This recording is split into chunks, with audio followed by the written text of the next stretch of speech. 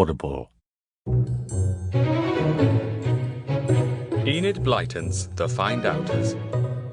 The Mystery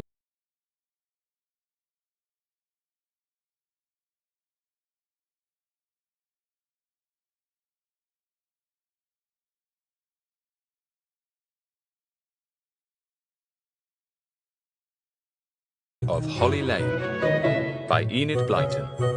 Read by Thomas Judd.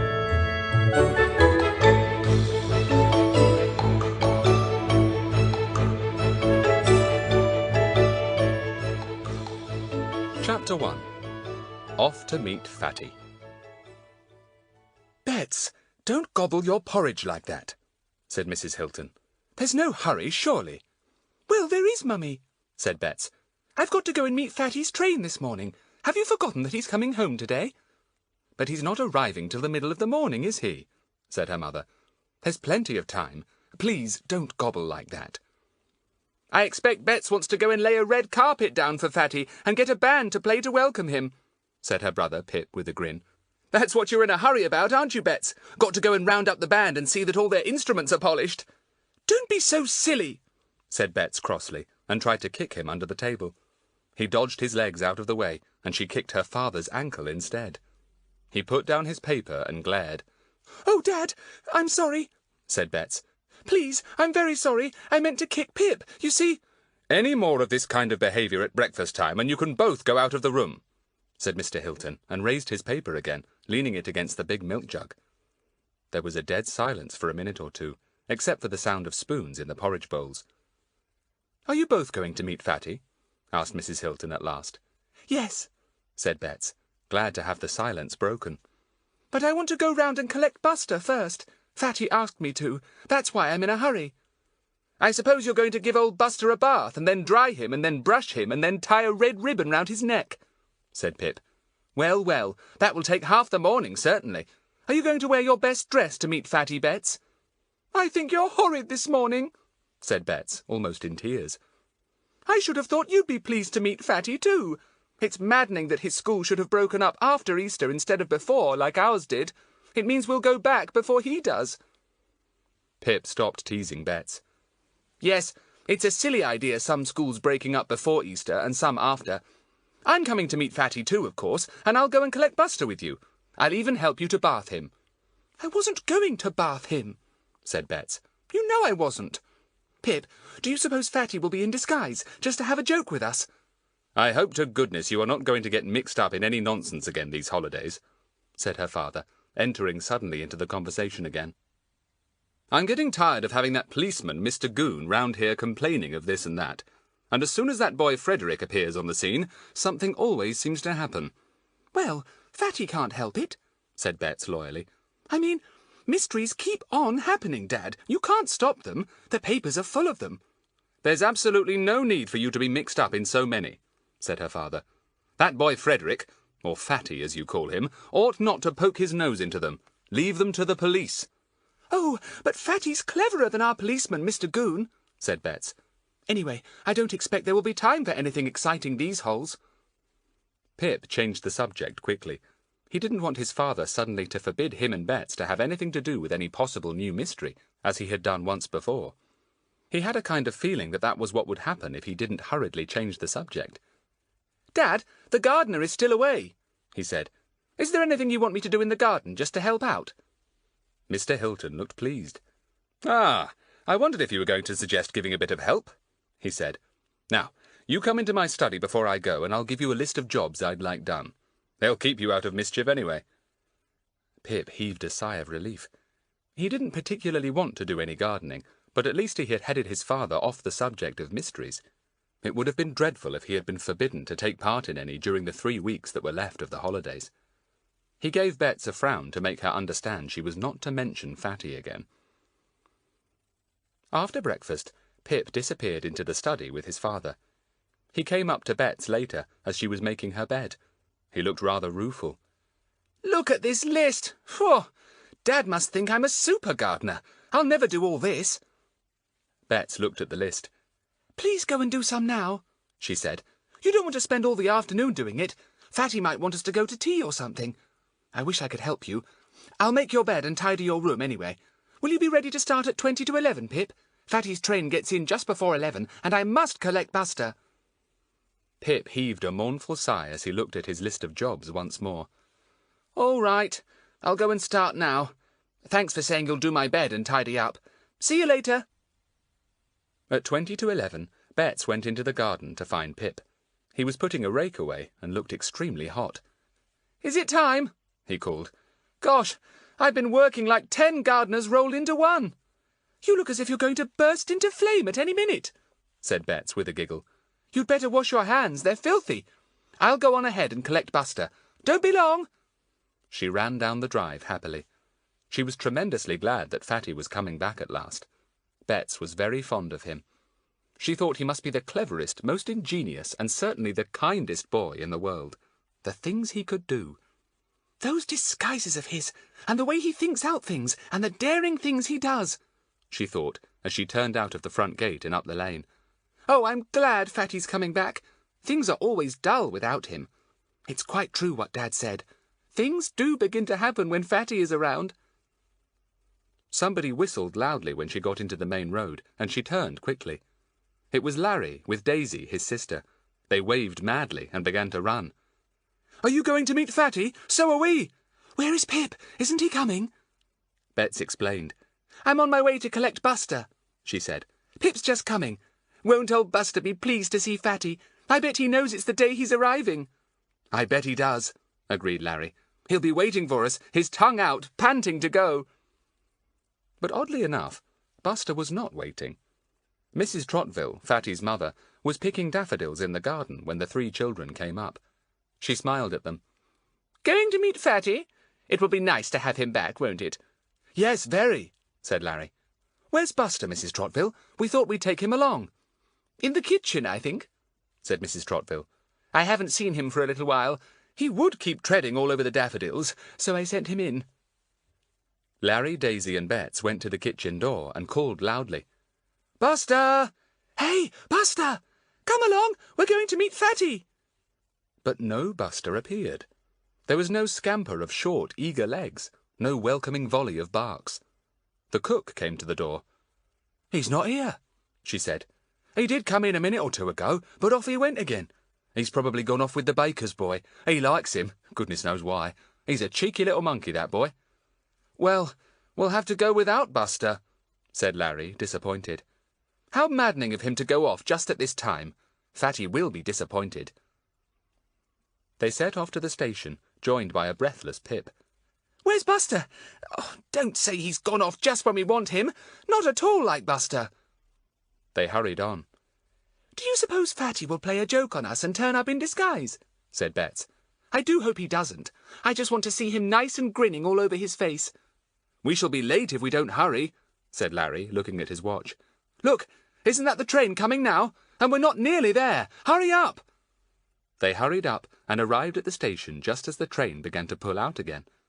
The passengers had got out and were now walking down the platform. 2 or 3 were waiting with their luggage for a porter. Look, there's old Buster, said Pip suddenly. Would you believe it? Sitting under that seat. Look, all by himself watching. Sure enough, there was the little Scotty, patiently waiting.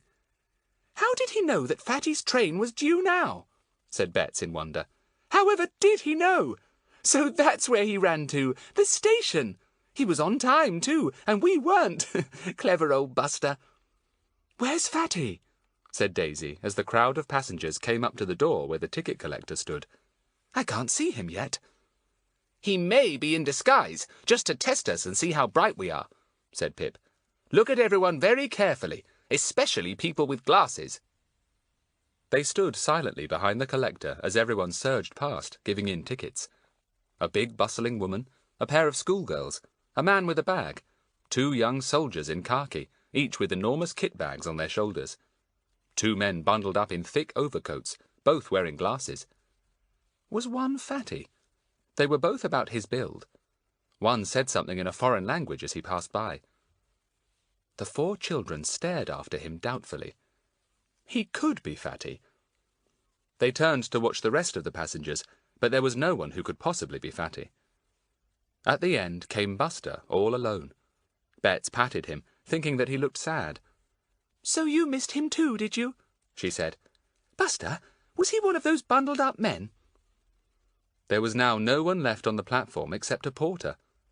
"Come on," said Larry, making up his mind. "Fatty must have been one of those men. We'll follow them. We can't have old Fatty tricking us as easily as this." Chapter 2. A Little Bit of Help. The 4 children went out of the station and looked up the road. Where had the men gone? "There they are," said Larry. "Look, just at the corner." "But who's the man with Fatty?" said Pip, puzzled. "He never said anything about coming back with somebody." "Look, they've shaken hands," said Daisy. "I expect old Fatty just fell into conversation with him to trick us a bit more. Come on, I'm sure the man who's gone off to the right is Fatty. He's got his walk somehow." "And he's going in the right direction," said Pip. "It's Fatty, all right." They hurried after him. When they got to the corner, they paused. Now where was he? "There he is, talking to that woman," said Larry. "Hurry!" They hurried. The man, his coat collar turned up, wearing thick glasses over his eyes, was saying something very earnestly to a thin little woman with a shopping basket. The 4 came up behind him and listened with amusement. "Oh, Fatty, Fatty!" "I seek my sister's house. You will tell me, please. The house, it is called Grintris." "Never heard of it," said the woman, looking most suspiciously at the bundled-up man. "Pardon? Where is this house?" asked the man anxiously. "I said never heard of it," said the woman. "There's no house called Grintris that I know of. What's your sister's name?" "Her name is Françoise Emily Harris," said the man, suddenly going very French. "Never heard of her either," said the thin little woman, looking more suspicious than ever. "Why don't you ask at the post office?" "Please, what is this post office?" began the man, but the woman walked off impatiently, leaving him standing there with his bag. Pip nudged Larry. "This is where we come in," he said in a low voice. "We'll tell old Fatty we know where his sister lives, and that we'll take him there, and we'll lead him straight to his own house. That'll show him we've seen through him. Come on." "Where's his school suitcase?" said Bets, pulling Pip back as he started off after the man. "Are you sure it's Fatty? He sent his luggage forward, of course," said Pip. "Come on, look at that walk. It's exactly like old Fatty's." They set off after the man. Daisy suddenly thought of something. Where was Buster? She looked round, but he wasn't there. "What happened to Buster?" she said. "Surely he didn't stay behind. I was just wondering why he didn't know it was Fatty and dash round his legs." "He would have if he'd been with us," said Pip. "He didn't recognise him in that crowd at the station, and he's probably patiently sitting under the seat again, waiting." "Oh, poor Buster," said Bets. "Look, Fatty has stopped another woman. What a scream he is!" The second woman had no patience. She just shook her head and hurried off. Larry put his fingers to his mouth and let out a piercing whistle, making the others jump. "Don't," said Daisy. "You know you're not allowed to do that. It's a horrible noise and makes people awfully angry." "It stopped old Fatty anyway," said Larry, pleased. "Look, he's turned round." "He's gone on again," said Bets with a giggle. "Let's catch him up. He's going the wrong way home now." They hurried after the man. "We'll pretend we don't know it's Fatty," said Pip. "We'll make him think he's deceiving us, but we'll have the laugh all right when we take him to his own house instead of to his mythical sister's house."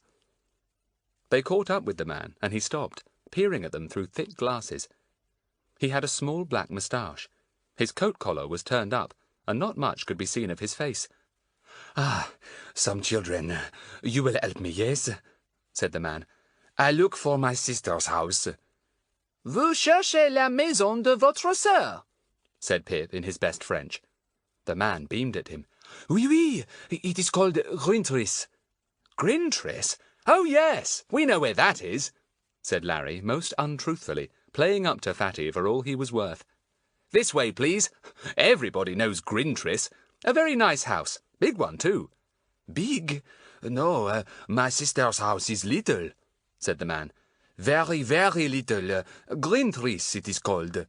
"Oh, yes, Grintris. Very little," said Pip. "Do you feel the cold, monsieur? You are well wrapped up."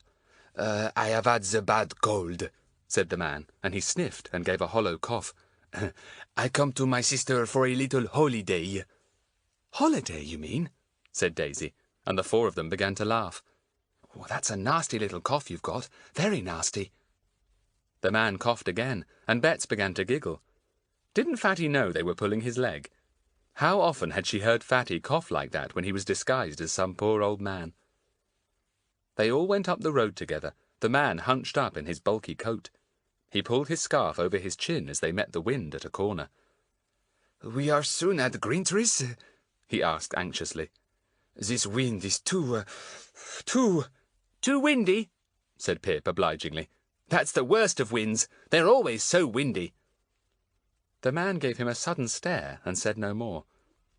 Larry guided him round the next corner and over the road to Fatty's own house. Mrs. Trottville was nowhere to be seen. Larry winked at Pip. We'll take him up to the front door and leave him there, he said, falling behind to whisper. We'll just see what old Fatty says then. They marched him in firmly at the gate and right up to the front door. Here you are, said Pip. Greentrees. I expect your sister will answer the door herself. I'll pull the bell for you.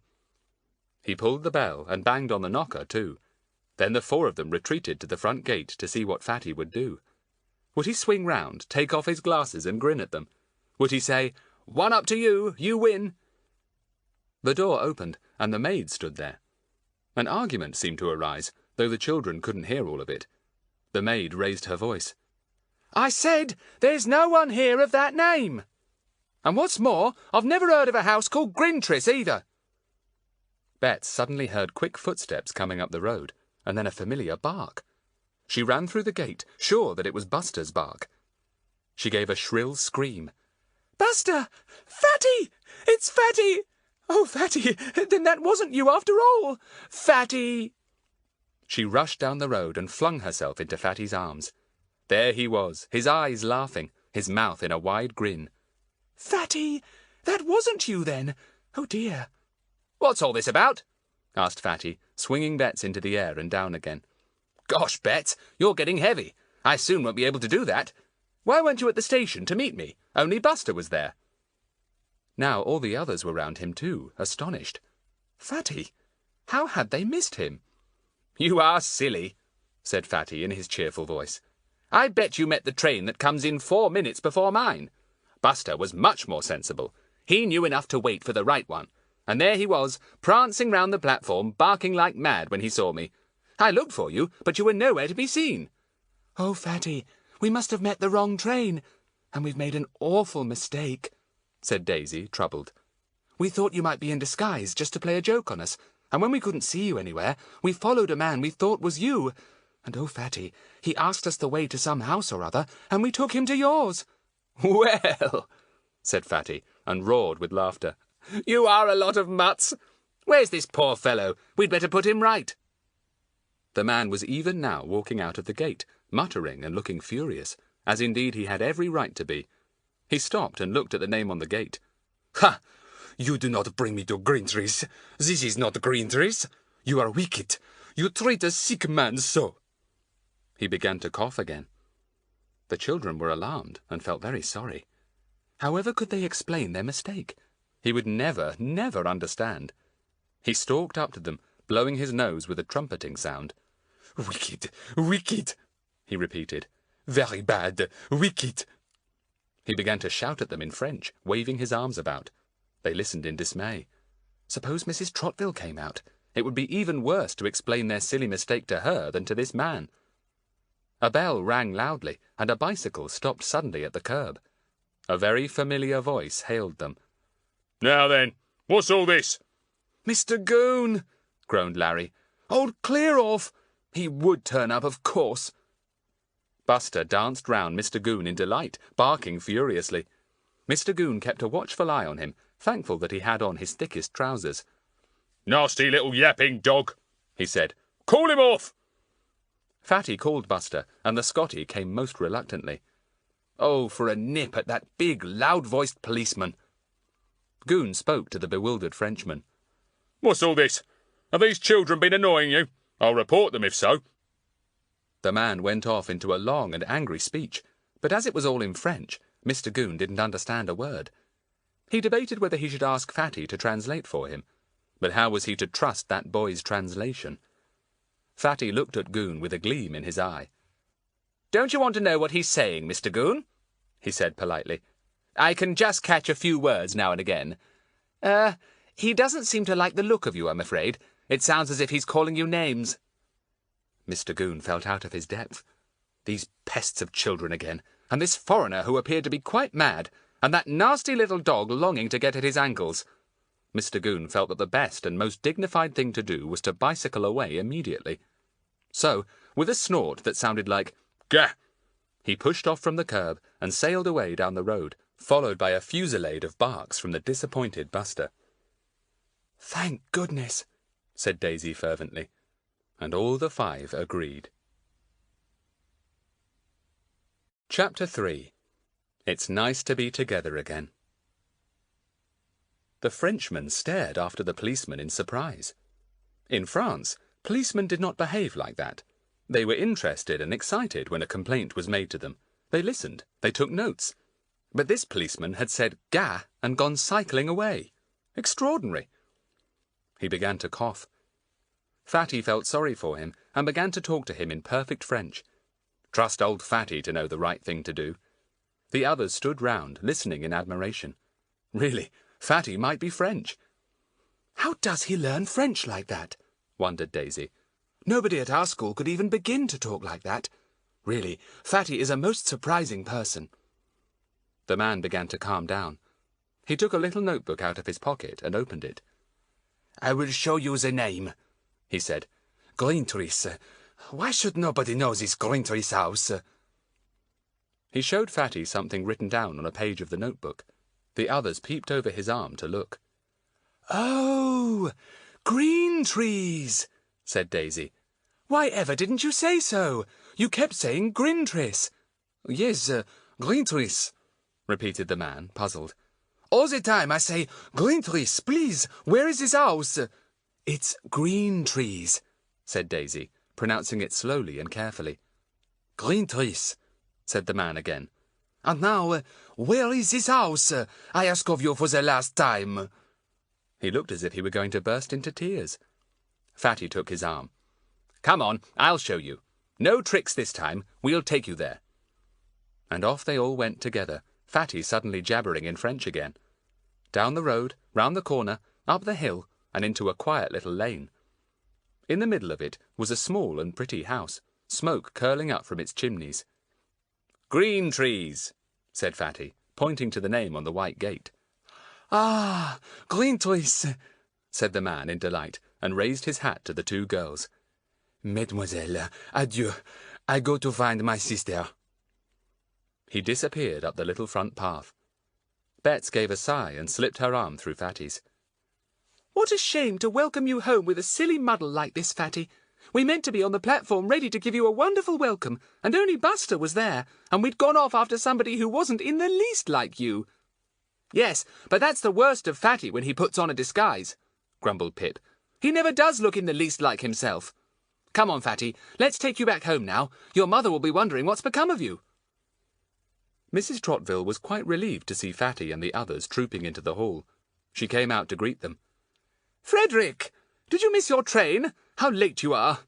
Welcome home again." "Hello, Mummy." "Oh, what a nice smell from the kitchen. Smells like steak and onions. Buster, what do you think?" "Oh," said Buster, ready to agree with every word that Fatty said. He dashed round Fatty's legs, galloped behind the couch, appeared again, and then threaded his way at top speed between all the chairs. "Jet-propelled obstacle race," said Fatty. "Hey, Buster, look where you're going. You'll knock me over." "He always behaves like that when you first come home," said Mrs. Trottville. "I only hope he gets over the excitement soon.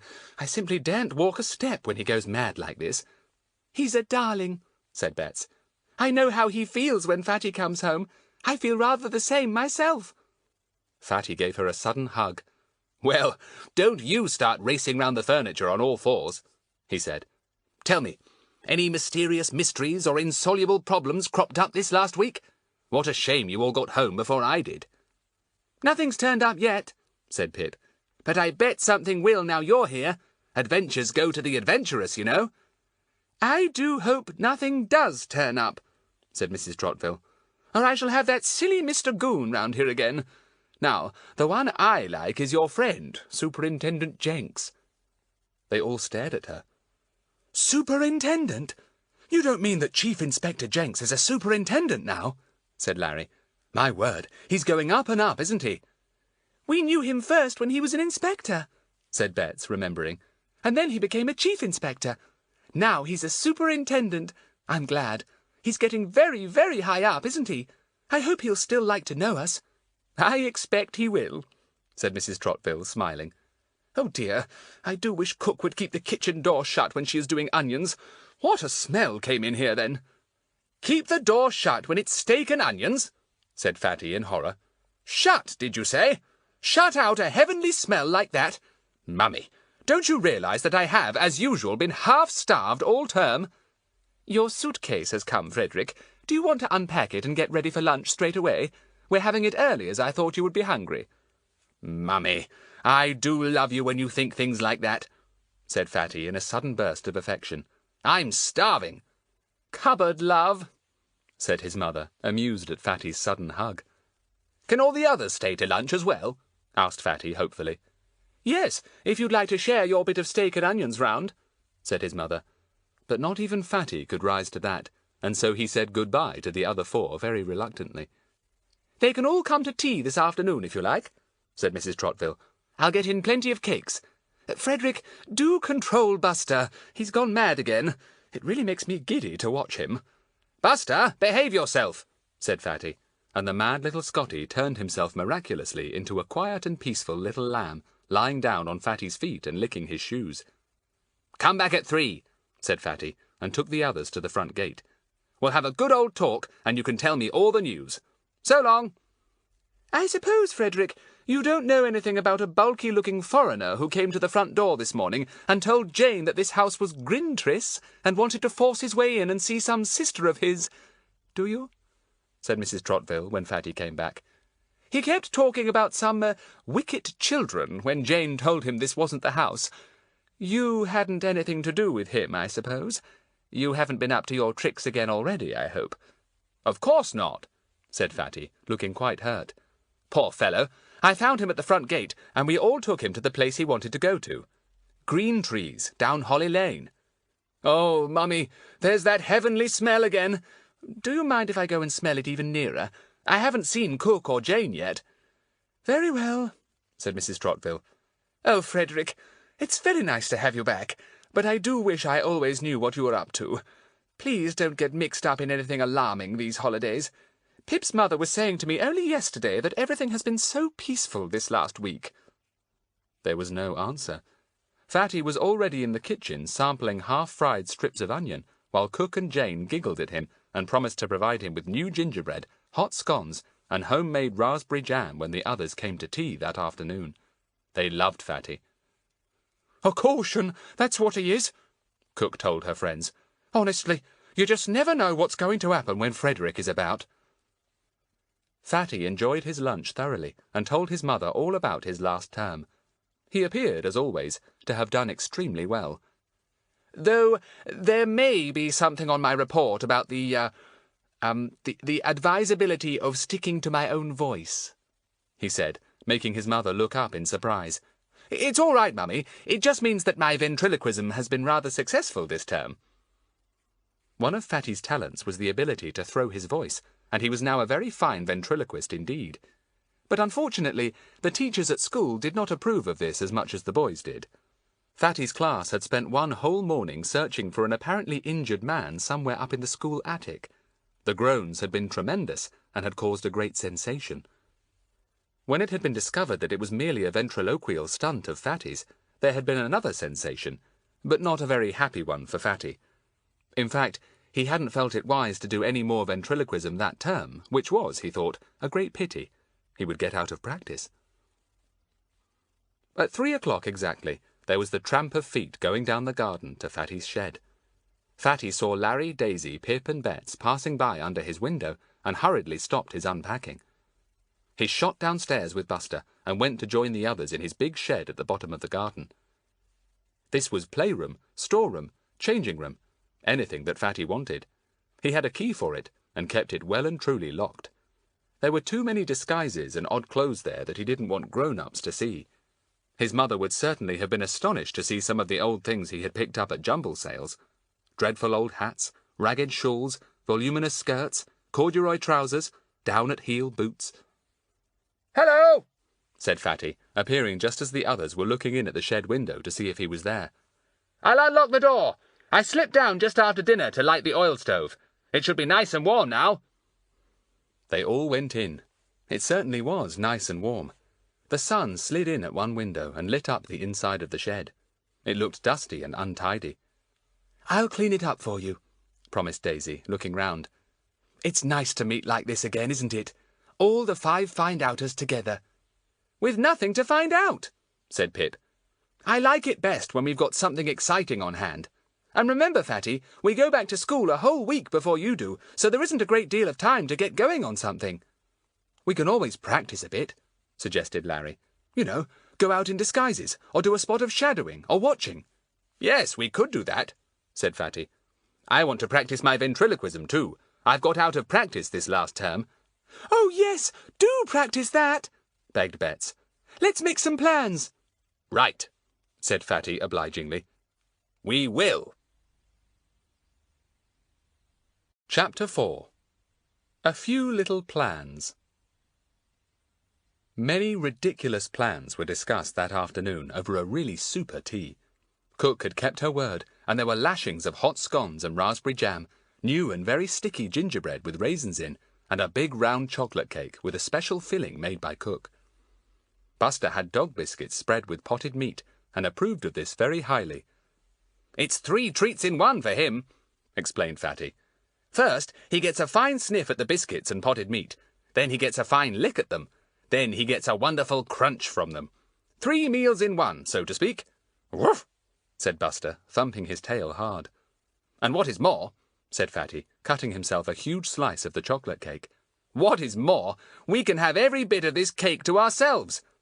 Potted meat biscuits take the whole of Buster's attention. He hasn't even seen this cake yet. And when he does, it won't be there, said Pip. Not if I can help it anyway. They got back to their plans again. Fatty was in an uproarious mood, and made them all laugh till they choked. What about taking a clothes horse with us, Larry, and going into the main street and pretending to be workmen chipping up the road? Suggested Fatty. Just you and I, Larry. Pip's not big enough yet to pass as a workman. We could put the clothes horse round us like workmen do, hang a red flag on it and chip up the road. Don't be an idiot, said Larry. We'd get into an awful row. I bet old Mr. Goon would let us sit there all morning chipping up the road, said Fatty.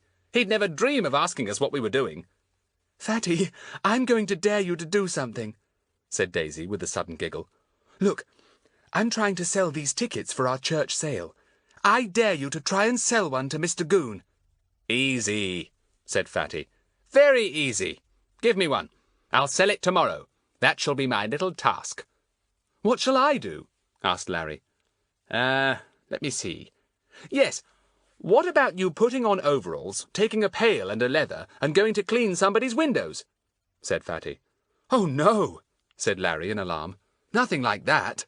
Yes, do, begged Daisy and Bets.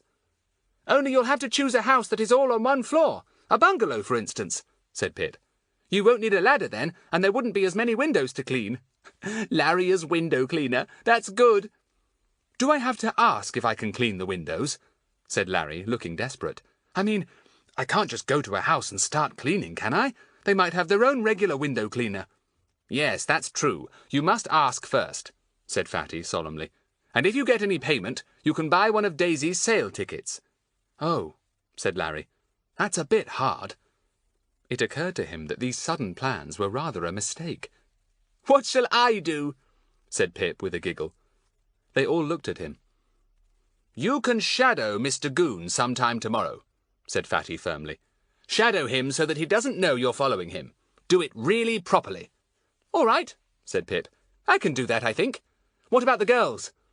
We'll think of something for them to do when we've done our tasks, said Fatty. Now, anyone want this last bit of gingerbread, or shall I cut it into 5? It was duly cut into 5. "Anyone seen Superintendent Jenks these holes?" asked Fatty, handing round the gingerbread. "Really good that he's promoted again, isn't it?" "Super," said Bets. "Yes, Superintendent," said Pip, and everyone punched him. "No, none of us has seen him. We're not likely to see him either unless we have something in the mystery line to solve." "I wish he'd hand us over a few of his cases," said Fatty, stacking the plates together. "I'm sure we could help. I mean, we've had a good bit of experience now, haven't we?" "The only thing is, Mr. Goon always knows about the cases too, and he does get in our way when we're both working on the same mystery," said Daisy. "I wish we could work on some more clues, and suspects, and all the rest. It is such fun." They got out some cards and began to play a game. It was nice to be all together again. Things weren't the same somehow without Fatty. He said and did such ridiculous things, and nobody ever knew what he would do next. Pip looked at his watch after a time and sighed. "I must go," he said. "Come on, Bets. We shall only get into a row if we're late. Why does time always go so fast when you don't want it to?" "Don't forget, Pip and Larry, you've got jobs to do tomorrow," said Fatty, slipping the cards back into their case. "Report here tomorrow after tea, and I'll have the money for Mr. Goon's ticket ready for you, Daisy." She laughed. "It will be more difficult than you think," she said. "Come on, Larry." As Fatty cleared up the shed when the others had gone, he wondered how he could get Mr. Goon to buy the ticket. He ran his eye over the clothes hanging up at one side of the shed. He must certainly disguise himself, for Goon would never, never buy a ticket from him if he went as himself. "I'll go as an old woman and pretend to read his hand," thought Fatty. "He believes in that sort of nonsense. It should be fun." Pip was also planning his own task. When should he shadow Mr. Goon? Of course, it would be easiest to do it in the dark, but he didn't know what time Mr. Goon went out at night, and he couldn't very well hang about outside his house for hours. No, it would have to be in the morning when Goon went out on his bicycle. Pip would take his and follow him. He would pretend that Goon was a suspect, a burglar or a thief, and track him wherever he went. So, next morning, Pip got his bicycle and set out to the street where the policeman lived. There was his house, with police above it in big letters. Pip got off his bicycle, propped it against a big tree, and then quietly let all the air out of one tire. Now he could mess about with the wheel, pretending to pump up his tire, and nobody would bother about why he was there, even if he had to wait for half an hour or more. He did have to wait a good time, and got rather tired of pumping up his tire and letting the air out again. But at last, Mr. Goon appeared, wheeling his bicycle out, his trousers neatly clipped in at the ankles. Pip was surprised to see a skinny little boy of about 11 following Goon to the door. Goon shouted a few words to him, mounted his bicycle ponderously, and rode off up the street. Pip slid onto his saddle and rode off too. Goon didn't seem to have the slightest idea that he was being followed. He sailed along, waving to this person and that in a very condescending manner. He got off at the front gate of a house, propped his bicycle up against the fence, and went to the front door. Pip waited beside a hedge. Out came Goon again, and rode down the road and into the main street. He got off at the post office and went inside. Pip got tired of waiting for him, and thought longingly of ice creams. He was just near a shop that sold them. He suddenly decided to nip in and get one. But while he nipped in and got one, Mr. Goon came out and sailed away again on his bicycle. Pip only just managed to spot him, crammed his ice cream down his throat so that he almost froze himself, and raced after Goon. On the way, he passed Mrs. Trotville, Fatty's mother. She had Buster with her, and as soon as he saw Pip and heard his voice calling out, "Good morning," he left Mrs. Trotville and raced after Pip. "No, Buster, not this morning. Go back, there's a good dog," shouted Pip. But Buster laboured after him, panting. Fatty had gone out without him, so he would go with Pip. But Buster couldn't keep up with Pip on his bicycle and was soon left behind. He followed at a distance, still panting. Mr. Goon had gone down a lane that led nowhere except to a farm. Pip just managed to see him disappearing round the corner. He guessed what he had gone to the farm for. The farmer had been complaining bitterly that his sheep had been worried by dogs. Goon must have gone to get details of the dogs. Oh well, Pip could sit under a hedge and wait for Goon to come out again. It was a bit dull shadowing him, really. He wondered how Larry was getting on with his window cleaning. Pip got off his bicycle, hid it in a ditch, and then crept through a gap in the field. Sheep were there, with some fat woolly lambs about 3 months old. They were skipping about in a ridiculous fashion. Pip sat with his back against a hawthorn tree and watched them. Suddenly, he heard the scampering of feet and loud panting breath, and in another second Buster had flung himself on him through the gap in the hedge. He licked Pip's face and yelped for joy. "Found you!" he seemed to say. "Found you!" "Oh, Buster!" said Pip. "Stop licking me!" He pushed Buster away, and the dog ran out into the field in a wide circle, barking. Some nearby lambs started away in alarm and ran to their mother sheep.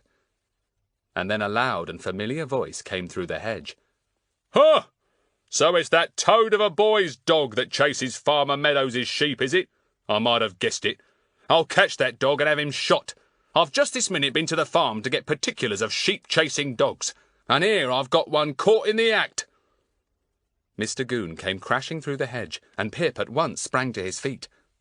"Buster wasn't chasing the sheep," he cried indignantly. "He came to find me. He's only arrived this very minute." "I'll catch that dog and take him off with me," said Mr. Goon, simply delighted to think that he could find such a good reason for catching Buster. But it wasn't so easy to catch the Scotty. In fact, it was far easier for Buster to catch Mr. Goon, as the policeman soon realized when Buster kept running at him and then backing away. In the end, he had to shout to Pip to call him off. Pip called him, and Goon just had time to mount his bicycle and pedal away at top speed. "I wonder where Fatty is," groaned Pip. "I must find him and tell him about this. Blow you, Buster! What did you want to follow me for? Now you're in for trouble." Chapter 5. Fatty Enjoys Himself. Pip got on his bicycle and rode off. Buster ran beside him, keeping a good lookout for Mr. Goon. He would have liked another pounce at his ankles, but Goon was out of sight on his way home. Visions of a nice hot cup of coffee, well sugared, and a slice of homemade cake floated in his mind. Pip rode to Fatty's house, but he wasn't there. "Blow," said Pip. "I suppose he's gone off to sell his ticket to Mr. Goon. I wish I'd seen him. I bet he looks exactly like some old woman shopping in the town." Fatty had had a most enjoyable time in his shed choosing a disguise to wear when he went to sell the ticket to Mr. Goon. He had chosen a rather long black skirt, a black jumper, a shapeless dark red coat, and a hat he had bought at the last jumble sale. It was black straw and had a few dark red roses in the front.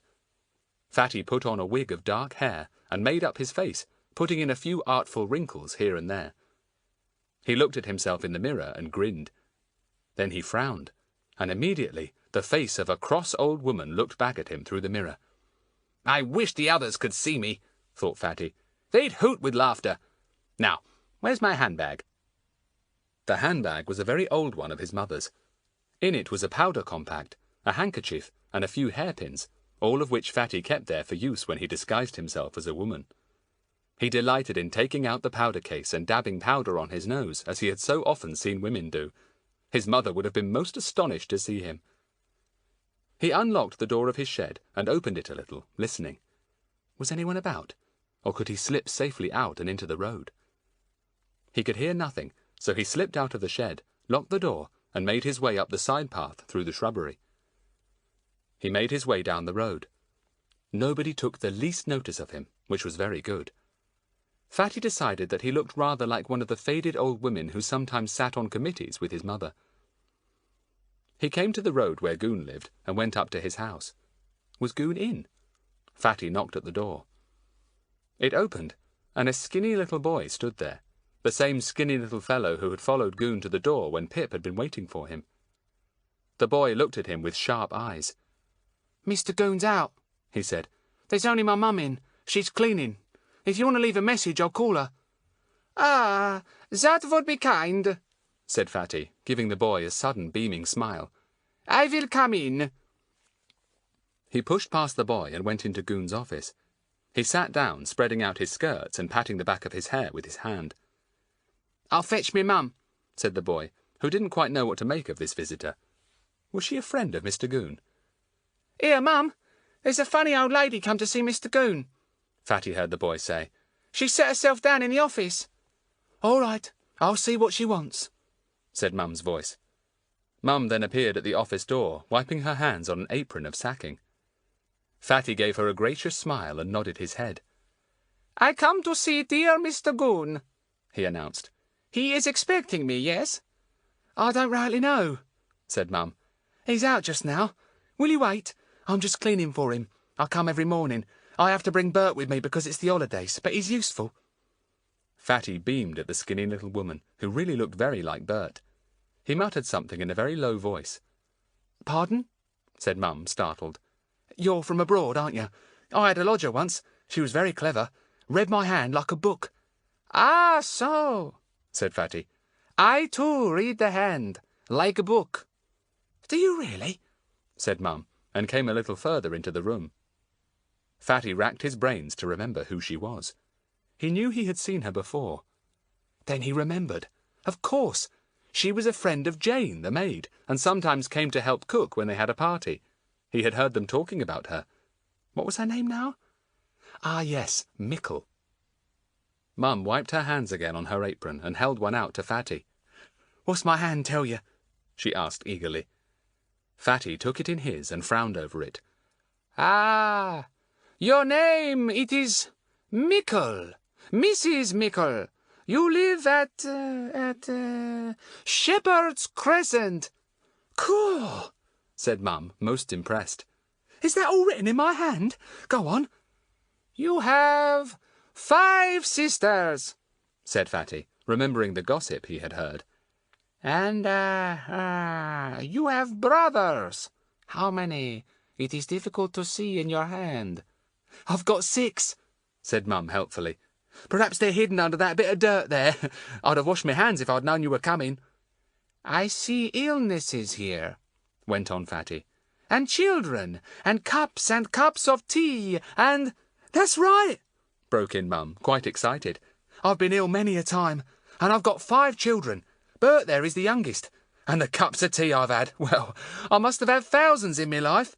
Millions, said Fatty, still bent over her hand. Fancy you even seeing them cups of tea there, said Mum. She raised her voice. Bert, this lady's a real wonder at reading hands. You come and listen. Bert was already listening just outside the door. He came right in when his mother called. He looked at Fatty disbelievingly. Where'd you see them cups of tea? He asked. How'd you know they're not cups of coffee? Fatty decided that he didn't much like Bert.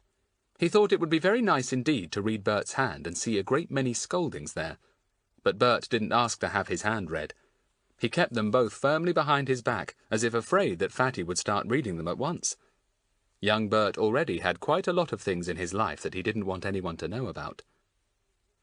Someone rode up to the front gate and got off a bicycle. Cool, here's Mr. Goon back already, and I haven't got the kettle on for his coffee, said Mum, and disappeared at once. Mr. Goon opened the front door and came heavily into the hall. Mum called out to him. Mr. Goon, sir, there's a lady wanting to see you. I've put her in the office. Mr. Goon went into the kitchen. Who is she? Fatty heard him say. What's she come for? I didn't make so bold as to ask her that, said Mum, putting a kettle on the stove. She's from abroad, by the sound of her. She read Mum's hand, said Bert slyly. You hold your tongue, young Bert, said Mum sharply. She read it like a book, sir. Knew me name and everything. You ready for your cup of coffee, sir? Yes, I could do with one, said Goon. I've been attacked by a dog this morning. You don't say, said Mum. Did he bite you? Mr. Goon liked sympathy. He enlarged quite a bit on Buster's light-hearted game with him. It's a wonder my trousers aren't torn to bits, he said. The dog came at me time and again. If I wasn't pretty nippy, I'd have been bitten more than I was. Good thing I had my thickest trousers on. Well, there now. What a thing to happen to you, Mr. Goon, said Mum. Bert stared down at Mr. Goon's trousers to see if they were torn. They didn't appear to be. You going to report the dog? asked Bert. I caught it chasing sheep, said Goon, taking off his helmet. Very serious crime, that, for a dog. I tried to catch it, but I couldn't. I'd give anything to have that dog here under lock and key. I'd teach it a few things. What would you give me if I got it for you? asked Bert. Goon stared at him. Mum was taking no notice. She was busy at the cupboard with a cake tin. Goon nodded his head towards the hall, and Bert followed him there. Fatty had heard every word. He wondered whose dog this was that Goon was talking about. He knew that the farmer had been worried by sheep-chasing dogs. It never occurred to him that Goon was actually talking about Buster. A whispered conversation followed. Fatty only caught a few words, but he guessed the rest. Goon was arranging with young Bert to catch the dog and bring it to him. A sum of money was mentioned. Fatty frowned. How wrong of Goon to do a thing like that. He wished he knew whose dog it was. He would certainly warn the owner. Goon appeared in the office, looking rather pleased with himself, and young Bert went back to the kitchen. Fatty didn't get up. He held out a gracious hand and bowed in a very ladylike way. Goon was rather impressed with his behaviour, though not with Fatty's clothes. "What can I do for you, madam?" said Goon. "I am a friend of Mrs. Trotwell," said Fatty truthfully. "a very great friend." "Ah," said Goon, impressed. He was in awe of Mrs. Trotwell. "You staying with her, then?" "I shall be with her for 3 weeks," said Fatty, sticking to the truth. "I sell tickets for the big sale. You will buy one, yes?" Well, can I offer you a cup of coffee?" said Goon, seeing Mum coming in with a tray. "I hear you can read hands. I suppose you'll be doing that at the sale." "You would like me to read your big, big hand now, and you will buy a ticket?" offered Fatty. Mr. Goon couldn't resist having his hand read.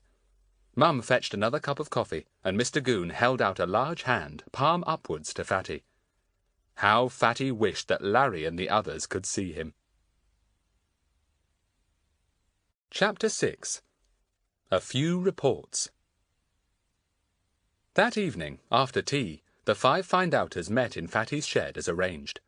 Fatty was there first, grinning whenever he remembered how he had read Goon's hand.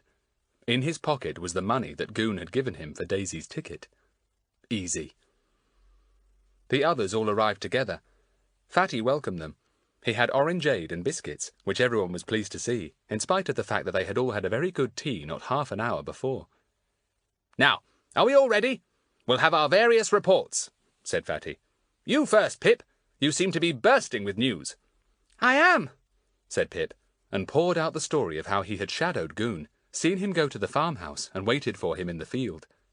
He told how Buster had also shadowed him, and burst on him as he sat watching the sheep and the lambs. "Then old Buster got excited, and some lambs were afraid and scampered away, making the sheep run," said Pip. "Up came old Mr. Goon and said that Buster ought to be shot for worrying sheep." Good gracious, said Daisy. Surely he didn't mean that.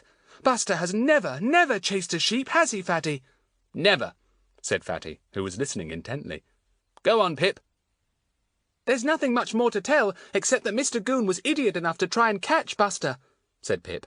"And Buster had a fine old game with him, of course, trying to nip his ankles. It would have served Mr. Goon right if he had nipped them. The only reason that Mr. Goon said that Buster was chasing sheep was just so that he could report him. But oh, Fatty, Buster couldn't be shot just on Mr. Goon's report, could he?" "Don't worry, I'll see that he isn't," said Fatty grimly. "We'd get on to Superintendent Jenks at once. It's funny, though. When I went to see Mr. Goon this morning, he came in talking all about some dog or other that he wanted brought in for sheep chasing. I bet it was Buster, though he didn't say the name." "But why did he tell you?" said Pip, surprised. "He might have guessed you'd hear about it from me." "Oh, he didn't know I was sitting there in his office," said Fatty. "I was disguised, of course. I'll have to think about this story of yours, Pip. I have an idea that Mr. Goon has made some arrangement with a nasty, skinny little kid to catch Buster. Son of a woman who was cleaning the house for Mr. Goon." "I saw him at the door," said Pip, remembering. "Gosh, he'd never have the nerve to catch Buster, surely." "I don't know. We'll have to watch out," said Fatty. "Listen, and I'll tell you how I sold the ticket to Mr. Goon." Daisy gave a shriek of delight. "Oh, did you really manage to? Oh, Fatty, you are clever. You must have been really well disguised." "Well, I was," said Fatty, trying to be modest. "As a matter of fact, I don't believe even Bets here would have guessed it was me. I went as a friend of my mother, rather down at heel. You know, old lady gone to seed a bit. Staying with dear Mrs. Trotwell for 3 weeks. Everyone roared. "Oh, Fatty," said Bets. "It's so true, too. You are a friend of your mother, and you are here for 3 weeks. Marvellous." "I sold the ticket by reading Mr. Goon's hand," went on Fatty, enjoying himself. "He stuck his great fat paw on my knee, and I exclaimed over it, and said how extraordinary it was. And so it was, with its enormous fingers and great fat palm. I could hardly see the lines on it for fat." "What did you tell him?" asked Daisy.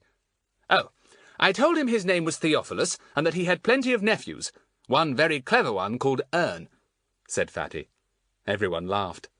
Mr. Goon disliked Ern intensely.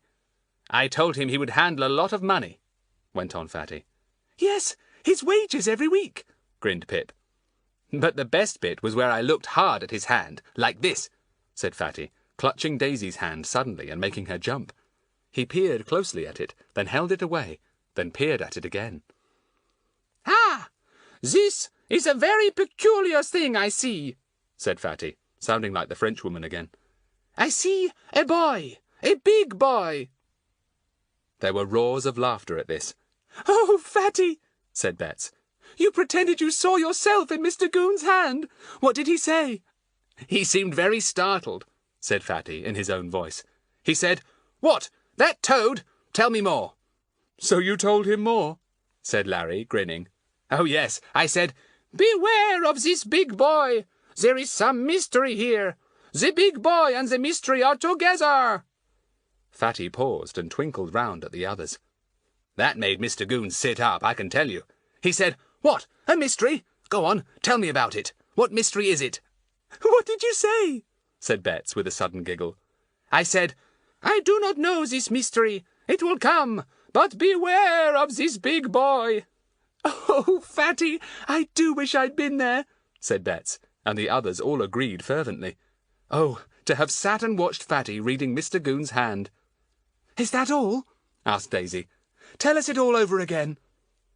"No, not now," said Fatty reluctantly. "We ought to hear Larry's story. Time's getting on.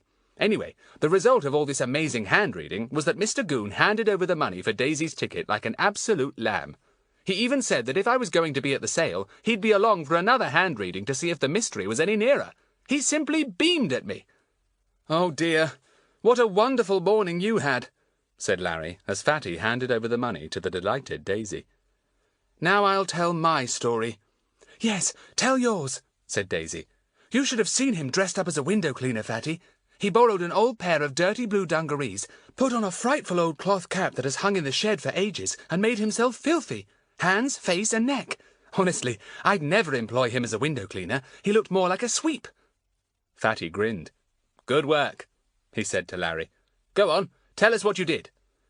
"Well," said Larry, "I dressed up just as Daisy's told you, and I took an old pail and a leather, and off I went." "Where did you go?" asked Fatty. "Well, I remembered I'd better not choose a house that needed a ladder for upstairs windows," said Larry. "So I tried to think of a bungalow somewhere with the windows all on one floor. And I remembered seeing one next to that house called Green Trees. Do you remember? The one that gentleman went to, the man we mistook to be Fatty." "Oh, yes, I remember the bungalow too," said Fatty. "Good for you. In Holly Lane, wasn't it? A little place with an untidy garden, standing a bit back from the road." "That's right. What a memory you've got, Fatty. You never miss anything," said Larry. "Well, I took my pail and my leather and walked up the path to the bungalow. I knocked at the door." "Was anyone in?" asked Bets. "I didn't think so at first, because nobody answered," said Larry. "So I knocked again, very loudly, and a voice said, 'Come in.' I opened the door and yelled inside, 'Window cleaner, is it all right to do the windows now?' And somebody shouted, 'Yes.'" "Who was it? Did you see?" asked Fatty. "No, I didn't," said Larry. "Anyway, I got some water from a tap outside and started on the back windows, 2 of them. There wasn't anyone in the room there. It was a bedroom with a single bed, a chair, and a table. Rather poor. As I was doing those windows, I heard the front door slam, and somebody went up the path to the road. I didn't see him, or her, it might have been." "Was the house left empty then?" asked Fatty. "I thought so at first, but when I came round to the front to do the 2 front windows, I saw there was someone inside that room," said Larry. "And this is the strange part of my story." Everyone sat up at once. "Strange? How do you mean?" asked Fatty. "Well, "At first I thought there wasn't anyone in the room," said Larry, "and I thought I'd hurry up and clean the windows and go, glad to have finished the job. Actually, when I was doing it, I thought it was a bit silly. And then I suddenly saw someone on the floor." "On the floor? Hurt, do you mean?" asked Pip. "No, he didn't seem to be hurt," said Larry. "He seemed to be feeling the chairs. He first felt one, and then another, muttering to himself all the time." "But what for?" asked Fatty. "And who was he, anyway?" "I don't know. He looked a very old man," said Larry. "He had a kind of nightcap on his head, and he wore pyjamas and a dressing gown. He kept feeling one chair after another, underneath them, and then he came to a chair that seemed to satisfy him. He nodded and gave a kind of chuckle." "Extraordinary! What did he do next?" asked Fatty, most interested. "He crawled over the floor to a kind of wheelchair and somehow got into it," said Larry. "His nightcap slipped off, and he was quite bald, poor old fellow. He sat in front of some kind of stove, and then he dropped off to sleep as I watched him." "Didn't he see you looking in?" asked Bets. "No, I think he's almost blind," said Larry.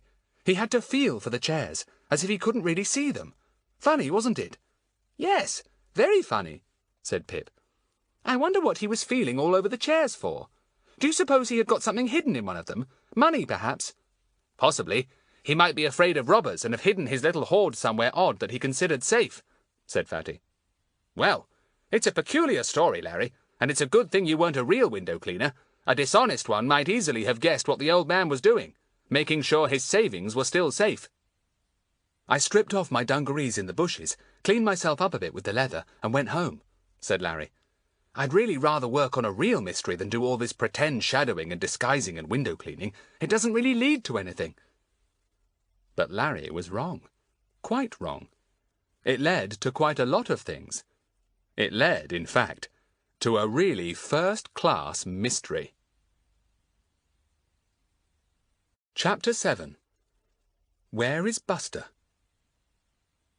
For the next day or two, Fatty kept a sharp eye on Buster, wondering if the skinny little boy would really try to kidnap him. But there seemed to be no sign of Bert.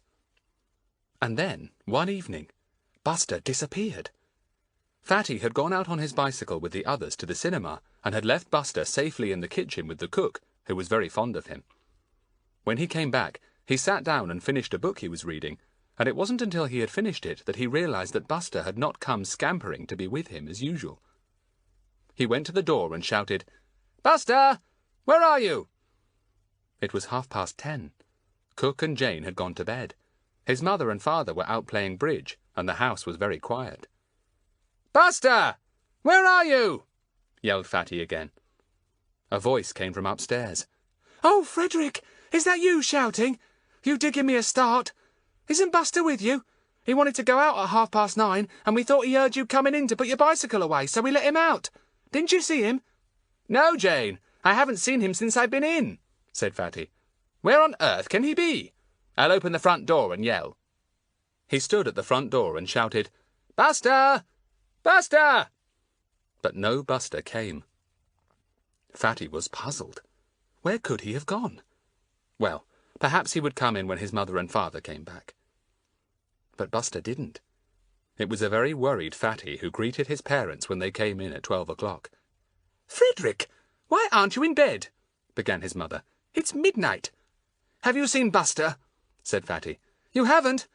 Gosh, then where can he be?" "He's probably gone to visit one of his friends and forgotten the time, like you do sometimes," said his father. "Get to bed now. Buster will be back in the morning, barking outside at 6 o'clock and waking us all." There was nothing for it but to go to bed. Fatty undressed and got between the sheets. But he couldn't help remembering the whispered conversation he had heard in Goon's little hall, and Bert's mean little face. Had Bert somehow got hold of Buster? Buster didn't come barking at the front door in the morning. He hadn't even appeared by breakfast time. Fatty was by now quite certain that somehow or other the skinny little boy had managed to get hold of the little Scotty. He went out into the garden to investigate. Perhaps he could find something to explain Buster's disappearance. He did find something. He found a small bit of liver attached to a short piece of string. Fatty pounced on it, frowning fiercely. "That's it! That little beast, Bert, must have come along with some liver, tied it on a bit of string and drawn it along for Buster to follow him. And old Buster leapt at it and got the liver and chewed the string in half. Then he must have followed Bert, and probably more liver, till Bert managed to slip a lead on him and take him off. He threw the bit of liver away and went indoors angrily. The telephone rang as he walked into the hall. His father was there and picked up the receiver. "Hello?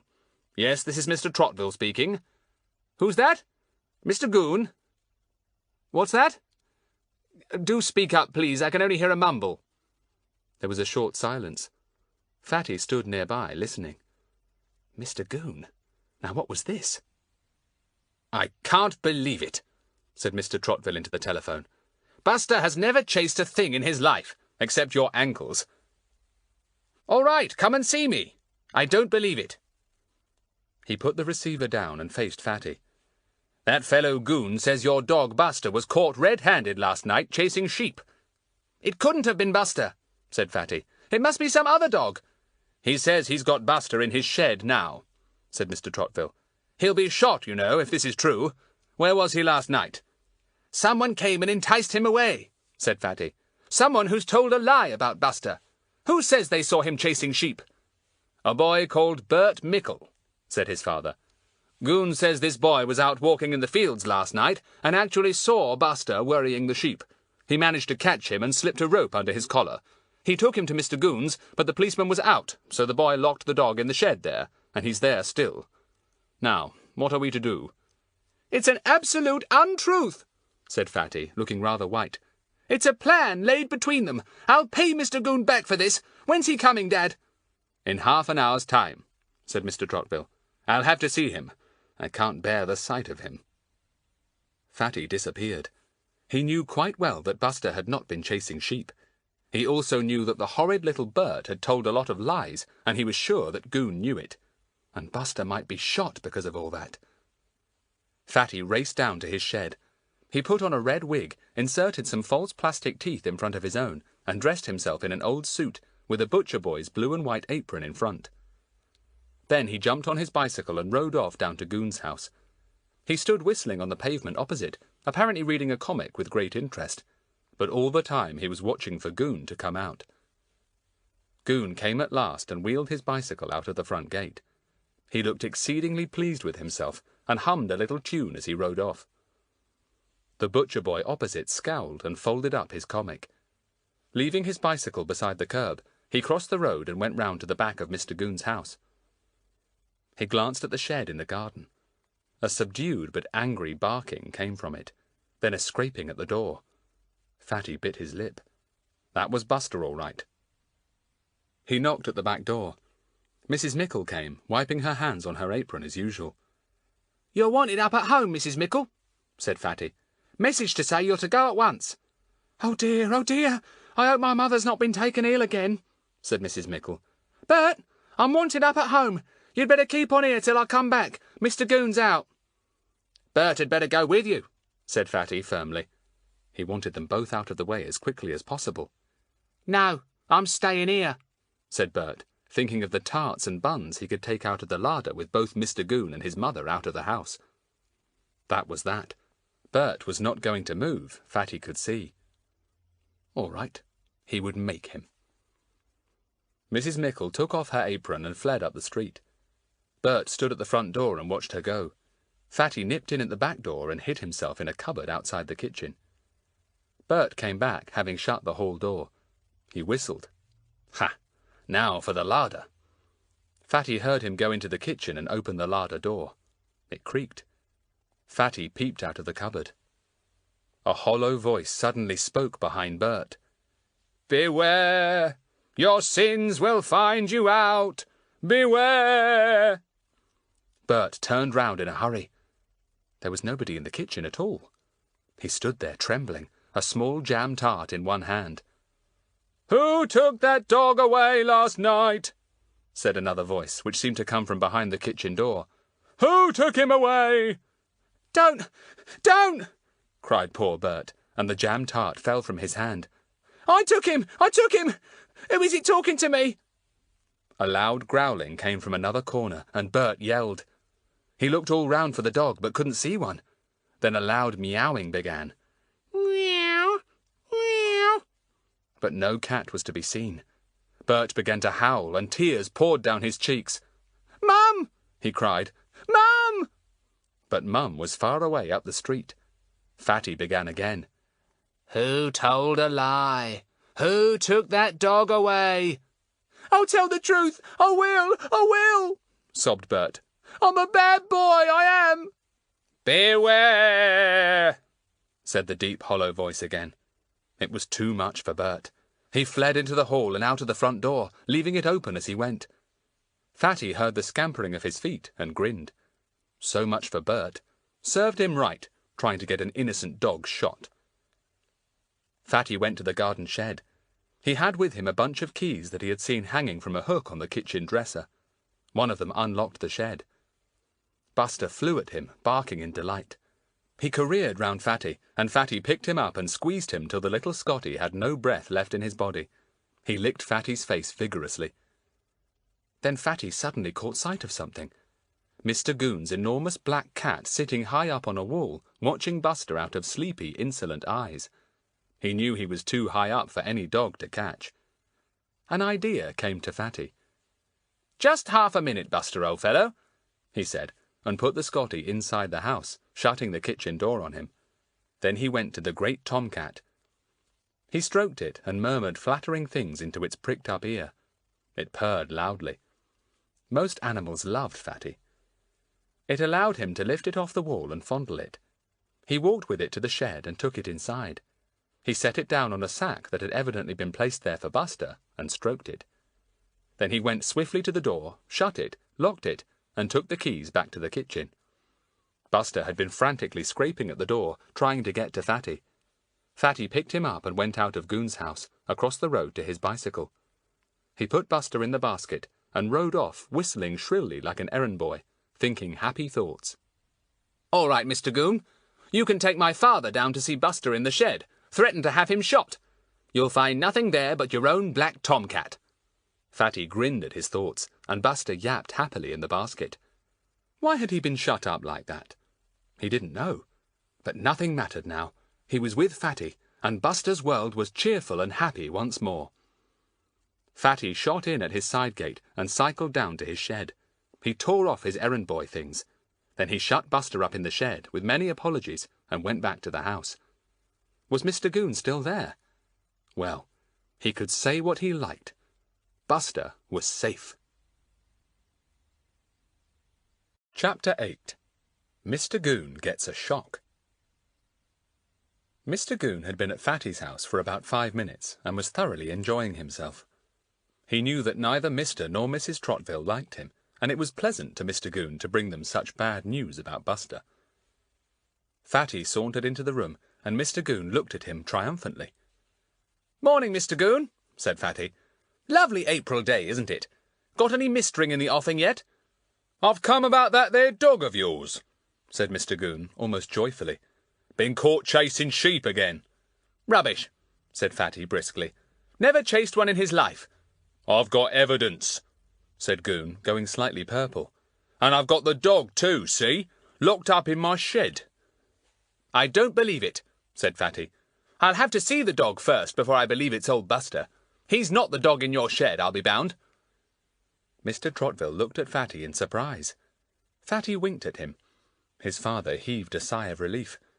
He had no idea what Fatty was up to, but he began to feel that somehow, somewhere, Goon was not going to get away with this tale about Buster. Goon went very purple indeed. He turned to Mr. Trottville. "If you'll be so good, sir, as to come along with me and identify the dog, it would be a great help," he said. "Frederick had better come too. After all, it's his dog." "I'll come all right," said Fatty. "You coming too, Dad?"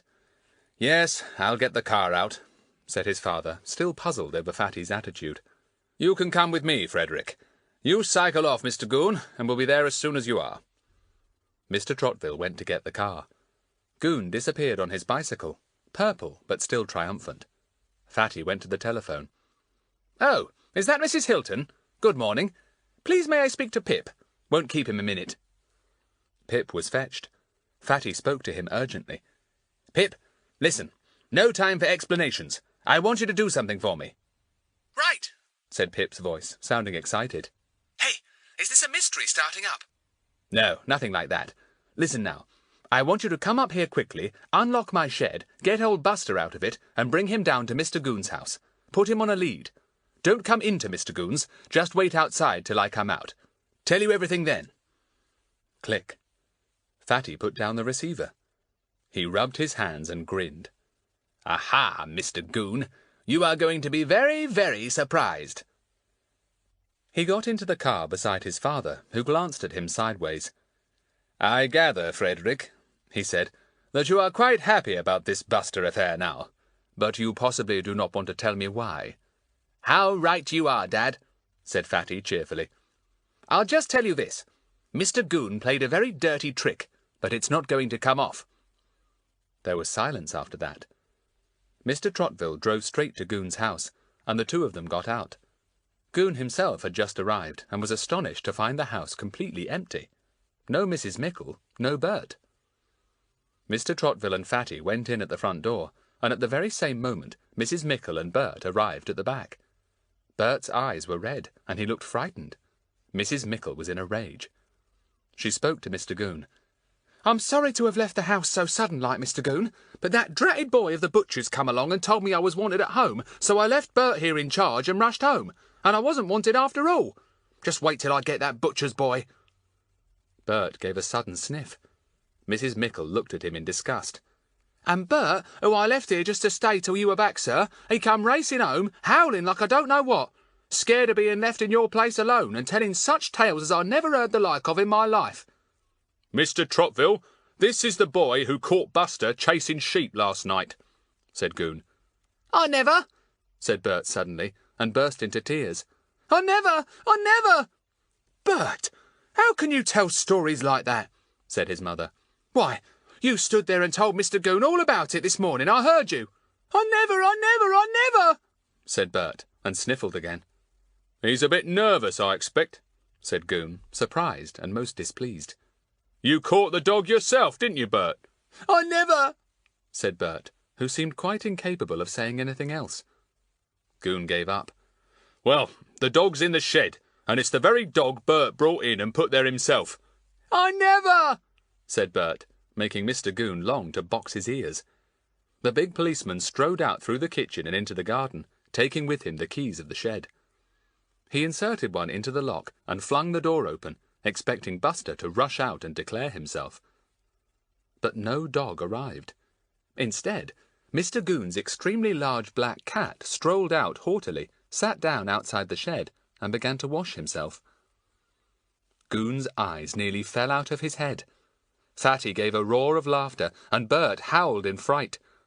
Bert had put Buster into the shed, and to see the black cat come out instead of the dog was quite terrifying to poor Bert. I never, he sobbed, and hid his face in his mother's apron. Goon's mouth opened and shut like a goldfish's, and he couldn't say a word. The cat went on washing itself, and Bert went on howling. Well, Mr. Goon, if it's a cat that was shut into this shed and not Buster, I really don't think it's worthwhile our wasting our time with you any more, said Mr. Trotville, sounding quite disgusted. Did you say that you yourself saw the dog that was put into the shed? Goon hadn't seen Buster.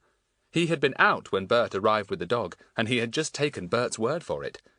Now he didn't know whether Bert had shut up a dog or the cat. He glared at the boy as if he could bite him. Bert howled afresh. He put his hand in his pocket and took out a coin. He held it out to Goon. Here you are. I've been wicked.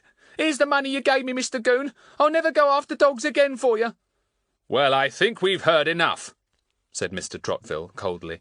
Goon, you deserve to be reported for all this. I've a good mind to do so. Come on, Frederick. But I don't understand it, said Goon, his eyes popping out of his head. Why, I heard that dog barking in the shed, I tell you. Listen, isn't that him barking now? It was. Pip was walking up and down outside with Buster on the lead, and Buster had recognised Mr. Trotville's car parked nearby. He was barking his head off in delight. They all went to the front door, and poor Goon nearly fainted when he saw Buster himself, pulling on Pip's lead and barking frantically. "Hello, Pip," said Fatty in a very ordinary voice. "Thanks for taking Buster for a walk. Slip him off the lead, will you?" No, don't, said Goon, finding his voice suddenly. Wait till I'm indoors. He shot into the house and slammed the door. Fatty grinned at his father. "I should like to know how the cat took the place of the dog," murmured Mr. Trotville, getting into the car with Fatty and Buster. Pip got in too, puzzled, but grinning all over. "Tell you when we get home," said Fatty. "My word, I wouldn't like to be young Bert right now." Young Bert was indeed having a bad time. Mrs. Mickle was crying, Bert was howling, and Goon felt rather like howling himself. He felt a fool, an idiot, to bring that high and mighty Mr. Trotville down to show him a dog locked up in his shed, and then his own black cat walked out. Gah! Bert told a peculiar tale of voices in every corner when he had been left alone in the house. Goon looked round uneasily. Voices? What did Bert mean? He suddenly remembered Fatty's ability to throw his voice just like any ventriloquist. Could Fatty have been here? No, impossible. The more poor Goon thought about it, the more impossible everything seemed. He looked at Bert with so much dislike that the skinny little boy decided he'd slip off home. What with his mum cross with him, and Mr. Goon looking as if he'd like to eat him up, and those voices he had heard, life wasn't worth living. So Bert slipped off home. "I think Pip and I will get out of the car and have an ice cream, Dad," said Fatty to his father as they drove down the main street. "I somehow feel like one. You can have one too, Buster." "Right," said his father, and stopped. "I'm glad Buster's all right, Frederick. I'll hear all about it later." Fatty and Pip got out with Buster. "I say, do tell me what's been happening," said Pip. "Come in here and I'll tell you," said Fatty. "Goon tried to play a very dirty trick, and it didn't come off. Come along." And over 3 ice creams, Fatty told the horrified Pip the dreadful story of how Buster had nearly been shot for doing something he hadn't done. Pip almost choked over his ice cream. "Look, there's Larry and Daisy and Bets," said Pip suddenly. "Let's have them in and tell them too." But it turned out that the other 3 had already had ice creams and were now on their way to fetch something. "Larry left the leather behind in the garden of that bungalow whose windows he cleaned the other day," explained Daisy. "And Mummy's been hunting for it everywhere, so we thought we'd better go and find it in the bushes. It's sure to be there still." "We'll all come, and then you can come back home with me and I'll tell you a most peculiar tale," said Fatty. "Most peculiar, isn't it, Buster?" "Not a mystery, is it?" asked Bets, hopefully, as they all went along together. Fatty shook his head. "There's not even the smell of one," he said. "Look, isn't this the place, Larry? That little bungalow there?" "Yes," said Larry, and went into the garden.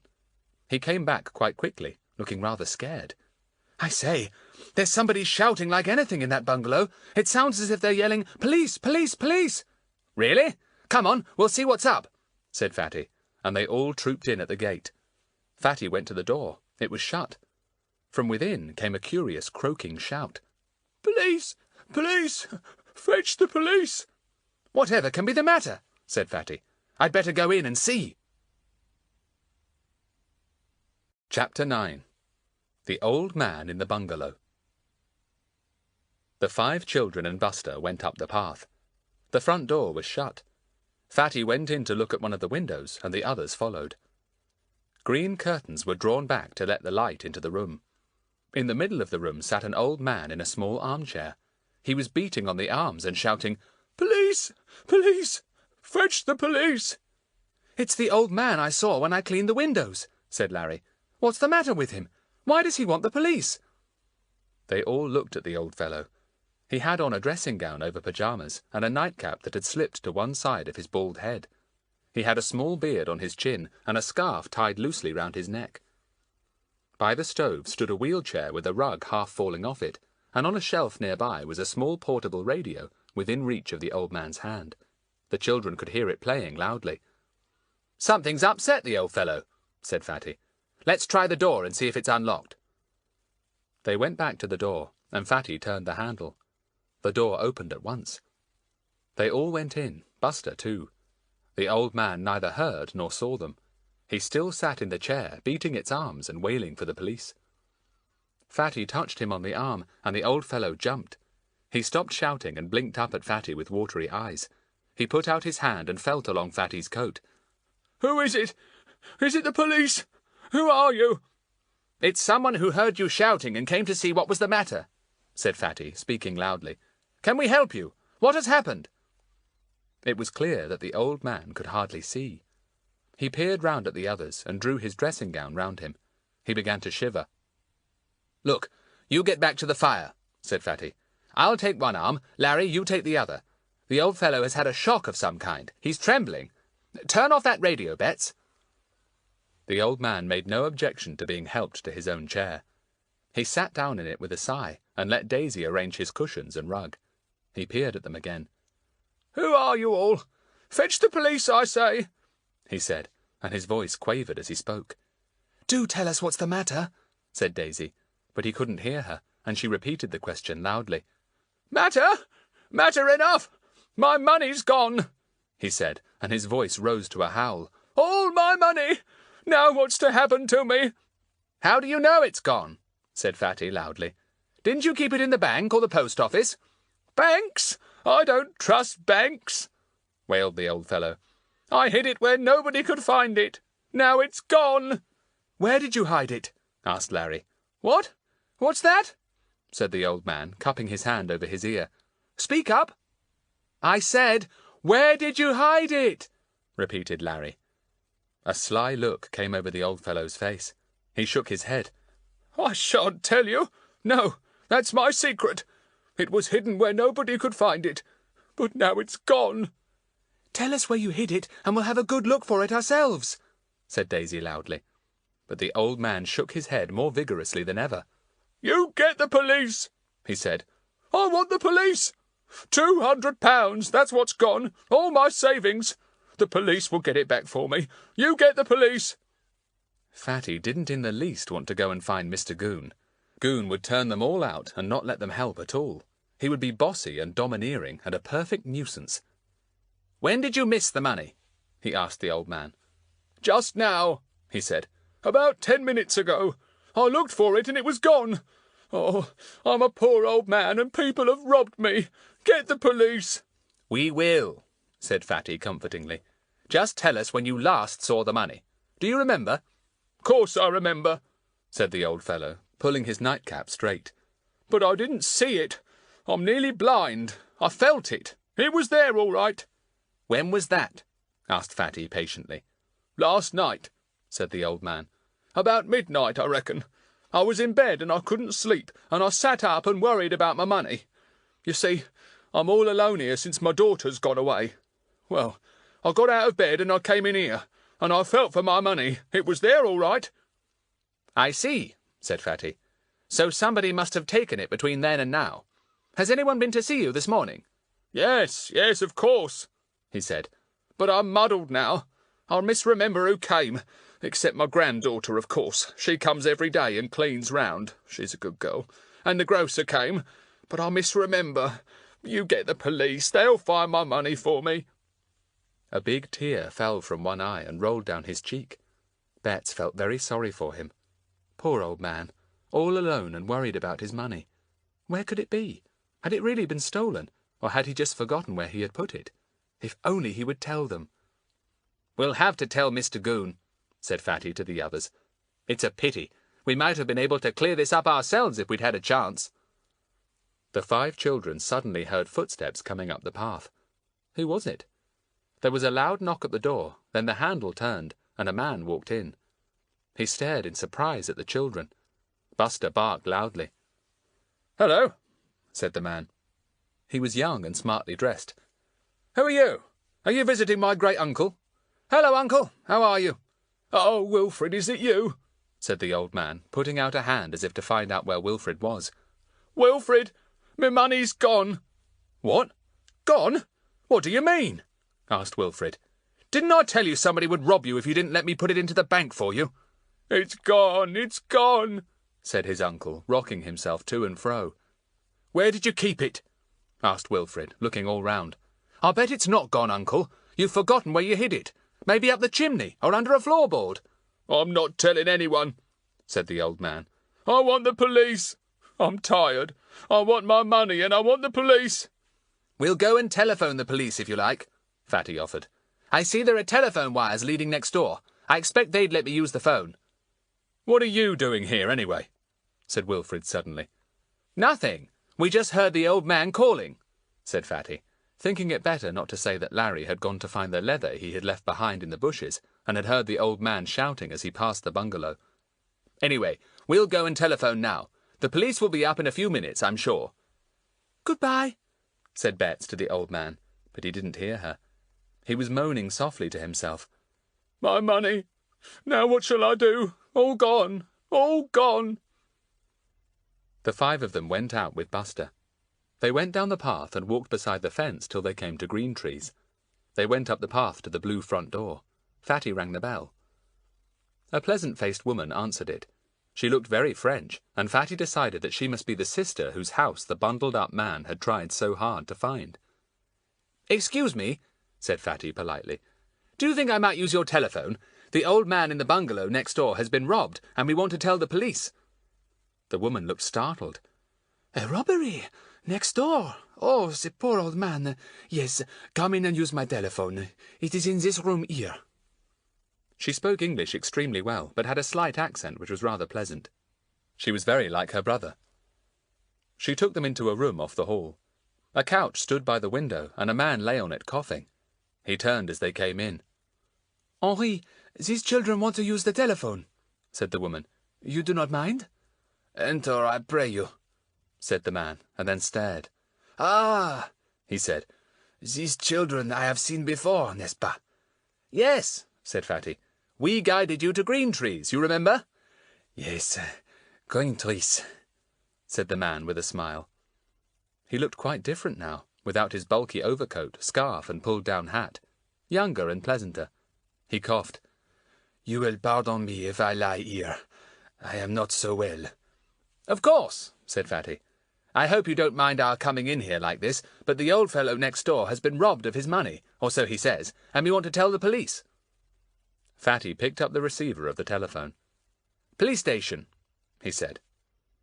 A loud, sharp voice answered. PC Goon here. Who's calling? Frederick Trotville, said Fatty. I just wanted to tell you that... There was a loud snort from the other end, and a crash. Goon had put down his receiver in a temper. Fatty was astonished. Gosh! I got Mr. Goon, and as soon as I began to speak to him, he crashed back the receiver, said Fatty. I suppose he's still furious about Buster. Well, I'll try again. He got the police station once more, and again Goon's voice answered. Look here, Mr. Goon, said Fatty. Will you go to the bungalow called Holly's in Holly Lane? There's been a robbery there. Any more of your nonsense and I'll report you to headquarters, snapped Goon. I'm not going out on any wild goose chase and have you come back here and shut my cat up in the shed again. Oh, yes, Mr. Goon, listen, shouted Fatty. This isn't a joke, it's... Crash. Goon had put down his receiver again. Fatty put down his and stared in comical dismay at the others. Mr. Goon's mad. He thinks I'm spoofing him. What shall we do? Ring up Superintendent Jenks, suggested Daisy. It's the only thing to do, Fatty. I will, said Fatty. It'll serve Mr. Goon right. Chapter 10. Goon takes charge. Fatty rang through to police headquarters in the next town and asked for Superintendent Jenks. He's out, said a voice. Who wants him? This is Frederick Trotville, said Fatty, wishing the superintendent was in. I just wanted to say that a robbery has been committed at a bungalow called Holly's in Holly Lane, Peterswood, and the old man who's been robbed asked me to tell the police. You want to ring up Peterswood Police, then? Said the voice. I have, said Fatty. I can't seem to get hold of them. Perhaps you could ring through to tell them. Right. Robbery, Holly's, Holly Lane, Peterswood. And your name is? Frederick Trotville, said Fatty. Ah, yes, I know. Friend of the super, aren't you? Said the voice in a more friendly tone. Right, sir. Leave it to me. And so, once more, the telephone rang at Goon's house, and once more he answered it, snatching it up angrily, sure that it was Fatty again. Hello, hello. Who's that? He barked. A surprised voice answered. "This is headquarters. Is that PC Goon? A boy called Frederick Trottville has just—" "Pah!" said Goon, unable to help himself. "What did you say?" said the voice, still more surprised. Nothing, just coughed. What about this here boy? "He reports a robbery at the bungalow called Holly's, Holly Lane, in your area." Goon's mouth fell open. So Fatty hadn't been trying to spoof him. There really had been a robbery. What a pest of a boy! Playing tricks on him and Bert and the cat and getting away with Buster and now finding a robbery. What a toad of a boy! "Are you there?" said the voice impatiently. "Have you got what I said?" Yes, said Goon, scribbling down a few notes. Thanks, all right, I'll go along. "You'd better," said the voice, puzzled and annoyed. There was a click. Goon stared at the telephone and clicked back his receiver too.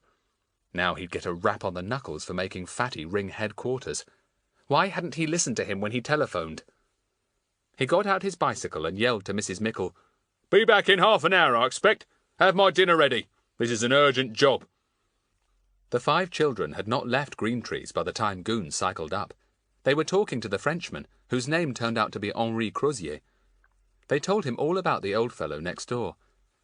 "I can see the front gate and front path of the bungalow from my couch," said Henri.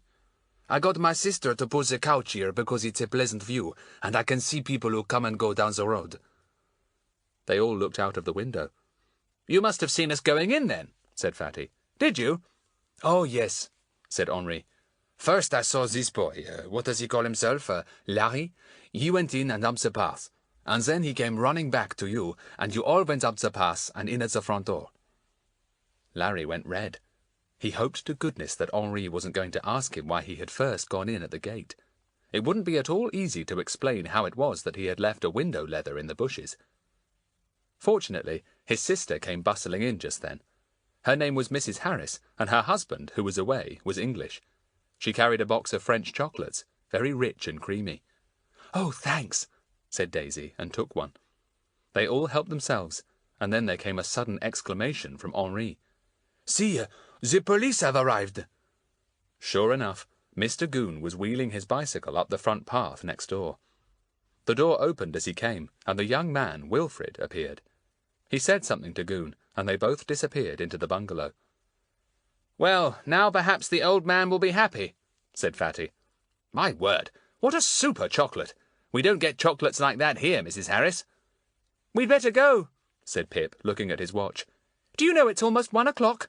Good gracious, Mother said we must be back by 5 too. Hurry up, Bets." The 5 said good-bye to Henri and his sister. "You will come again," said the sister. "Henri is so bored. He has been very ill, and now he comes to me to, how do you call it? To convalesce. Come and see him again." "Thank you, we will," said Fatty, hoping fervently that Mr. Goon would not also take it into his head to go and see Henri and his sister and ask them if they had noticed visitors at the bungalow that morning. It might be very awkward to explain Larry's visit there an hour or so before. Blow that window leather! And yet, if Larry hadn't gone to find it, he wouldn't have heard the old man shouting. "Gosh, I never got Mummy's window leather after all," said Larry. "What an idiot I am! I'll slip in and get it now." "No, you won't," said Fatty firmly. "You'll leave it there. We don't want Mr. Goon to come rushing out and asking you what you're doing. You can get it when Mr. Goon's not there." They all went home. Fatty was thinking hard. Why wouldn't the old man say where he had hidden his money? It was silly of him, because he might have made a mistake when he hunted for it. It might quite well still be in the bungalow in some place he had forgotten. Larry said that the old fellow was crawling about, feeling under the furniture the day he went to clean the windows, thought Fatty. Why feel so much of the furniture? Did he sometimes put the money in one place and sometimes in another? Or perhaps he divided it up. It might be in notes, and put it in several places. That's quite likely. Well, it's not a real mystery, only an ordinary robbery. Mr. Goon will soon find the robber. He's only got to get a list of the people who visited the bungalow this morning and weed them out. That afternoon, Goon arrived at Fatty's house. He asked for Fatty, and Jane showed him into the study. "That policeman wants you, Frederick," said Jane when she found Fatty. "I hope Buster hasn't got into trouble again." Ruff, said Buster, and danced round Jane. Fatty debated whether to take the little Scotty into the study with him or not. He thought he would. It might keep Goon in his place. So in marched Fatty, with Buster at his heels. Goon was standing at the window, frowning. He was feeling angry about a lot of things. He was angrier still when he felt Buster sniffing at his heels. "Come here, Buster," said Fatty. "Oh, won't you sit down, Mr. Goon? Anything I can do for you?" Goon swung round, eyeing Buster balefully. That dog! Had that tiresome Bert locked him up in the shed the night before, or hadn't he? He couldn't get a word out of Bert now. Goon sat down heavily and took out his bulky notebook. "I've come about the robbery," he said. "Well, I'm not guilty," said Fatty smoothly. "I do assure you I know you're not guilty," said Goon, looking as if he wished Fatty were. "What I want to know is, how did you come to be around there just when the old man was yelling blue murder?" "He wasn't," corrected Fatty. "He was yelling for the police." "Pah!" said Goon. "You know what I mean. Seems a funny thing to me the way you kids are always about when anything happens. Snooping round, prying, interfering with the law." "If that's all you've come to tell me, you might as well say goodbye," said Fatty, getting up. "I mean, I can easily bike over to the superintendent this afternoon and tell him everything. I don't want to interfere with the law. I want to help it. We couldn't help being there just at that moment. Well, good morning, Mr. Goon." Goon looked extremely startled. "Now, you sit down," he said, trying to speak pleasantly. "I'm only just saying what a remarkable thing it is that you always seem to be around when things happen. Nothing wrong in saying that, is there?" "You mentioned something about snooping and prying," said Fatty. "Oh, well, I'm a bit upset like," said Mr. Goon, taking out an enormous handkerchief and wiping his forehead with it. "Let's forget it. I don't want to interview you, but the law's the law. It's the last thing I wanted to do today, see you again, but I got to ask you a few questions, seeing as you and the others were the first on the spot, so to speak." "Ask away," said Fatty. "But don't be too verbose. I've got plenty to do." Goon wondered what verbose meant. Something rude, he'd be bound. He determined to look it up in the dictionary when he got back. Verbose. He began to ask Fatty a few routine questions. What time had Fatty and the others been there? Anyone about? Anything disarranged in the living room? What had the old man said? Fatty answered shortly and truthfully, thankful that Goon had no suspicion that they had actually gone to the bungalow garden to fetch something. Goon imagined that they had been out for a walk and had heard the old man's yells as they passed. "That's all," said Goon at last. Fatty thought that he had asked the questions very well. He had left nothing out that might be useful. Goon looked at Fatty. I suppose you've got your own ideas about this already," he said. "Oh, yes," said Fatty. "I've no doubt it will be quite easy to find the robber. Didn't the old man give you a list of the people who had been to visit him this morning?" "Well, he seemed so muddled," said Goon. "He might have been remembering yesterday's visitors. He's old and forgetful. I wouldn't be surprised if that money isn't still there somewhere. What do you think about it all?" Fatty wasn't going to give Goon any help at all.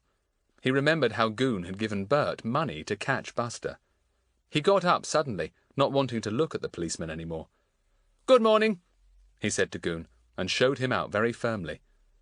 Let Goon find out what he could. Fatty didn't mean to help him. Chapter 11. Tea at Pip's. The five met that day in Pip's playroom at 3:30. Mrs. Hilton had said they might all go to tea, and had sent Pip and Bets out to buy cakes from the baker's. They had staggered in with baskets full, and had arranged all the goodies themselves on big dishes. They were set on the table, ready for tea. "Why do you put them under our noses like this?" groaned Daisy. "Look at those macaroons, all gooey and luscious. What a terrible temptation." "And look at that gingerbread cake, and that fruit cake," said Larry. "We never seem to have such nice teas as you do, Pip." "Oh, it's only when people come to tea that Mummy does a splash like this," said Pip. "Buster, you've got your favourite titbit, dog biscuits spread with potted meat." "Sniff!" Buster sniffed, shot out a pink tongue, and the biscuit disappeared with one crunch. "Oh, Buster, manners, manners!" said Fatty. "You don't see your master doing things like that, do you?" Everyone laughed. Pip got out some cards and shuffled them. Fatty told them of Goon's visit to him that afternoon. "How you could bear to be polite to him when you knew he had planned to have Buster shot, I don't know," said Pip. "Well, I wasn't awfully polite, actually," admitted Fatty.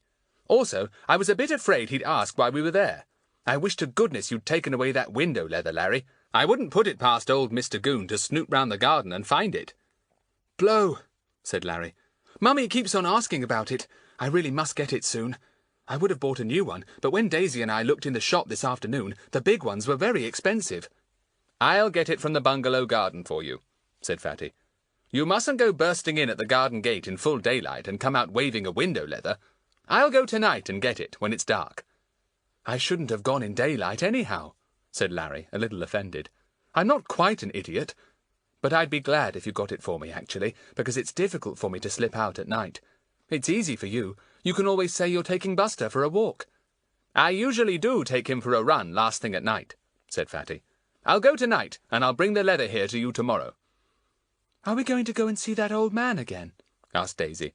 "Are we going to treat this as a mystery, a rather small one, I know, and try to find out who the robber is?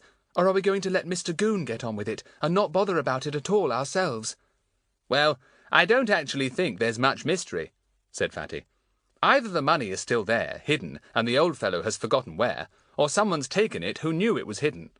If so, it can only be one of his relatives, I should think. Quite a straightforward case. Anyway, I somehow don't want to have anything more to do with Mr. Goon after this Buster business. I just can't bear the sight of him." "Right. Then we won't count this as a mystery," said Daisy. "We'll just go on hoping.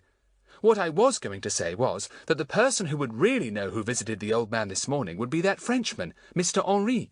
He lies on that couch and watches everyone who passes, and he has a really good view of the bungalow's front door." "Yes, you're right," said Fatty.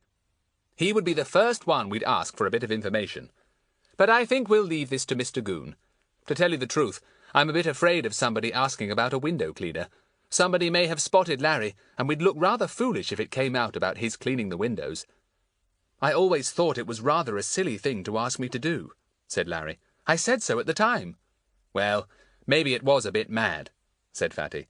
"We'll forget it. Come on, whose deal is it? We'll just have time for a game before tea." They had a hilarious game and an even more hilarious tea. During the game, Buster discovered that by sitting on a chair he could reach his plate of potted meat biscuits, and he devoured every one of them without being noticed.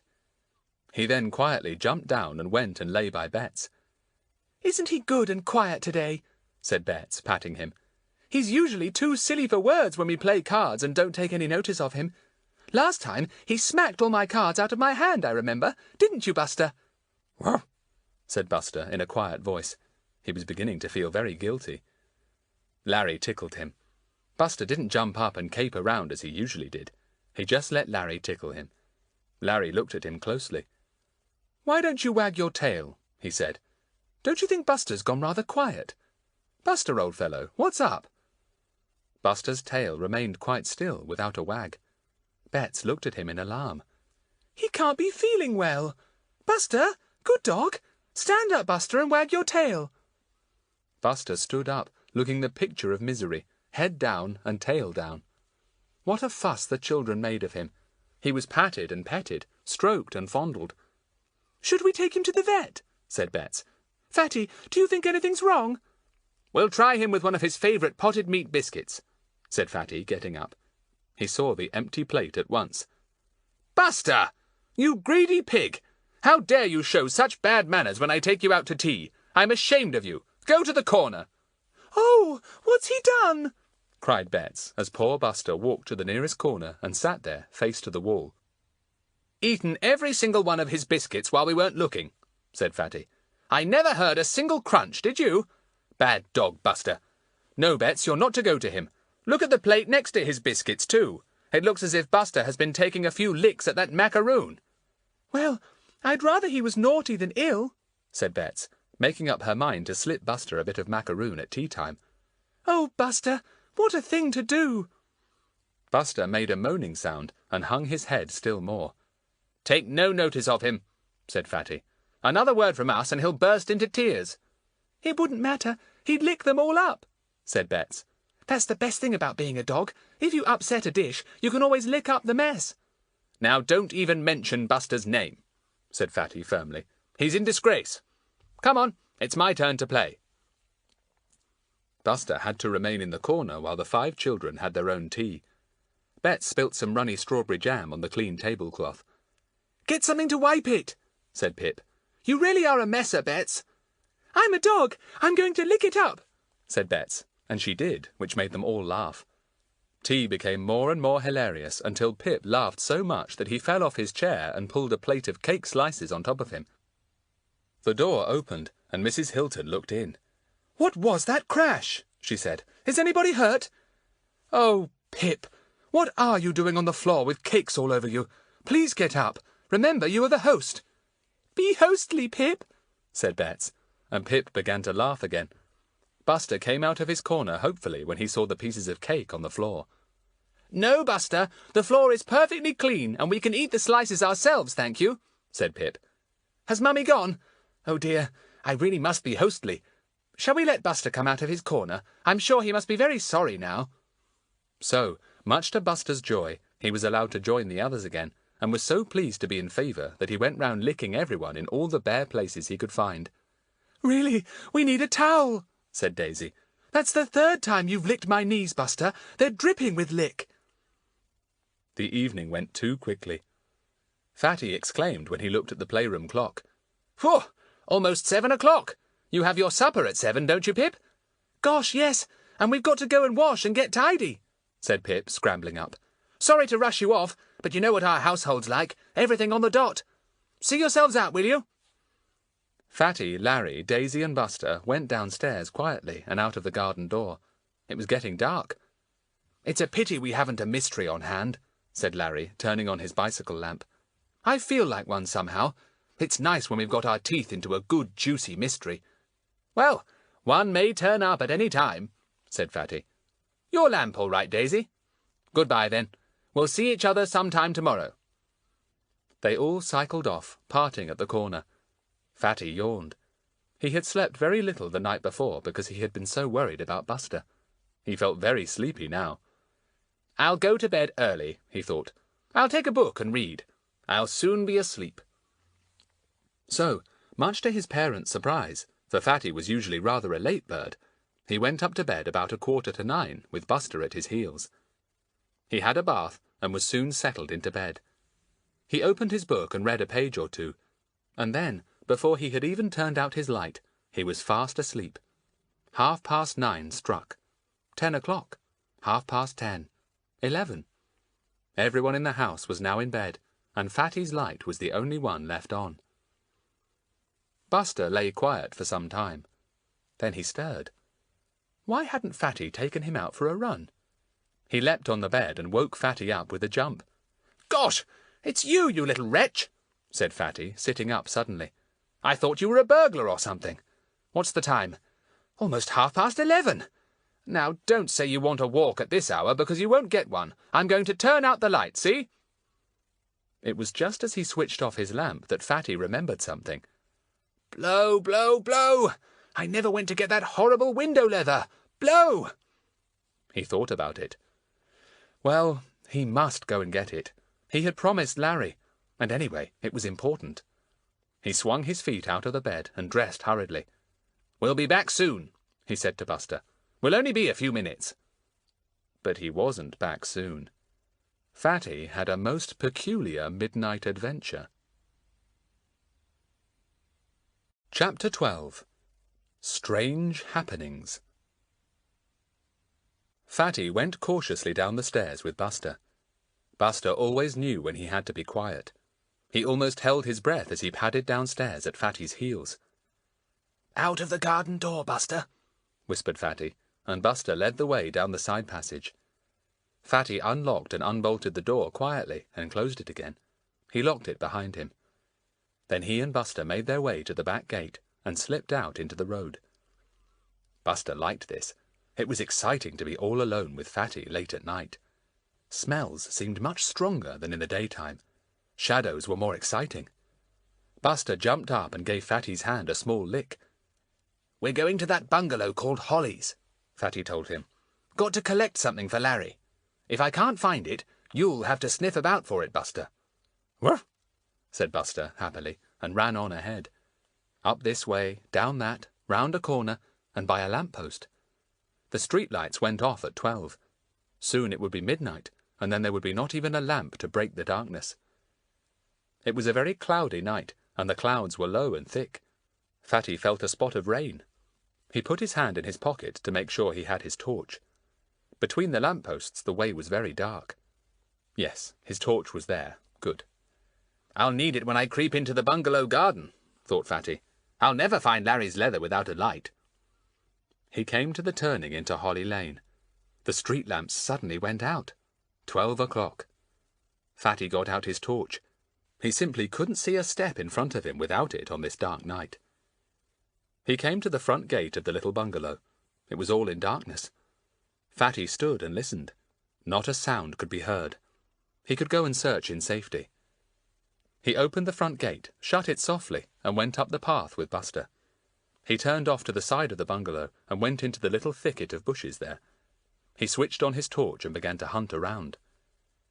He couldn't see the window leather anywhere. "Blow, Larry!" He came up against the fence that separated the bungalow garden from the one belonging to Mr. Henri's sister. He stood and considered the matter.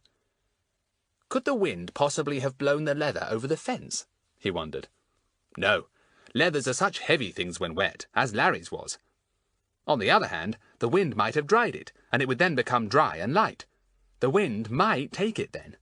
There has been quite a breeze. Fatty climbed over the fence, torch in hand. He hunted all about the garden there. It was very much tidier than the garden of Holly's. He began to get into a panic. Where was this tiresome leather? Surely Goon hadn't found it. He heard a noise and switched off his torch.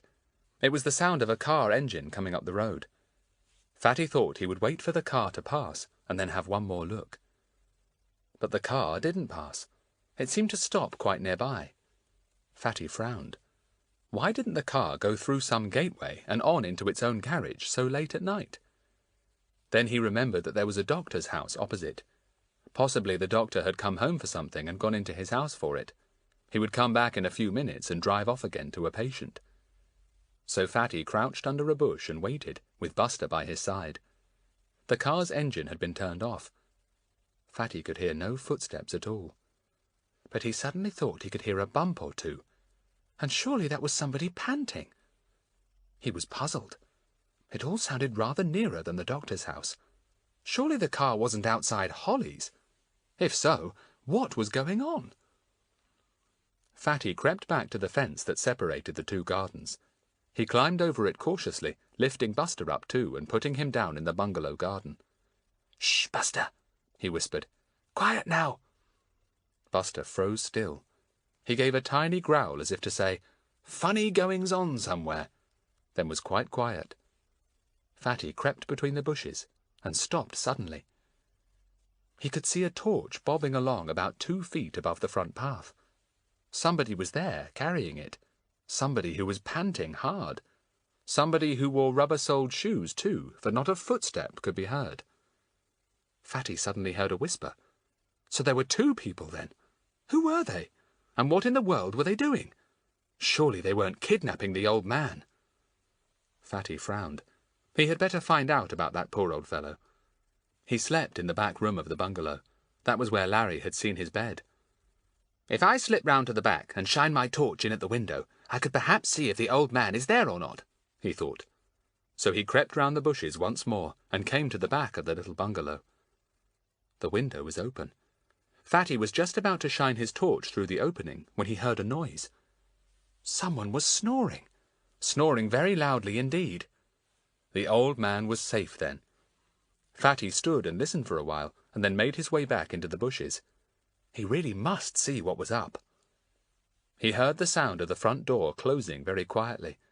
He heard a tiny little cough, but he caught no sound of footsteps going down to the gate. He stood and listened, his ears straining for the slightest noise. He heard another door being shut, the door of the car perhaps. Yes, that was it. Then the car engine started up suddenly and began to throb. Almost at once, the car moved off down the road.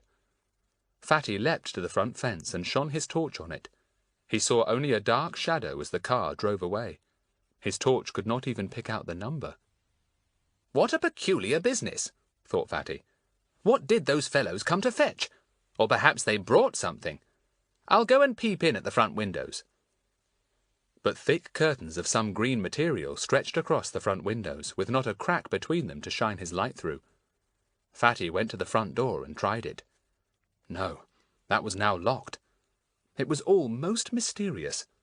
What were the midnight visitors doing in the bungalow? Fatty went to the back and took another look through the window. This time he shone his torch on the old man. Yes, there he was on his bed, fast asleep, his nightcap all crooked. Beside him was a plain chair and a small table. There didn't seem to be anything else in the room at all. Fatty switched off his torch and went round to the front. He was puzzled to know what to do for the best. He didn't like to wake the old man. He would be sure to be in a terrible fright if Fatty awoke him suddenly. And how was Fatty to explain to him about the midnight visitors? The old man would be so terrified that he wouldn't go to sleep again. "It will have to wait till morning," said Fatty to himself. "I'm not going to ring up Mr. Goon. For one thing, he wouldn't believe me. For another thing, there may be a simple explanation. And for a third thing, I can't see that it will matter waiting till morning." So he went off with Buster at his heels, puzzled and half doubtful about leaving the old man all by himself, with midnight visitors coming and going. He let himself in at the garden door, and he and Buster went upstairs very quietly. They disturbed nobody. Buster curled up at once in his basket and went to sleep. Fatty lay awake thinking over everything for a few minutes, and then fell off to sleep as suddenly as Buster. He didn't awake till full daylight. Fatty leapt out of bed in a hurry. "Gosh, I must have been sleepy," he said. He stirred Buster with a bare foot. "Wake up, sleepyhead! You're as bad as I am!" He didn't remember about his midnight adventure for a minute or two. He was so much engrossed in dressing as quickly as he could. Then he suddenly remembered and stopped. Phew! Was it a dream or real? Buster, do you remember our midnight walk too? If you do, it was real. Buster did remember. He gave a small woof and leapt on Fatty's warm bed. "Get down," said Fatty. "Well, I'm glad you remember our walk last night too. Funny business, wasn't it, Buster? Shall we pop round to that bungalow immediately after breakfast, just to see what's happened, if anything?" So after breakfast, Fatty got his bicycle and set off slowly with Buster running beside him, panting. "This will do you good, tubby one," said Fatty severely. "Why is it that you always get so chubby when I'm away at school? Can't you possibly go for walks by yourself?" Buster was too much out of breath even to bark. Fatty turned into Holly Lane and rode up to the bungalow. The door was shut, but the green curtains were now pulled back from the windows. Fatty peeped in to see if things were all right. He got a terrible shock. Mr. Goon was there, a most important Mr. Goon, and with him was Mr. Henri from next door. The old man was nowhere to be seen.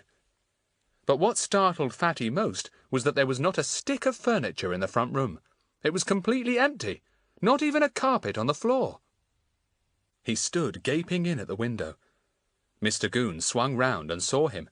He stepped to the window and flung it open, scowling. "You here again? What do you come for? Nobody knows about this yet." "What's happened?" said Fatty. Mr. Henri began to explain. "About 7 o'clock this morning," he said, but Mr. Goon interrupted him. He didn't want Fatty to know more than could be helped. Interfering toad. Fatty wasn't going to be put off, however. He had to know about this. He spoke rapidly to Mr. Henri in French, asking him to reply in French and tell him everything. So, to the accompaniment of Mr. Goon's scowls and snorts, Mr. Henri explained everything in French. He had awakened at 7 o'clock that morning and had heard somebody yelling. His bedroom faced towards the bungalow. At first he hadn't taken much notice and fell asleep again. "Then," he said in his rapid French, "then I woke later and the noise was still there, shouting always. So I dressed and came to the bungalow to see what was the matter." "Go on," said Fatty. "It was the old man shouting," said Mr. Henri, still in French. "The door was locked, so I got him to unlock it, and when I came inside, I saw that this room was quite empty. except for the curtains, which had been drawn across the windows so that nobody might see into the empty room. The old man had awakened this morning and staggered out to this room, and when he found everything gone, he yelled the place down." "It's a mystery," said Fatty, amazed, and Goon swung round sharply. "Mr. Goon, we're in the middle of a mystery again. Got any clues?" Chapter 13. Suspects and Clues. Mr. Goon didn't feel that he could possibly stand any cheek from Fatty at that moment. He was completely mystified. He had no clues at all, and he simply couldn't imagine when, how, or why all the front room furniture had been removed. "You clear off," he said to Fatty. "This has got nothing to do with you. It's a job for the police." "I must just go and see how the poor old man is," said Fatty, and brushed past Goon to go to the back bedroom. Goon scowled. He looked round the room helplessly. Except for the stove, which kept alight all night, the fender, one lamp, and the green curtains, there was nothing left in the room. What was the point of taking all the furniture away? It wasn't worth much anyway. Fatty was talking to the old man, who was almost weeping with shock. "My money first, then my furniture," he moaned. "Oh, my money, then my furniture. What's to become of me?" "Didn't you hear anybody?" asked Fatty. No, not a thing did I hear," he said. Fatty stopped questioning him. It was plain that he was too upset to say anything sensible. Mr. Goon made a few notes in his black book. "I must know the granddaughter's address," he said. "She'll have to come along here and take this old fella to her home. He can't stay here alone with no furniture. Hey, what's your granddaughter's address?" "It be 5 Marlin's Grove, Marlow," said the old man. "But you won't get me there, that you won't. It's full of pesky old women, always grumbling and nagging. I'm not going there." "But you can't stay here all alone with no furniture," shouted Mr. Goon, half because the old man was deaf, and half because he was angry. "Don't yell at him like that," said Fatty, seeing the poor old fellow cower back. Mr. Henri touched Goon on the shoulder. "My sister, she is very kind," he said in his broken English. "She has a small bedroom. This old man can stay there till his granddaughter arrives." "Well, that would help a bit," said Goon, putting his notebook away. "Will you look up after you? I must go back to my house and telephone all this to my chief. It's a funny business. Can't make it out. First the money, then the furniture." He turned to Fatty. "And you better go home," he said. "There's no call for you to meddle in this. Always snooping round. What made you come up here this morning, I just can't think. Wherever I find trouble, I find you." It took quite a time to explain to the trembling old man that the people next door would help him. But when he understood, he seemed to think he would like to go there. Mr. Henri went to tell his sister everything, and sent a gardener to help Fatty take the old fellow to his house. Between them they carried him there, and kind Mrs. Harris soon got him into a warm bed. "I'll just keep him warm here till his family come," she said. "I don't mind driving him over to Marlow if it will help. What an extraordinary thing to happen.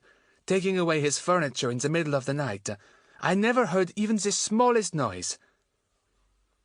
Fatty went back to the bungalow. He had a good look round. He was just as puzzled as Mr. Goon. There was no doubt that the old man had hidden his money somewhere in his furniture, perhaps in several places, but the money had gone. "So why take the furniture?" wondered Fatty. "We'll have to get busy on this. There should be at least a few clues, and everyone who visited the old man yesterday morning up to the time he discovered that his money was gone is on the list of suspects." Fatty examined the bedroom. The bed was a plain iron one with an ordinary wire spring. Nobody could ever hide money in that. The mattress was thin and poor. Money might have been hidden in that, but no, it would have to be sewn up again each time the old man took it out. He was too blind to do that. Anyway, it was clear that nobody had unsewn and then resewn the mattress. All the threads were dirty and had obviously been untouched for years. The pillow was thin and hard. Fatty took off the slip and looked at it. No, nobody had ripped the pillow up and resewn it. He looked at the floorboards. There were no marks anywhere to show that any had been taken up. All were nailed down fast. The chimney place was no good for hiding anything either. The stove fitted too closely. Well, it beats me. Why did somebody take the risk of coming at midnight and carrying out all the furniture when the money had obviously been stolen? Said Fatty. Unless they were sure it was still there somewhere in the furniture. They didn't like to risk coming and making a really good search, so they took all the furniture, meaning to search it at leisure. He thought about that. No, that seems silly. But then everything seems a bit silly. Buster, don't you think this is rather a silly mystery? Woof, woof, said Buster, quite agreeing. He wasn't very interested in this little house. Not even the smell of a mouse. He pawed at Fatty's leg. All right, I'm coming, said Fatty. I'll just lock the door. I'd better leave the key with Mr. Henri. He locked the door and then went to have one more look for Larry's leather in the daylight. No, it was gone. He hoped that Larry wouldn't get into trouble over it. Fatty made his way to the house next door after fixing a bit of paper to the front door of Holly's. On it he had written, "Key next door," just in case the granddaughter should come back. Mrs. Harris answered the door and told him to come in. "We are having a cup of coffee," she said. "You must join us. My brother would like a word with you, too." Fatty also wanted a word with Mr. Henri. He thought it would be distinctly useful to have a list of all the people that Mr. Henri had seen going to the Hollies the morning before. One of those people must have been the thief who took the money. Mr. Henri was ready to tell all he knew. He was just as much interested in the matter as Fatty was. He had already made a neat list, and he showed it to Fatty. Fatty ran his eyes down it. There were 6 people on the list. 1. Lady with papers or magazines. 2. Window cleaner. 3. Grocer's boy. 4. Man in car, number ERT 100. Carried bag. 5. Man, well-dressed, young, stayed for only a minute. 6. Young woman, stayed a long time. Fatty read the list again. "Quite a long list," he said. "It will be a bit of a business checking all these.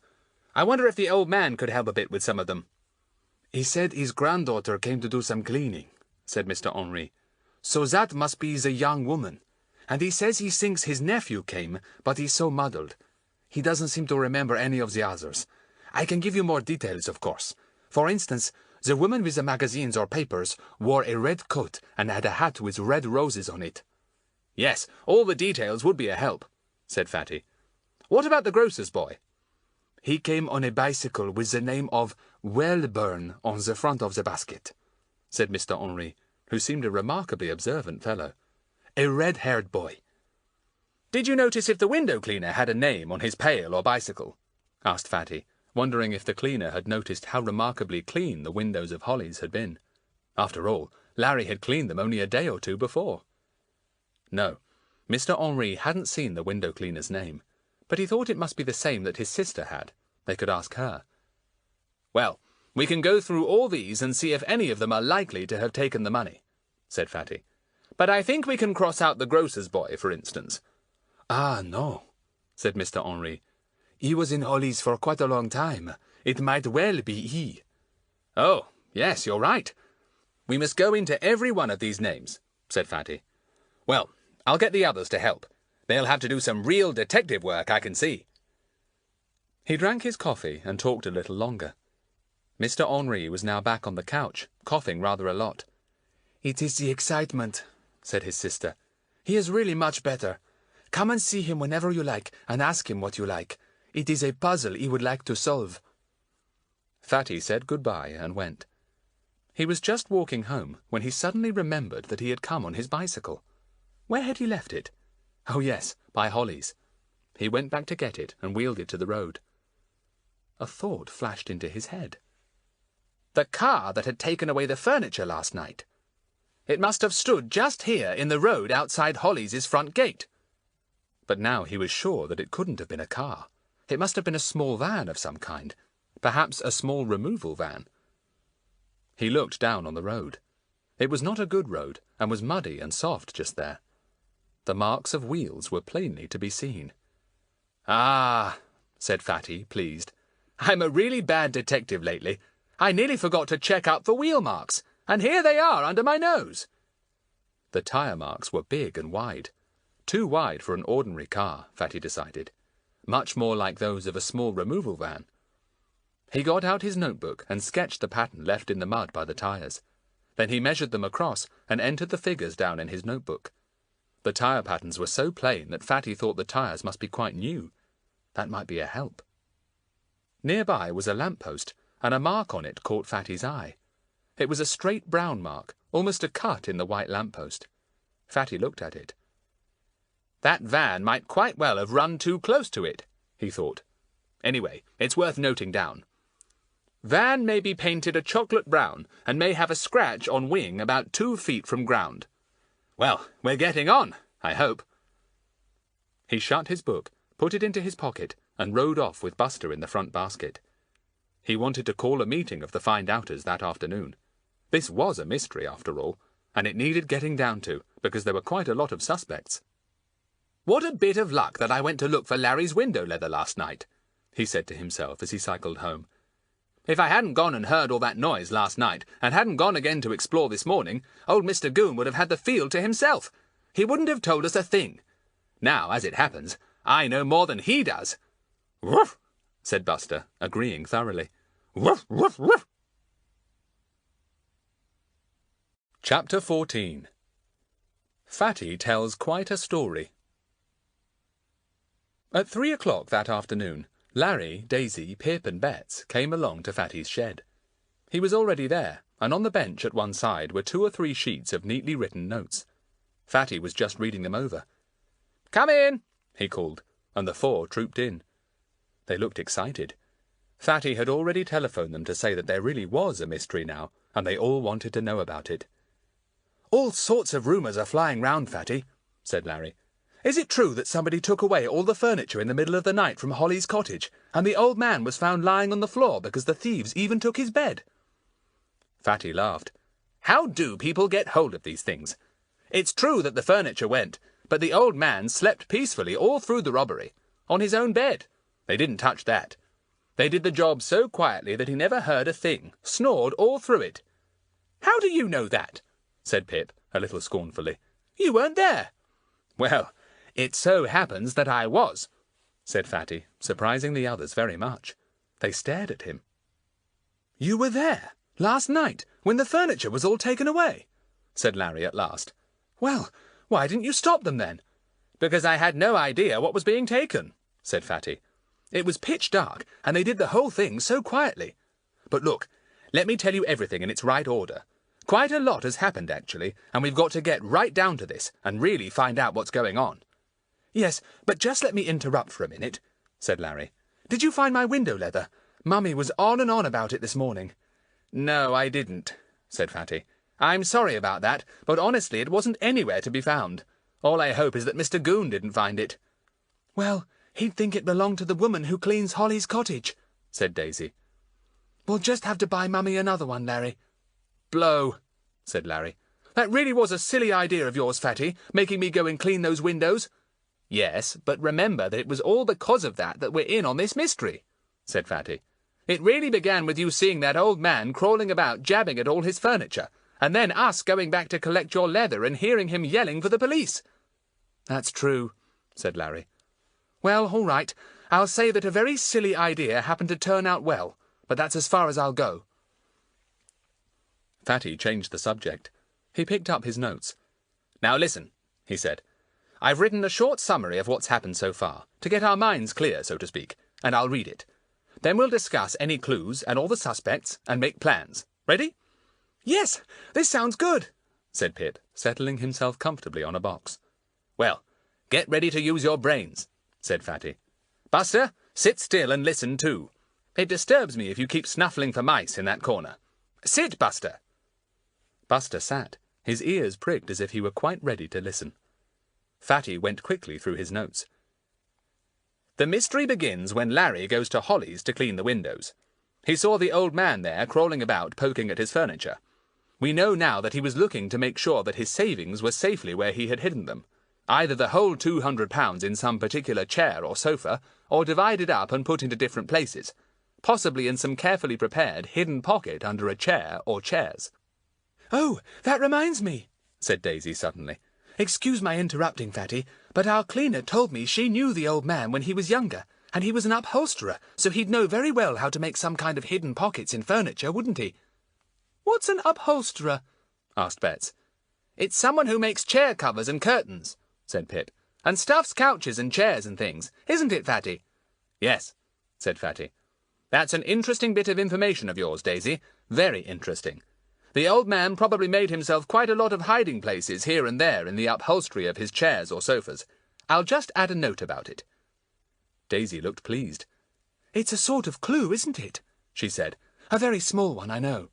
It all helps to fill in the mystery, said Fatty. I always think of our mysteries as jigsaws. We've got a great many bits and pieces, but not until we fit them together properly do we see the whole picture. Now then, I'll go on. We're listening, said Bets happily. Well, we come next to when we all of us went with Larry to find the leather he had left behind, said Fatty, and we heard the old man yelling for the police. He is certain that his money was in its usual place, or places, about midnight the night before, but in the morning it is gone. He doesn't discover that it's gone, however, until 6 people at least have been to Holly's cottage for some reason or other. And all those 6 are suspects then, till we prove them otherwise, said Larry. Good. Who are they, Fatty? All in good time, said Fatty. Don't keep interrupting, Buster. Sit. There is no mouse in that corner. Buster sat, looking as if he knew better than Fatty where mice were concerned. Fatty went on. We decided at this point that it was only a question of straightforward robbery, and that Mr. Goon would be able to deal with it, he said. But last night I went to get Larry's leather, and as I told you, I arrived just about the time the car, or lorry, or van, came to remove the furniture out of that front room. Extraordinary, said Larry, unable to stop himself from interrupting. Fatty went on to describe what he had heard. Actually, I saw nothing, he said, and I didn't even know till this morning that the midnight visitors were taking away all the furniture. I didn't know that they might have a van or a lorry. I thought it was a car. I imagined they might be kidnapping the old man, but I both saw and heard him fast asleep on his bed in the back room. What did you think was happening? Asked Pip. I simply couldn't imagine, said Fatty. All I heard were a few thuds and bumps and pants and a whisper, and it was all over quite quickly, really. Well, I thought I'd better go back to Holly's early this morning, just to see if I could find out anything, and when I got there, I had quite a shock. Why? Asked Bets, hugging her knees. This is awfully exciting, Fatty.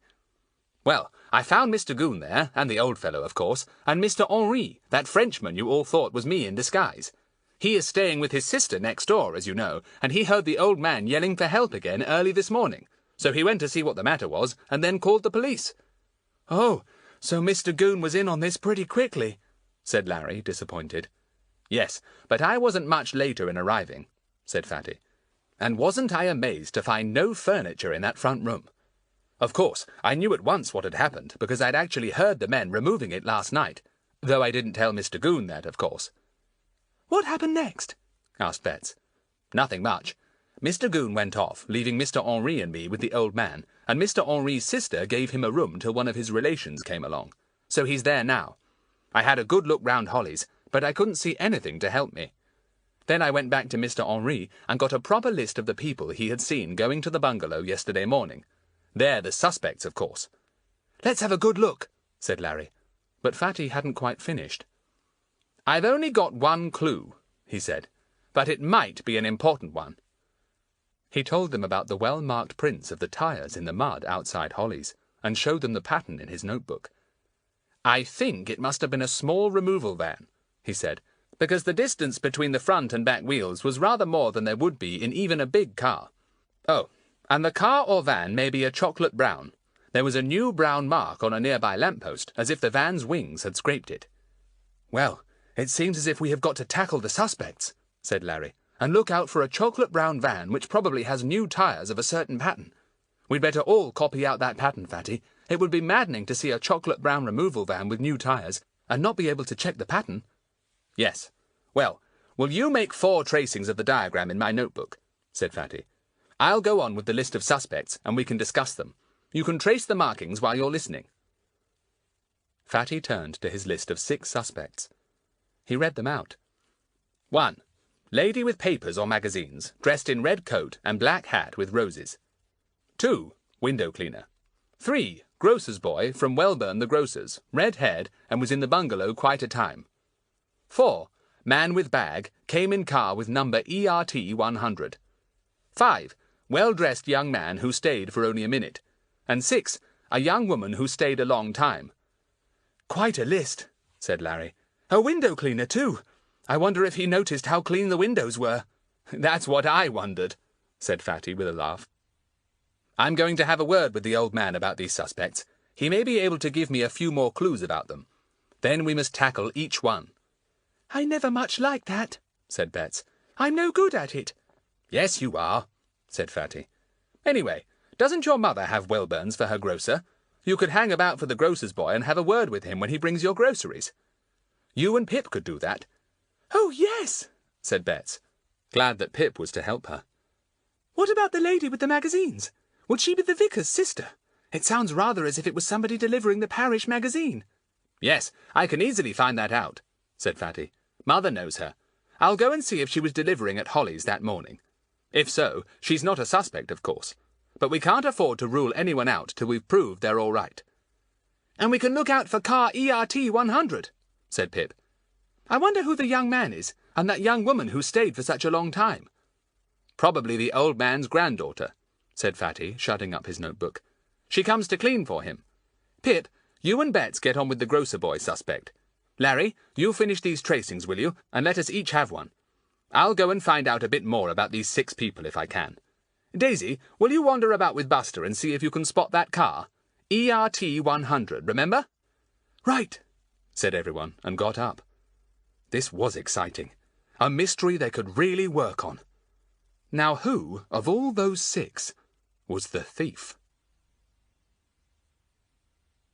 Chapter 15. Fatty gets going.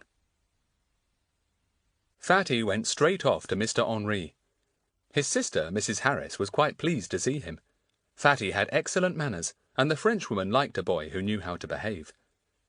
Soon he was sitting beside Mr. Henri's couch. "Well, have you come to ask me more questions?" said the man in French. "We will speak in French, will we not? It is so much easier for me. And you, you talk French like a native. You are a most accomplished boy." Fatty coughed modestly and restrained himself from agreeing wholeheartedly with Mr. Henri. "I just wanted to ask you a few things about our 6 suspects," he began. "Ah, Mr. Goon also asked me many questions," said Mr. Henri. "He is a stupid fellow, but he asks good questions. They are well trained in this, your police." "Oh," said Fatty, disappointed to hear that Goon had had the bright idea of questioning Mr. Henri too. "Blow, Mr. Goon. Well, it can't be helped. Mr. Henri, who, of all these 6 people on our list, went into the bungalow? Right inside, I mean." "All of them," said Mr. Henri. "The door could not have been locked. Everyone turned the handle and walked in." "What? The window cleaner too?" said Fatty. "Yes, he too," said Mr. Henri. "By the way, my sister says that he is the same one she has.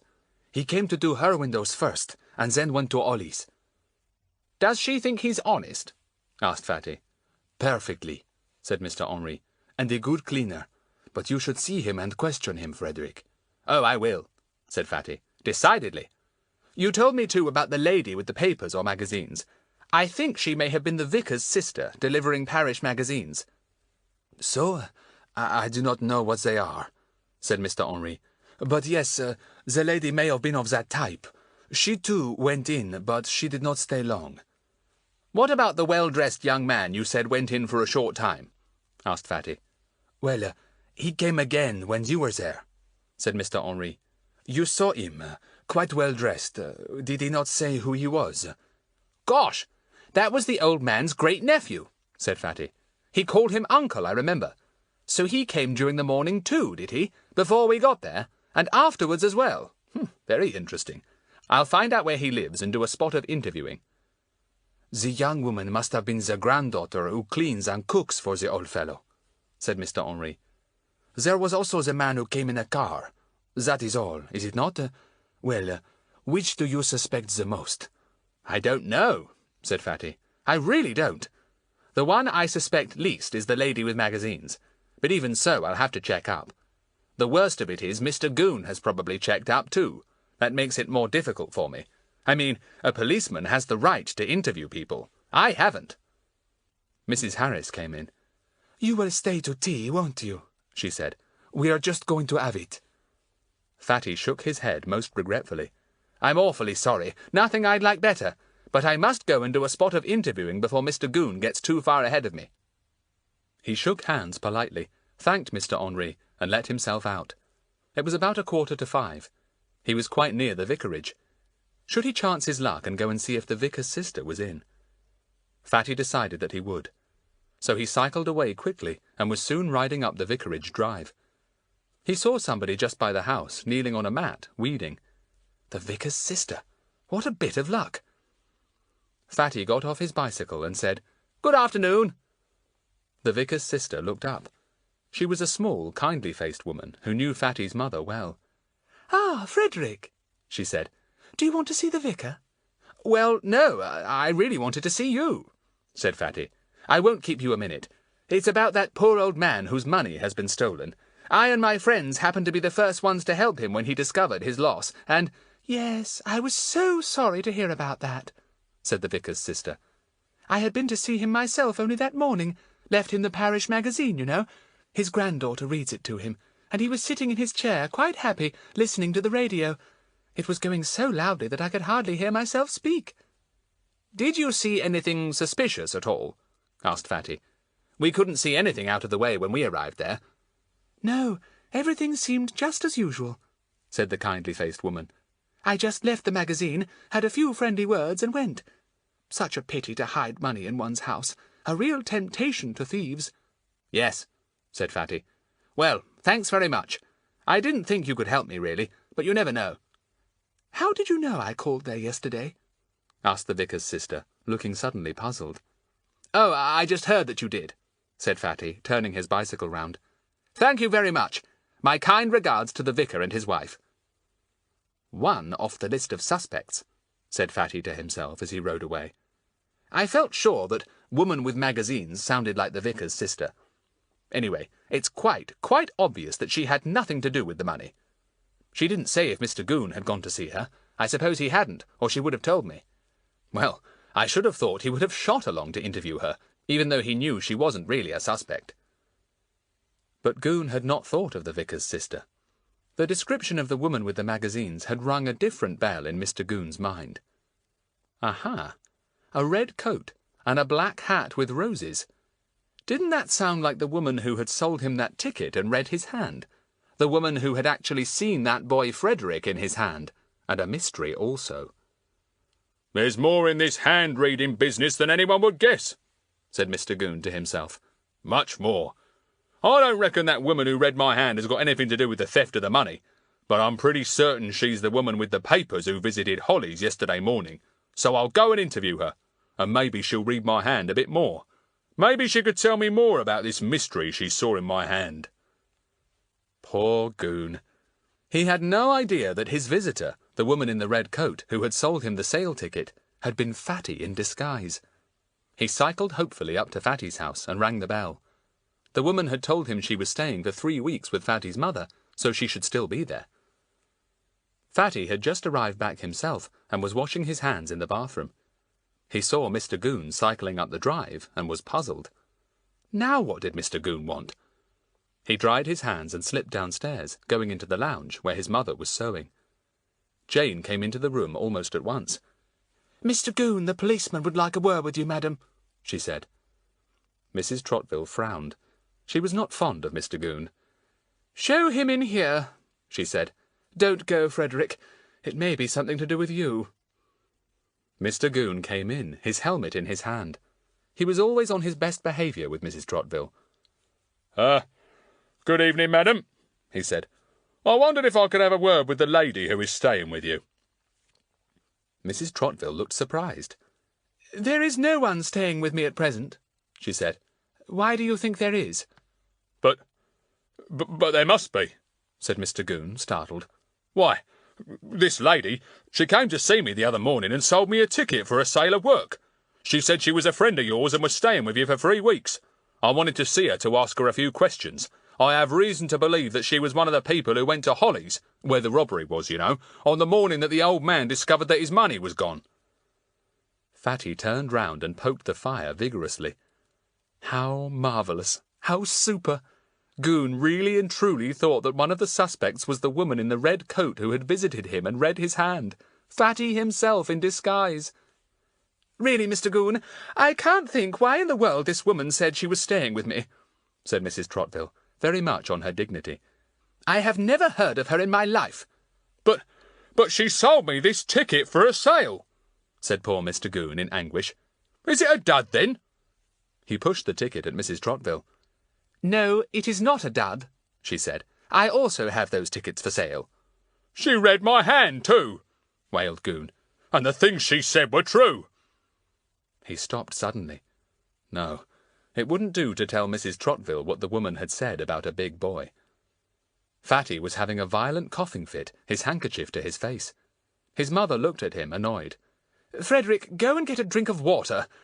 Mr. Goon, I'm sorry not to be able to help you, but I do assure you that I have no friend who goes about reading people's hands. Someone has, deceived you. Still, you've got the ticket. You can always go to the sale. There will be plenty of good things for you to buy." Mr. Goon made a peculiar noise, half snort and half groan. He got up, said good evening, and stumbled to the door. That woman in the red coat. Who could she have been? Telling him fairy tales like that, making him stump up for a silly sale of work ticket. What a waste of money. All the same, she did warn him against that boy, and she did know that a mystery was near. Strange. Most peculiar. Fatty appeared in the hall. "Oh, are you going, Mr. Goon?" he said. "Do let me see you out.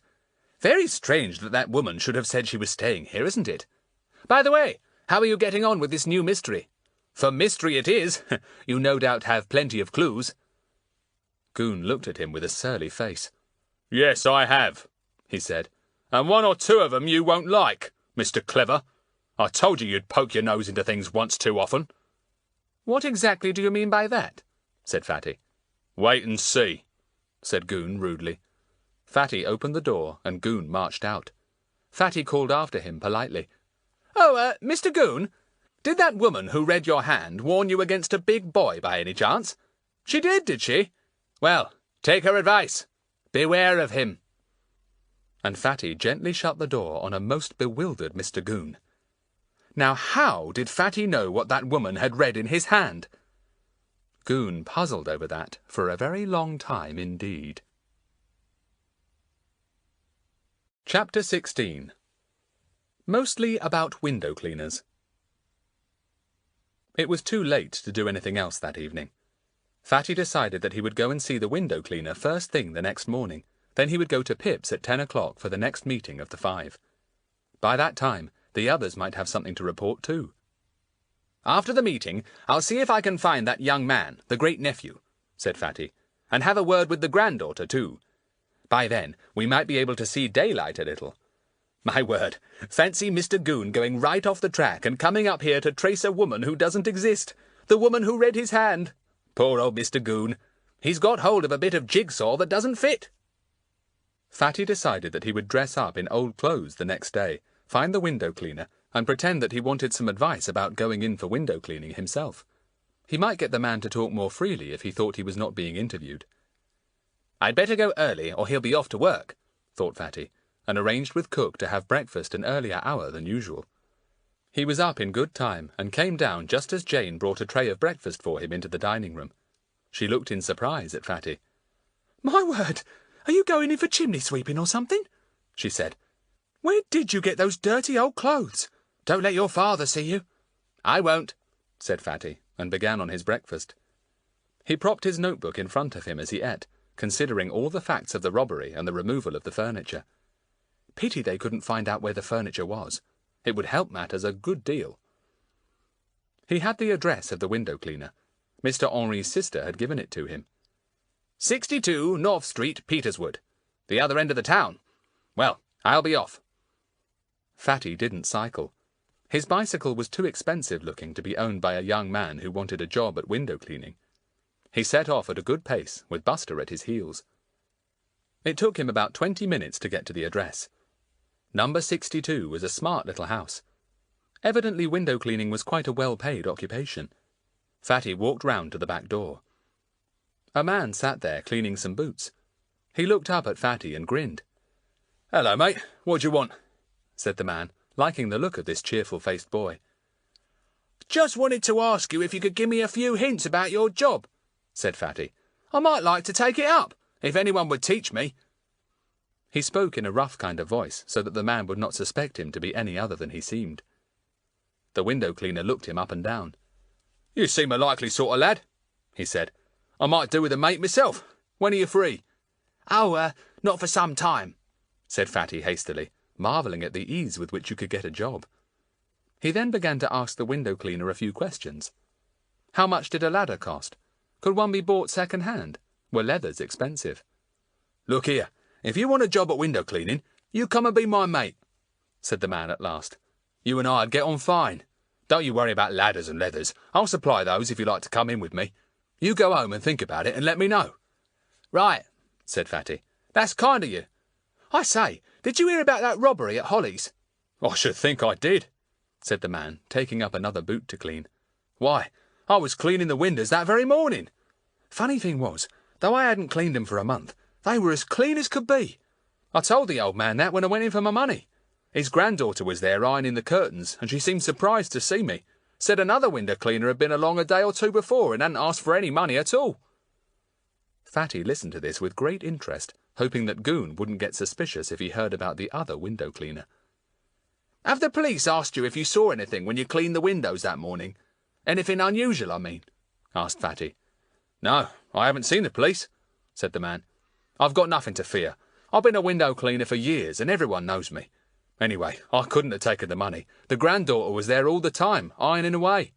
"Yes, that certainly rules you out," said Fatty, thinking that the window cleaner was another suspect to cross off. "Well, I must go. Thanks very much for your help. If I decide to be your mate, I'll come right along and tell you." The window cleaner waved a shoe brush at Fatty, and the boy went round to the front, untied Buster from the fence, and walked home. He was thinking hard. Why hadn't Goon interviewed the window cleaner? He had had time. Didn't he know who the man was? Well, he was one up on Goon over that. Another suspect gone. Fatty arrived at Pip's just after 10 o'clock. The other four were sitting waiting for him in Pip's playroom. Fatty was surprised to see such long faces. "What's up?" he said. "Bets, you look as if you're going to burst into tears." "Fatty, something awful's happened," said Daisy. "Simply awful. Mr. Goon found that window leather Larry used, and it had our name on it, Dakin. Mummy always marks all her household cloths."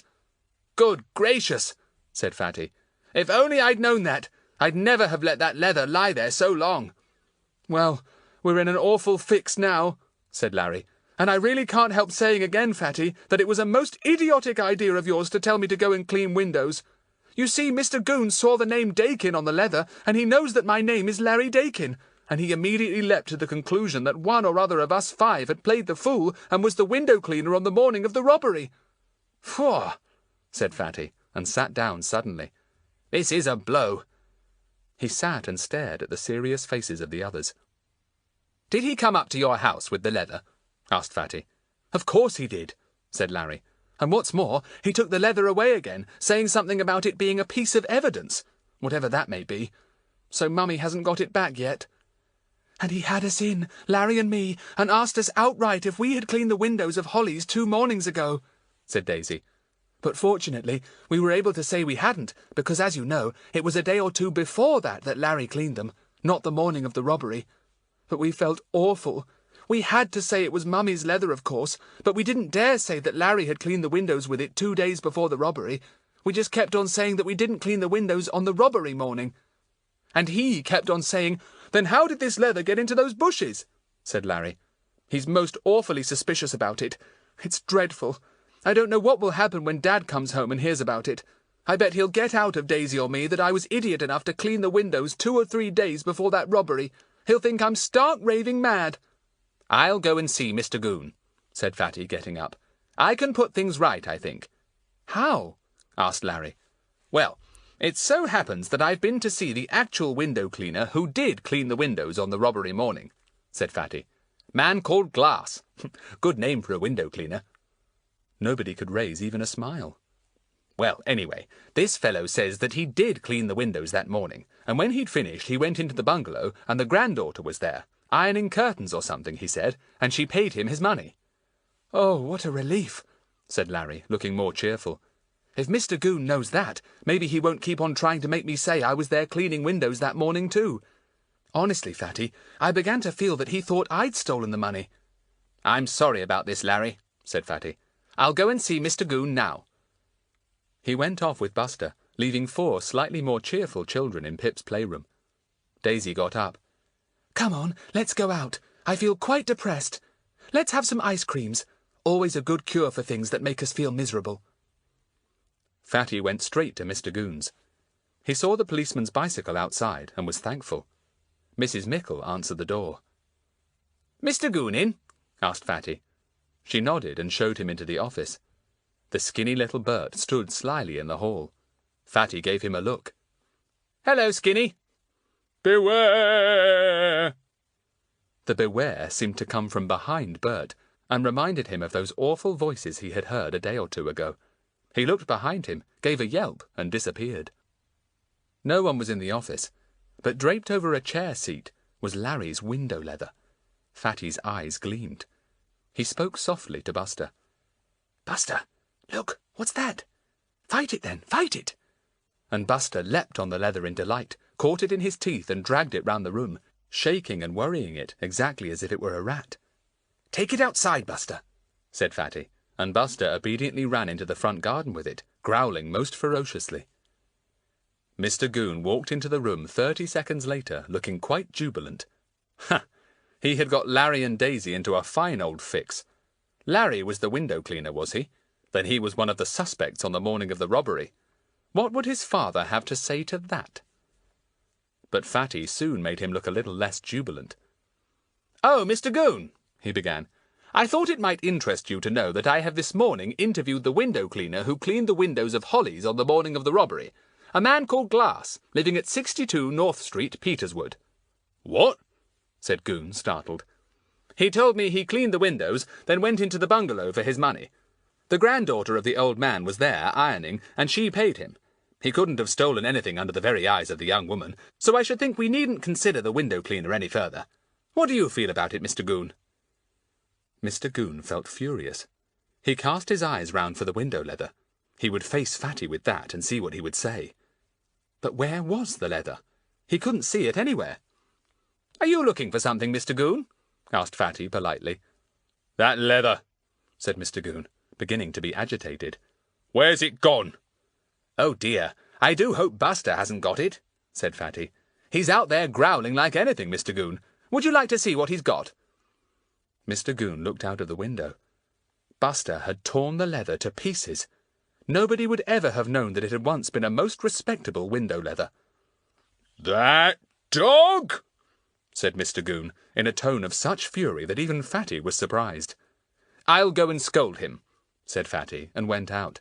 By the way, you didn't thank me for coming to give you information about Mr. Glass, the window cleaner, Mr. Goon. Mr. Goon said the only thing he felt able to say. Gah! Chapter 17.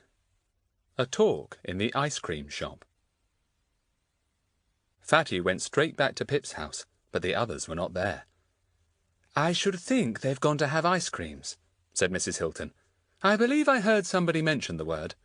Right, thank you, said Fatty, wishing he had his bicycle. All this rushing about on foot would make him quite tired. I'll go and find them, Mrs. Hilton. He went off with Buster, who still proudly carried a small bit of the window leather in his mouth. Fatty stopped at a shop in the main street and bought a magnificent leather. It cost him a lot of money. He stuffed it into his pocket and went on to the cafe. The other 4 were there, eating ice creams. They were very pleased indeed to see Fatty's cheerful face. Is it all right? asked Bets eagerly, and Fatty nodded. He ordered a round of ice creams for everyone, and 2 for himself, as he was one behind the others. I went to see Mr. Goon, he said, and I told him how I'd gone to see the real window cleaner this morning. He was most annoyed. I bet he was, said Larry. He was just too pleased for anything to think he'd got me pinned down as one of the suspects. But what about the leather? He's still got that. He'll come and flourish it at Daddy tonight and make an awful scene. Buster, come here, said Fatty, and Buster came. From his mouth hung the last bit of the window leather. He wagged his tail. Well, well, well. If Buster hasn't taken it upon himself to remove that leather from Mr. Goon's office, fight it and chew it to bits, said Fatty solemnly. Is that the very last bit, Buster? Woof, said Buster, and dropped it. Larry picked it up. Yes, he said. Look, there's a bit of the name marking on this corner. Dake. Oh, Buster, you're the cleverest, cheekiest, best dog in all the world. And he deserves a double ice cream, said Daisy thankfully. Oh, Fatty, I don't know how you do these things, but there's simply nobody like you for putting things right, going straight for them, taking the bull by the horns, tackling the fury of the storm, putting the enemy to flight, and all the rest of it, said Fatty, grinning. No, but honestly, I was really upset. Mr. Goon had something on us there, and you and Daisy could have got into a fearful row, Larry, all through my fault. But now Mr. Goon can't do anything, can he? Said Bets happily. He knows who the real window cleaner was. You've told him, and he hasn't got the leather any more. And Mummy's the only one who has suffered, said Larry. She's lost her window leather for good now. Oh, I forgot, said Fatty, and pulled the brand new leather from his pocket. He tossed it across to Larry. A present for your mother, he said. Oh, thanks, said Larry, delighted. Mummy will be so thrilled that she won't say another word about Mr. Goon's accusations. Tell her he made a mistake, said Fatty, and a bad mistake it was for him. Fatty, Pip and I saw the grocer's boy when he came with the groceries last night, said Bets, remembering. Good for you, said Fatty. What happened? Well, Pip and I kept biking up and down the drive waiting for him, said Bets, and he came at last on his bicycle. Pip had let down his tyre so that it was a bit flat, and he yelled out to the boy to ask him if he'd lend him his pump. Good idea, said Fatty. So, of course, you just fell into conversation. What did the boy say? Not much, said Bets. Your turn now, Pip. You tell. I asked him if he ever went to Holly's, where the robbery had been, said Pip, and he was simply thrilled to tell us all he knew, but it wasn't much. Tell me, said Fatty, just in case there's something. Well, he went to the front door as usual, said Pip. He knocked and shouted, "Grocer!" Someone called, "Bring the things in," and in he went. Who was there? Asked Fatty. The old man was there, with the radio on full strength, said Pip, and a young woman, the old man's granddaughter. He said she called the old fellow Grandad. She was very busy sewing something green. She told him to take all the things out of the basket and put them in the little larder, so he did. And that was all, said Bets. He just stayed and listened to the radio for a bit, and then went. Yes, Mr. Henri said the boy was in the bungalow for quite a time, said Fatty. That explains it. Well, he couldn't have taken the money either. The granddaughter was there all the time. Perhaps she took it, said Larry. She had plenty of chance. Yes, but why take it that morning when so many people seemed to be in and out, said Fatty. Anyway, we'll know better when we see her. She sounds a good sort, I must say, going up and looking after old Grandad like that. Still, you never know. Fatty took out his notebook and opened it at his page of suspects. We can cross quite a few off, he said. He drew his pencil through grocer boy. Then he crossed out window cleaner. He also crossed out lady with magazines. "Oh, have you found out about her too?" asked Pip, interested. "Yes," said Fatty, and told them. He also related how Goon had gone wrong, and had imagined that the lady with the papers, in red coat, black hat with roses, must have been the funny old thing who had sold him Daisy's ticket for the sale, and had read his hand, and how Goon had gone to Fatty's house to ask his mother if he might interview her. Everyone roared. "Oh, you had told him that you were staying with Mrs. Trotville for 3 weeks, so he thought the woman must still be there," giggled Bets. "Whatever did your mother say?" "Oh, she soon put Mr. Goon in his place," said Fatty. "Poor old Mr. Goon. He's getting a bit muddled over all this. No, Buster, you cannot have another ice cream. That was a double one, in case you didn't notice."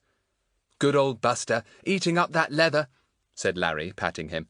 "I must say, it was a very fine way of getting rid of—" Of what is it I want to say, Fatty? A fine way of getting rid of a bit of incriminating evidence, said Fatty promptly. No, I'm not going to explain that, Bets. Use your brains. Who have we got left on the list of suspects now? Asked Daisy, craning over Fatty's arm to see. Oh, man in car with bag, ERT 100. Fatty, I looked all over the place, but I couldn't see any ERTs, and I didn't see 100 either. Shall we stroll round again and look? I feel it must be a local person. Right. And then I think I'll go and interview the smartly dressed great-nephew and find out what he wanted great-uncle for that morning, said Fatty. He apparently went in for a very short while and then came out, and, if you remember, he turned up again when we were there listening to Grandpa's laments about his money having been stolen. Yes, the granddaughter had left by that time, said Pip. Where does this fellow live? Mr. Henri told me, said Fatty, turning over the pages of his notebook. Here we are. The old man told him the address because Mr. Henri wanted to get in touch with his relatives. Number 82, Spike Street, Marlow. Apparently both he and the granddaughter live at Marlow, though at different addresses. When will you go and see them? Today? Asked Daisy. Shall we come too? Fatty considered this. Yes, on the whole I think it would be a good idea, he said. Mr. Goon has probably interviewed them both by this time, and if they see me coming along full of questions too, they may resent it. But if we all blow along, full of innocent curiosity, so to speak, we might do better. I can't go before lunch, said Daisy. Nor can Larry. We've got an aunt coming. We could meet you about 3, though, outside your house on bicycles. We'll have tea at that nice little cafe in Marlow High Street. Yes, that's settled then, said Fatty, putting his notebook away. Come on out, and we'll look for ERT 100. They paid the bill and went out, Buster still with his tiny bit of leather. He growled at every dog he met. Don't be an idiot, Buster, said Fatty. You don't really suppose any other dog wants your smelly bit of leather, do you? They looked at every single car they saw, or that passed them. Not an ERT anywhere. They went to the car park and examined every car there, which made the attendant extremely suspicious of them. What you looking for? He called. An ERT, said Fatty. What's that? Asked the attendant. Never heard of it. There ain't no Erts here, so you can go away. You're right, said Fatty sadly. There isn't a single ERT to be seen. There's Mr. Goon, said Bets suddenly, as they walked out of the car park. Perhaps he's looking for ERTs too. No, he has other ways of finding out who owns any car, said Fatty. The police can always trace any car by its number, and Mr. Henri is sure to have given Mr. Goon the number. Old Mr. Goon will be one up on us over the man with the bag and car ERT 100. Buster ran out into the road, barking when he saw Mr. Goon riding by. Goon kicked out at him and nearly fell off. That pesky dog! He shouted, and rode on at full speed. Buster, you've dropped your bit of incriminating evidence, said Fatty disapprovingly, pointing to the rag of leather that had fallen from Buster's mouth when he barked at Goon. Buster picked it up meekly. They all went to Larry's house first. In the drive stood a car. Hello, who's this? Said Larry. Not our Aunt Elsie already, surely. No, it isn't her car. A man came down the front steps of the house carrying a neat brown case. It's the doctor, said Daisy. Hello, Dr. Holroyd. How's Cook? Much better, said the doctor, smiling round at the 5 children. Well, there doesn't look to be anything wrong with you. He got into his car, started the engine, and put it in gear. He went off down the drive. Bets gave a loud yell and pointed. ERT! ERT 100! Look! Do look! ERT 100! So it was. Gosh, to think we all stood here with it staring us in the face, said Fatty. After hunting for it all the morning. Man with a bag, too. Why ever didn't any of us think of a doctor? We're not nearly as bright as we imagine, said Daisy. Good old Bets. She spotted it. Shall you go and interview him? Asked Pip. No, I'm sure he couldn't help us at all, said Fatty. He couldn't possibly have stolen the money. Everyone knows Dr. Holroyd. I expect he just went to have a look at the old man and then shot away again in his car. All the same, we ought to feel ashamed of ourselves not to have spotted the number when it was right in front of our noses. There's Aunt Elsie. Quick, Larry, come and wash. said Daisy suddenly, as a small car crept in at one of the gates. Goodbye, you others. They fled, and the other 4 walked sedately down the drive. See you at 3 outside your house, called Bets. Goodbye, Fatty. Goodbye, Buster. Hang on to your bit of discriminating evidence. Chapter 18. A chat with Wilfrid, and a surprise. Everyone was outside Fatty's gate at 3 o'clock, Buster included. I'll have to put him into my bicycle basket, said Fatty. Marlowe's too far for him to go on his 4 short legs. Up with you, Buster. Buster liked the bicycle basket. He sat there happily, bumping up and down when Fatty went over ruts. He looked down on other dogs with scorn as he passed them. It was about 3 miles to Marlow, and a very pleasant ride on that fine April day. They asked for Spike Street when they got there. It was a pretty street leading down to the river. Number 82 was the last house, and its lawn sloped down to the water. The 5 got off their bicycles. Put them by this wall, said Fatty. Then we'll snoop round a bit to see if we can find the great-nephew. Wilfrid King is his name. We've all seen him, so we know what he is like. They sauntered alongside the wall that ran round the little front garden of number 82. They came to a path that led to the river.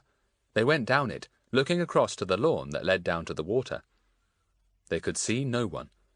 They came to the water's edge and stood there. Then Fatty gave Daisy a nudge. A boat lay bobbing not far off, and in it a young man lay reading, a rather surly-looking fellow in smartly creased grey flannel trousers and a yellow jersey. There's Wilfrid, said Fatty in a low voice. Let's call out to him and pretend to be very surprised to see him. Then we'll fall into conversation. Remember, we've just ridden over here to see the river. It's such a lovely day. Wilfrid, however, saw them before they could hail him. He sat up and stared. Aren't you the kids who heard my great-uncle shouting for help the other morning? He said. Oh, yes. Why, you're Wilfrid, aren't you? Shouted back Fatty, appearing to be most surprised. Fancy seeing you here. We've just ridden over. It's such a fantastic day. Did you meet that fat-headed policeman? Asked Wilfrid. He's been over here today asking umpteen questions. Anyone would think I'd robbed the poor old fellow myself. Oh, has Mr. Goon been over? Said Fatty. Do come and tell us. We think he's a bit of a fathead too. But really, fancy thinking you would rob your great-uncle. Poor old man. I wonder who did. Ah, said Wilfrid, and looked knowing. What do you mean, ah? Said Larry. Oh, nothing. That policeman wouldn't see a thing even if it was right under his nose, said Wilfrid. I told him that it was I who kept on and on at my uncle, begging him to put the money into a bank. It's most dangerous to keep it in the house. Anyway, it appears that a lot of people visited Holly's that morning. There are quite a few persons who might have stolen the money. Yes, that's true, said Fatty. It's funny how many people went in and out all the time. Still, the old man's granddaughter was there most of the time, cleaning or something. She can probably clear most of the ones who came. Yes, she can clear me, for instance, said Wilfrid. She was there when I went in. Marion's my cousin, and she and I don't get on, so I didn't stay long. She actually wanted me to help her with the work. Me? She said if I was going to stay long, I could jolly well put up the curtains for her, so I just walked out. Well, anyway, she can clear you, as you say, said Fatty. It's a funny thing. She can clear most of the people who went in and out, except perhaps the doctor, and he doesn't really need to be cleared. Oh, is that so? Said Wilfrid. Have you got a list of the suspected persons? I'm there too, I suppose. You can be crossed off if Marion, the granddaughter, can clear you, said Fatty, handing him the list. My word, said Wilfrid, looking at it. 6 of us, and all crossed off except for Marion and myself. Yes, and you say that Marion can clear you, so you'll be crossed off too, soon, said Fatty. Perhaps Marion has already seen Mr. Goon, and he's crossed you off. She's out for the day, said Wilfrid. I told him that, so I don't expect he's seen her yet. I say, all of us will be crossed off, except one. Except one, said Fatty, watching Wilfrid as he bent his head thoughtfully over the list. Did you know where the old man hid his money by any chance? An angry look came over Wilfrid's face. No, I didn't. He would never tell me.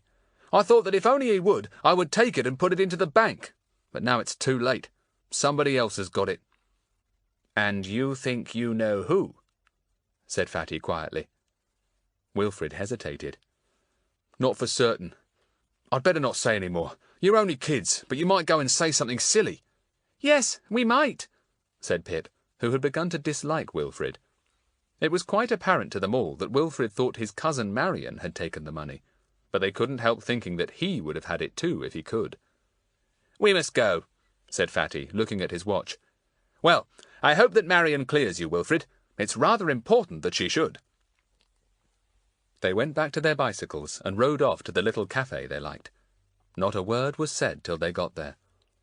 They were early, so there was no one else in the room. They began to talk in low voices. It can't have been Wilfrid who took the money. If he and his cousin dislike each other, she certainly wouldn't have sheltered him if he had taken the money right in front of her eyes. So he can't be the thief, said Pip. Well then, who is? It looks like Marion, said Fatty. We'll go and see her after tea. What beats me is why somebody took all that furniture away the next night. I keep going round and round that, but I just can't see where that bit of the jigsaw fits into the picture. I can't either, said Daisy. The furniture was cheap stuff, worth very little. Could the thief have imagined that the money was still there? No, I give up. It's a puzzle. They had a good tea and then went to call at Marion's house, hoping that she would be in. Here we are, said Fatty. Number 5, Marlins Street. Why, it's a little hotel. So it was. A small boarding house, beautifully kept. The children rang the bell, and a neat, middle-aged woman came to the door. Is Miss Marion King in? Asked Fatty. If so, may we see her? I don't think she's in yet, said the woman. I'll go and find out. Come into the drawing-room, will you? They all trooped in. An old lady was there reading. She smiled at the children and nodded. Do you want to see someone? She asked. Yes, said Fatty. We'd like to see Marion King if she's in. Ah, Marion, said the old lady. She's a sweet girl. Good to her mother, good to her old grandad, and good to tiresome old ladies like me. She's a dear. We know she used to go and do all kinds of things for her grandfather, said Fatty, glad to have some information about Marion. Oh, yes, that girl was always thinking of him, said the old lady. Taking him up titbits she had cooked, doing his washing and ironing. As particular as could be, she was. She told me she was going to take down, wash, and iron his curtains last time she went. Quite a job, and kind of her, too, because the old man wouldn't be able to see them. Yes, she did do the curtains, said Daisy, remembering what had been seen by the grocer's boy. She must have been very fond of her grandfather. Oh, she was, said the old lady. She thought the world of him, and couldn't bear him to live alone. And now I hear that the poor old man has been robbed of his money. Dear, dear, Marion will be so upset. Fatty wondered why the woman who had opened the door had not come back. Had she forgotten they were waiting? He decided to go and find out. He slipped out of the room and into the passage. He heard voices at the end and walked down the carpeted hallway. Someone was crying. I don't know what to say about Marion. First that policeman comes to see her and I say she's out. Now these children. Where is she? She's been gone for 2 days now. People will say she took the money. It isn't like Marion to do this. Oh dear, I do so hope she's not come to any harm. Another voice comforted her. Well, you do as you think best. Marion's a good girl, that I will say, and as for stealing money from her old grandad, and she's so fond of him too, why, that's nonsense. I do think you should let the police know tomorrow that she's missing. I do indeed. But they'll think she's run off with the money. It'll be in all the papers, said the first voice, sobbing. My girl Marion, my only daughter, as good as gold. Fatty went back quietly to the drawing-room. He was worried and very puzzled. This was something he hadn't expected. Where had Marion gone? Could she have taken the money? Everyone seemed to speak well of her, and yet, why had she gone away? Fatty entered the drawing-room and spoke quietly to the others. I don't think we'll wait. He turned to the old lady and spoke politely. If the maid comes back, will you please say we're sorry we couldn't wait? Thank you. The old lady nodded, thinking what well-behaved children these were. The five went out and collected Buster from the post to which he had been tied. He was delighted to see them. "Don't say anything now," said Fatty in a low voice. "I've got some news." They mounted their bicycles and waited until they were beyond Marlow in a deserted country road. Fatty jumped off his bicycle. The others did the same.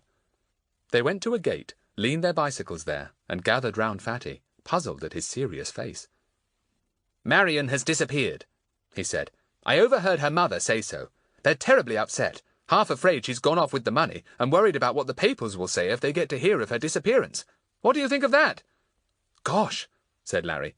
"It really does look as if she's the thief. After all, she's the one most likely to have wormed herself into the old man's confidence and got his secrets out of him, where the money was kept, for instance."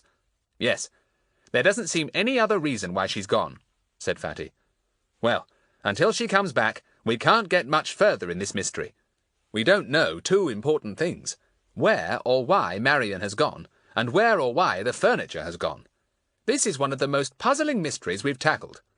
"Yes, and I'm sure that nobody could solve it, even if they knew all we know," said Pip. "Well, let's get back. There's not much more we can do now." So they rode back to Peterswood, disappointed and puzzled. Well, perhaps the simplest explanation was the right one. Marion had taken the money and gone off with it. And yet, what about that stolen furniture? Could that have been Marion too? They gave it up. "It's too mysterious a mystery," said Bets. "Mr. Goon certainly won't solve it." Chapter 19. An Extraordinary Find. Fatty was unusually quiet that evening. The five of them, with Buster, were down in Fatty's shed. Bets slipped her hand through his arm. "What's the matter, Fatty? Are you worried?" "I'm puzzled more than worried," said Fatty. "I really am. I can't believe that the granddaughter, Marion, would rob an old man she had been looking after so lovingly. And yet I feel certain that Wilfred hasn't got the money, and what's more, doesn't know where it is." "Then is there somebody else, a seventh person, that we don't know about?" asked Larry. "I did wonder if there could be," said Fatty. "Someone who perhaps went round the back of the bungalow that morning of the robbery and got in without being seen. Mr. Henri could see everyone going in at the front, but not at the back." "Yes, that's true," said Daisy. "Also, I suppose it is possible that he wasn't looking out of his window every minute of the time." "That's so," said Fatty. "But I think the old man would have mentioned anyone else. Mr. Henri had a good talk with him, and is pretty certain there was no one else." "Let's have a game," said Pip, who was getting just a bit tired of all this talky talk. "No, you have one and let me think," said Fatty. "I'm at my wits' end, and yet I feel as if there's some clue that would give me the key to the whole mystery." "Well, anyway, the money's gone," said Pip. "So has Marion. It's a bit fishy." "Perhaps it's still at Holly's," suggested Bets, "in a place where nobody has looked." "I hunted everywhere," said Fatty. "It's such a small place, there really is nowhere to hide anything, once you rule out the chimney and the floorboards. There's no furniture now to speak of, just the old man's bed, a chair and a little table in that back room, and a lamp, a stove—" "That old fender," put in Daisy. "And the curtains," said Bets.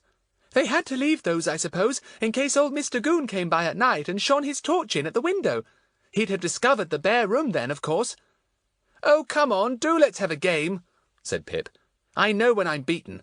There's something peculiar about all this, something we don't know about." Fatty grinned suddenly. "All right," he said. "I'm inclined to think you're right. There are some bits of this jigsaw that we haven't got. It isn't that we can't fit them into the picture. We just haven't got them. Hand over the cards, Pip. You never shuffle properly." When the others went, Fatty walked part of the way with them, Buster at his heels. It was a lovely evening, and looked like being a glorious day tomorrow. They went round a corner in a bunch, and bumped into a burly form. "Hey," said a familiar voice. "Can't you look where you're going?" "Oh, good evening, Mr. Goon," said Fatty. "Out for a little stroll? Solved the mystery yet?" "Oh, yes," said Goon. "No mystery in it at all. If you're talking about the Hollies affair, that is. Plain as the nose on your face. It's that girl, Marion." Fatty was thunderstruck. "What do you mean? Surely she didn't take the money?" "You wait and see the papers tomorrow morning," said Mr. Goon, enjoying himself. Thought yourself so clever, didn't you? Well, you're not. Has the money been found? asked Fatty. You wait and see, said Mr. Goon again. And look here, I've been thinking. Do you know anything about that lady that read my hand? Mr. Goon looked extremely threatening, and Bets promptly went behind Larry. Let me see now. Which lady do you mean? asked Fatty, as if plenty of people read Goon's hand. Goon gave one of his snorts. You're a pest, he said. But this time I'm on top, see? You watch the papers tomorrow morning. He went on down the road, looking very pleased with himself. Fatty gave a hollow groan. I do believe that policeman knows something we don't. Blow him. I'll never forgive myself if we've let him get the better of us. It rather looks as if Marion is the black sheep. I thought she was, said Pip, going off like that. Perhaps they've found her, money and all. We'll have to wait for the morning papers, said Fatty. Well, goodbye. It's sad to think this mystery is coming to an end while we're still in the middle of it, so to speak. Bets squeezed Fatty's arm. Perhaps something else will happen, she comforted him. You never know.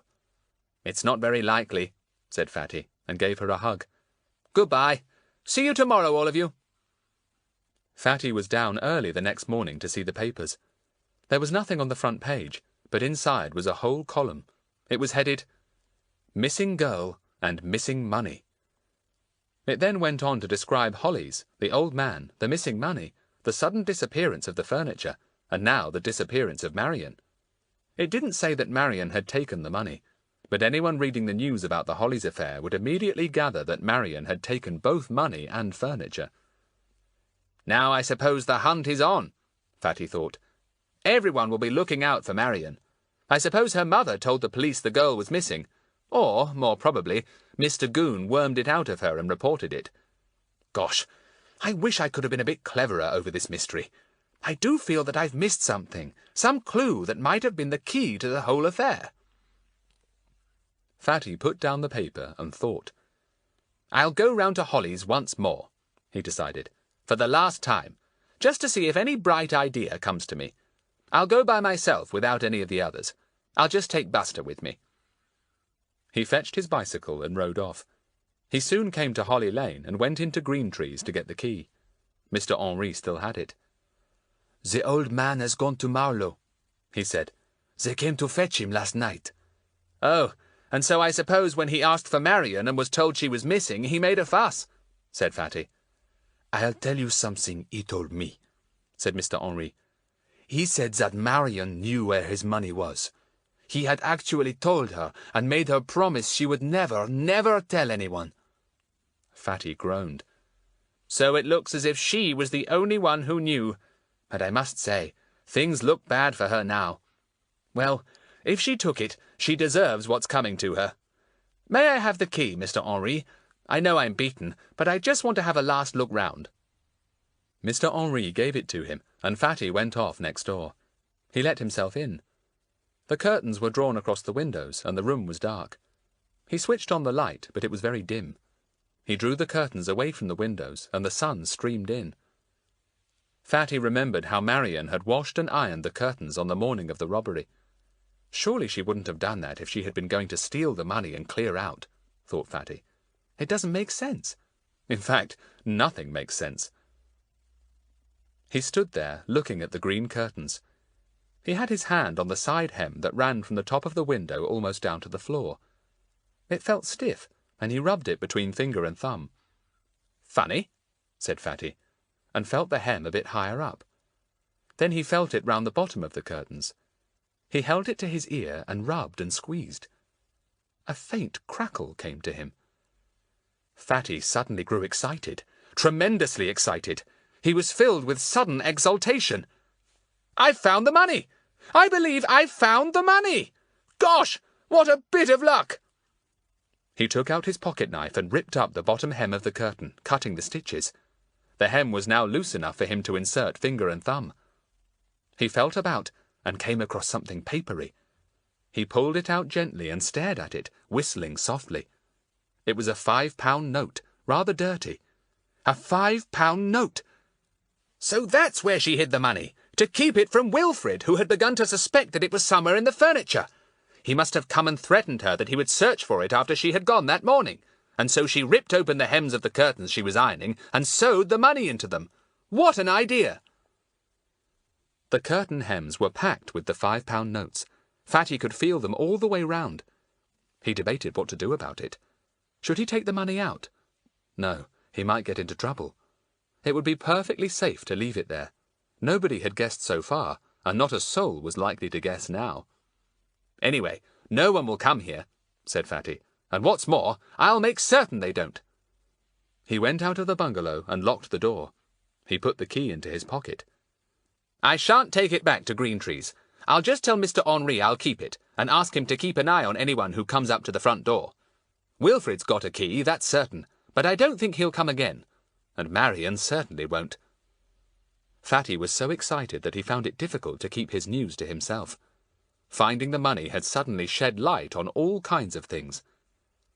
Marion hadn't taken it. She had hidden it in the curtains to make sure that Wilfrid didn't find it if he hunted for hiding places in the furniture. She hadn't even told the old man where she had put it, in case Wilfrid wormed it out of him, and the old fellow, looking for it after Marion had gone that morning, had thought it was stolen. Why had Marion disappeared? Not because she had taken the money. She hadn't. Had Wilfrid anything to do with her disappearance? It was almost certainly Wilfrid who had come with a van or lorry that night and removed all the furniture. Why? Probably because Marion vowed that she hadn't got it, but that it was still hidden at Holly's. The pieces are fitting again, said Fatty to himself jubilantly. If only I could find Marion, or the furniture. Would the furniture still be in the van? It would obviously be dangerous for Wilfrid and his helper to unload it anywhere. His people would be very suspicious to see furniture suddenly appearing in the house or in the yard. He probably had to leave it in the van. Another thought struck him. Perhaps Wilfrid's family are in the house removal business. Maybe they have big vans, and it might be in one of those. Gosh, I'll have to find out quickly. Fatty could hardly get home fast enough. Quick, quick!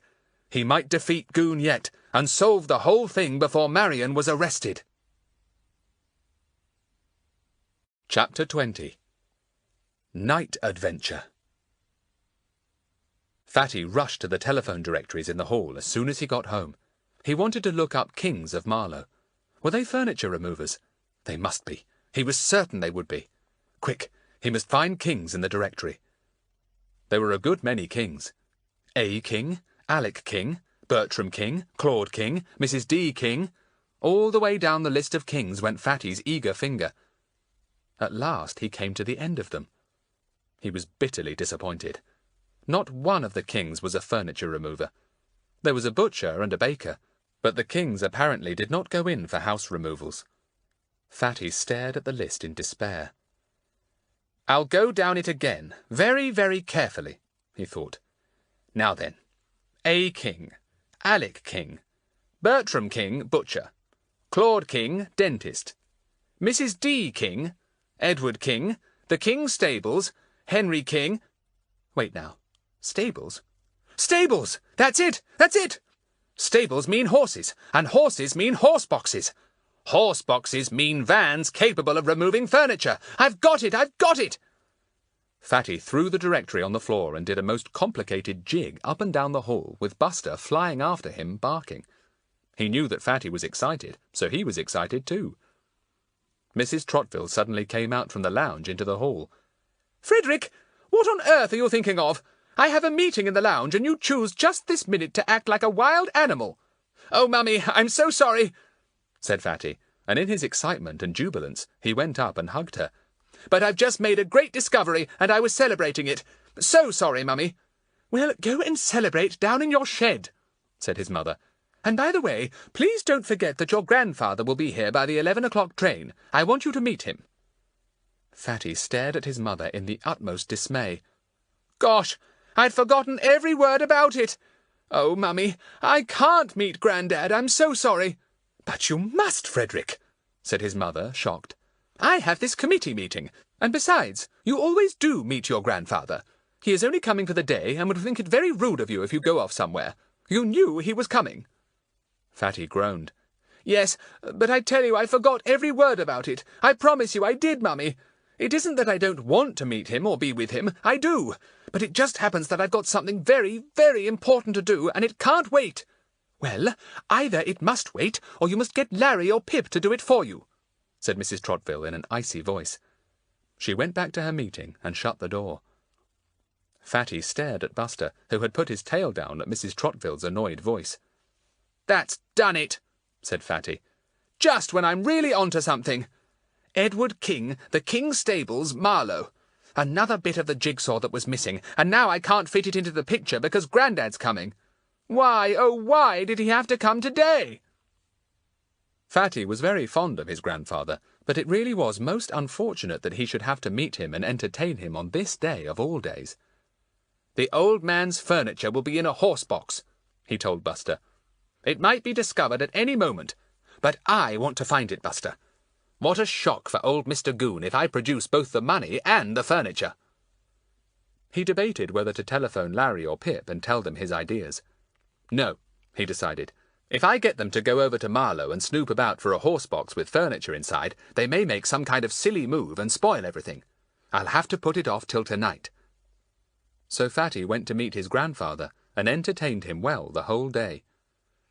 "Any more mysteries?" asked the twinkling-eyed old man.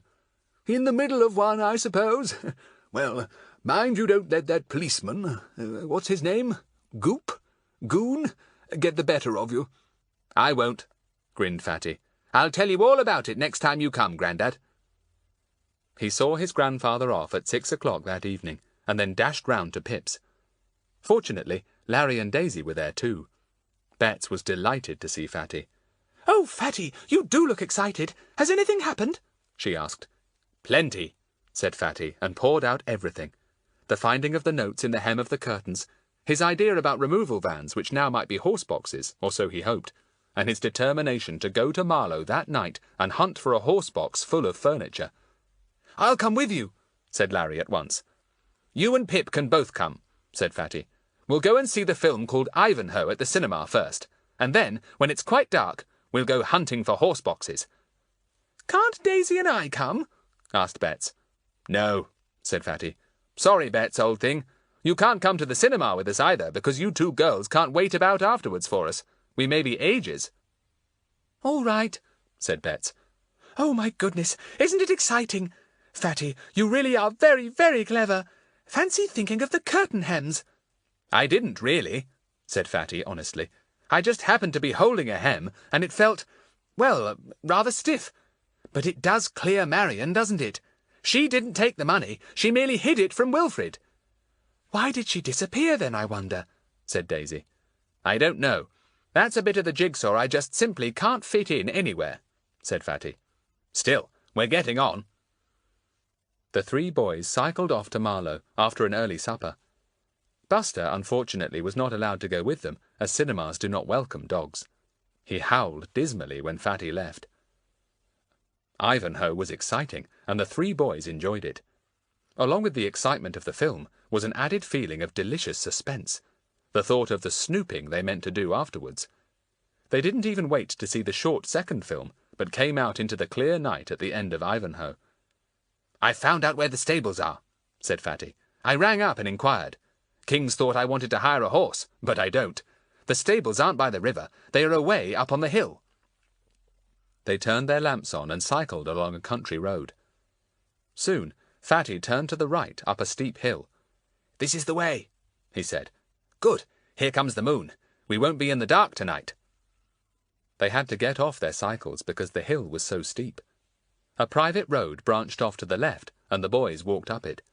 They left their cycles in the shelter of a hedge. Buildings loomed up nearby. A horse coughed. "These must be the stables," said Fatty in a low voice. "Keep quiet and walk in the shadows." Nobody appeared to be about. The stable doors were all shut. A horse stamped occasionally, and one whinnied a little.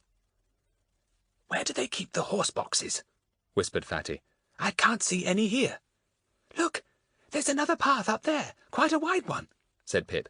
"Perhaps they're along there." They went up the broad path.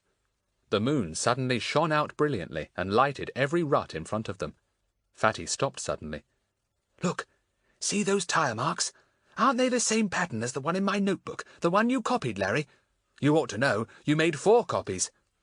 Yes, they are the same pattern, said Larry, and got out his copy. He shone a torch on it, though the moonlight was almost brilliant enough for him to read by. Yes, it's the same. Goody, we're on the right track. Wilfred must have taken a horse box to remove all the furniture and brought it up here. The path went on for quite a way, and at last came out into a field. No horses were there just then, but the boys could see 6 in a field a good way down. Look, horse boxes and lorries and carts, said Pip, pointing. Sure enough, neatly arranged in a big corner of the field, was a fine collection of horse boxes. The boys went over to them. Look inside each one, said Fatty. There were 4, and none of them were locked. The boys shone their torches inside, but to their great disappointment, each horse box was empty, save for a few bits of straw. Fatty was puzzled. Let's look at the tyres, he said. Find a horse box with newish tyres, the pattern clearly marked. But none of the horse boxes had 4 new tyres, and the patterns on them were not a bit the same as the one Fatty had seen outside Holly's. The boys looked at one another. Now what? said Pip. Dead end again. Better look round a bit, said Fatty. It is possible that Wilfred hid away the horse box with the furniture. So they hunted round. They walked across the big field, and at the other side was a copse. Fatty saw a bridle path leading into the bushes. He followed it, and suddenly came to a muddy piece where, plainly to be seen, were tyre marks, and each of the 3 saw at once that they were the ones they were seeking.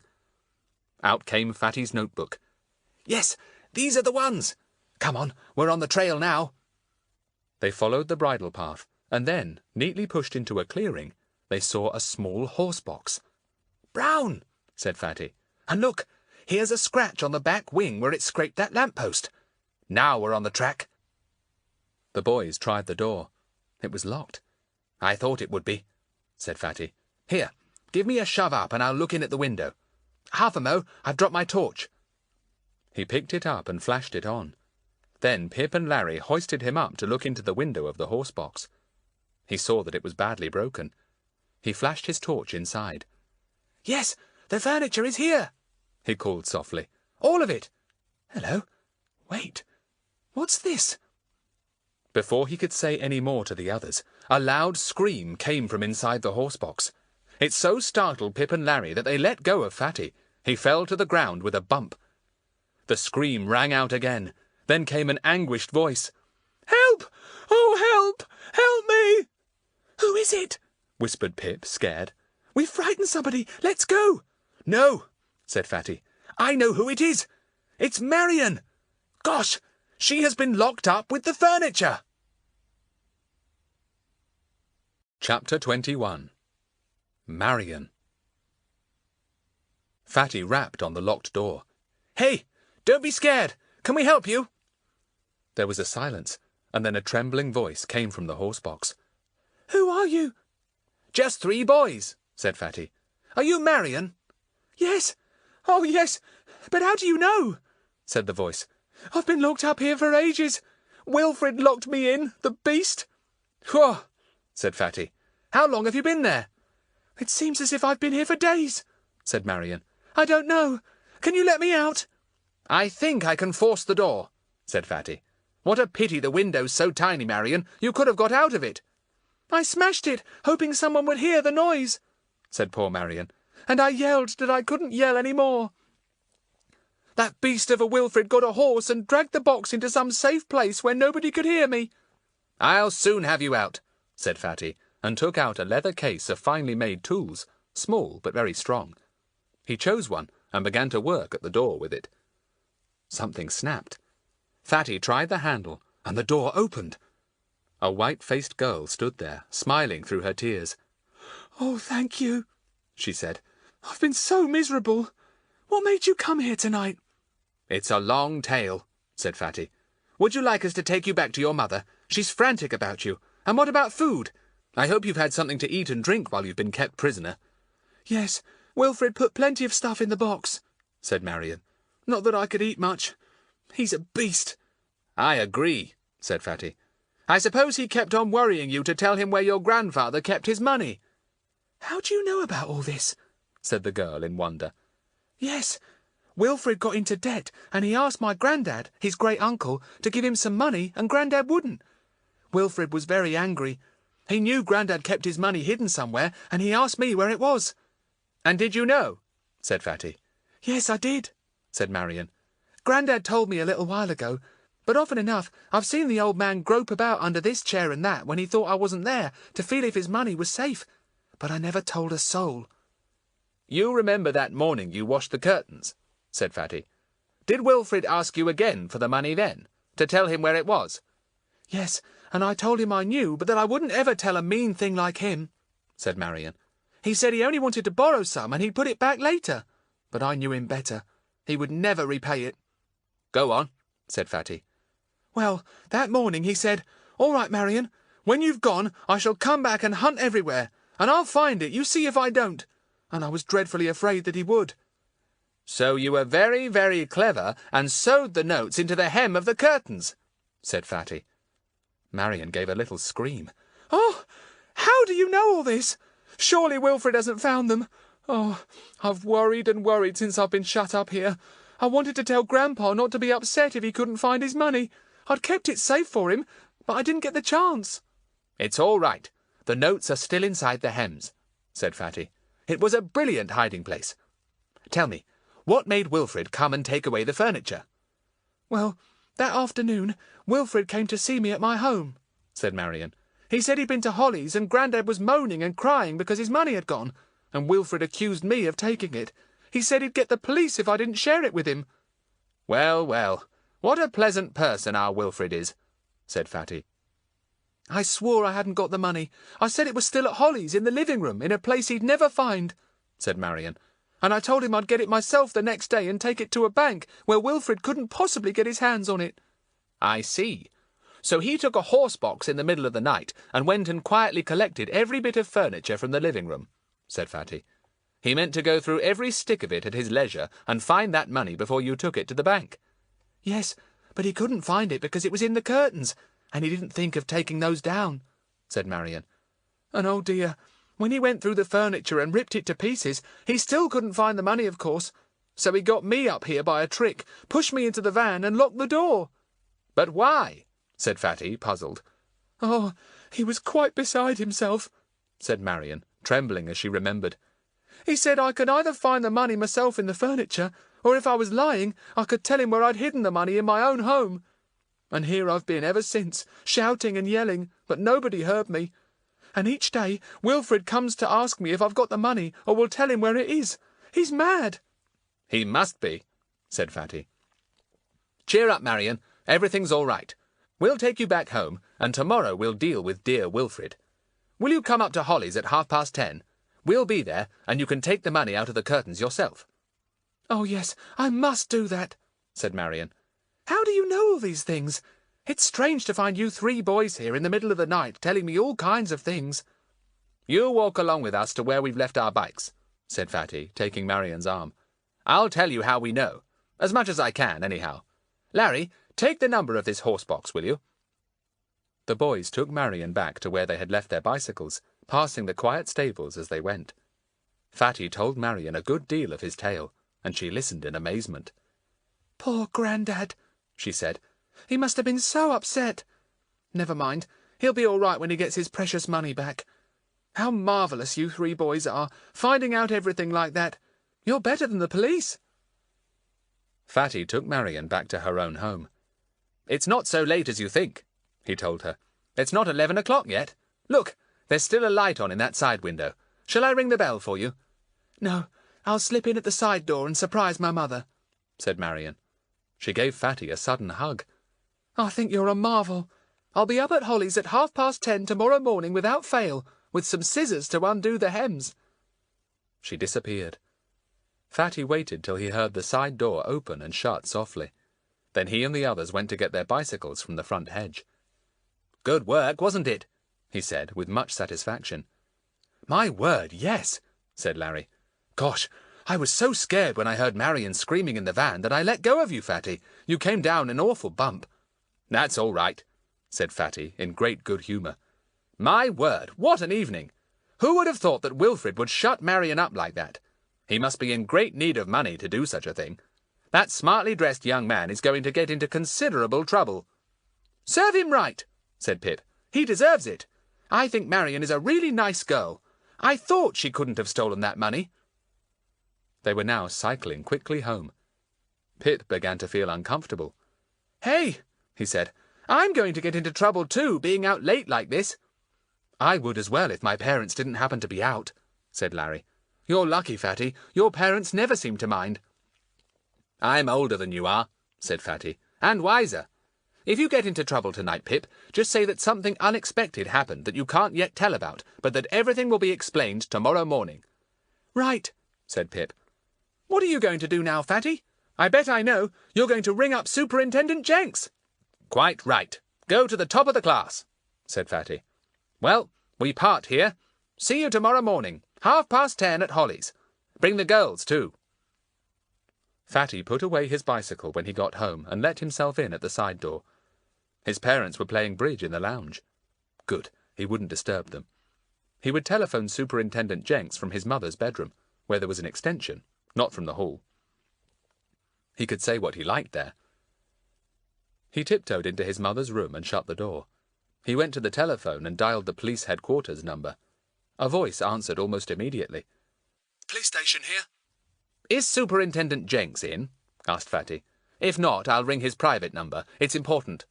He's not here. I'll give you his private number, said the voice. Thank you, said Fatty, and rang off. He phoned the private number. He heard the superintendent's voice almost at once. Yes, what is it?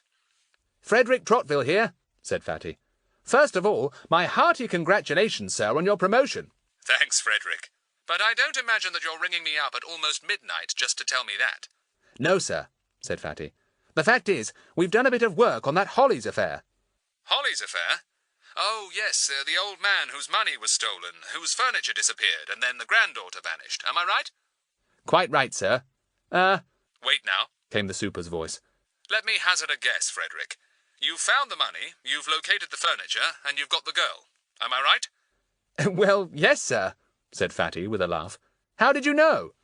Oh, I had a report in 2 days ago from Goon, in the course of which he complained that Frederick Trottville was greatly hampering the course of justice. I imagined that meant you were getting on with the case a lot better than he was. Actually, he said that it was pretty certain the girl had gone off with the money and should be arrested as soon as found. Did he? Well, he's not quite right, said Fatty. Would you care to come along to Holly's, the bungalow where all this happened, at 10:30 tomorrow morning, sir, and I'll have the whole affair neatly tied up for you. Right, I'll be there. I was coming over anyhow to see what was happening.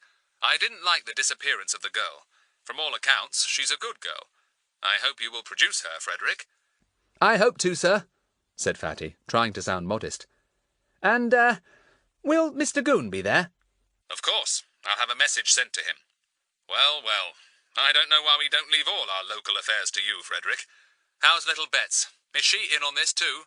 Oh, yes, we all are, said Fatty. Right, sir. We'll all be up at Holly's at 10:30. Good night. Fatty put down the telephone and rubbed his hands gleefully. Good, good, good. He was about to do a delighted jig round the room when he stopped. No. His mother's bedroom was just over the lounge. It would cause quite a lot of trouble for Fatty if someone came up to hunt for the elephant stamping round the room above. I'll go and find old Buster, he thought. I can hear him scraping at my bedroom door now. I'm coming, Buster.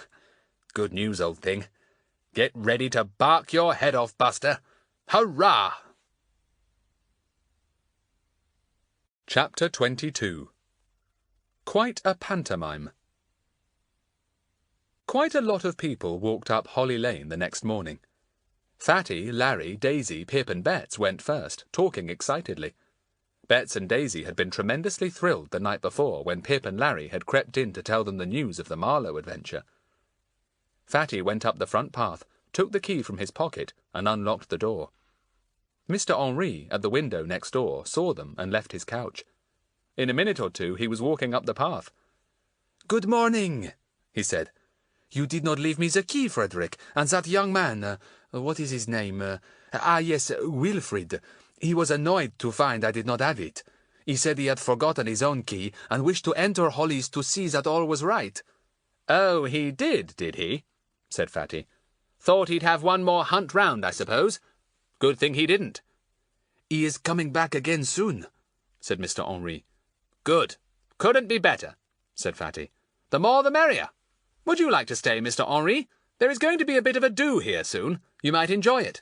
After all, you've been in this affair almost from the beginning. I stay with pleasure, said Mr. Henri, beaming. Ah, who comes now? It's Marion, said Fatty. He darted to the door to meet her.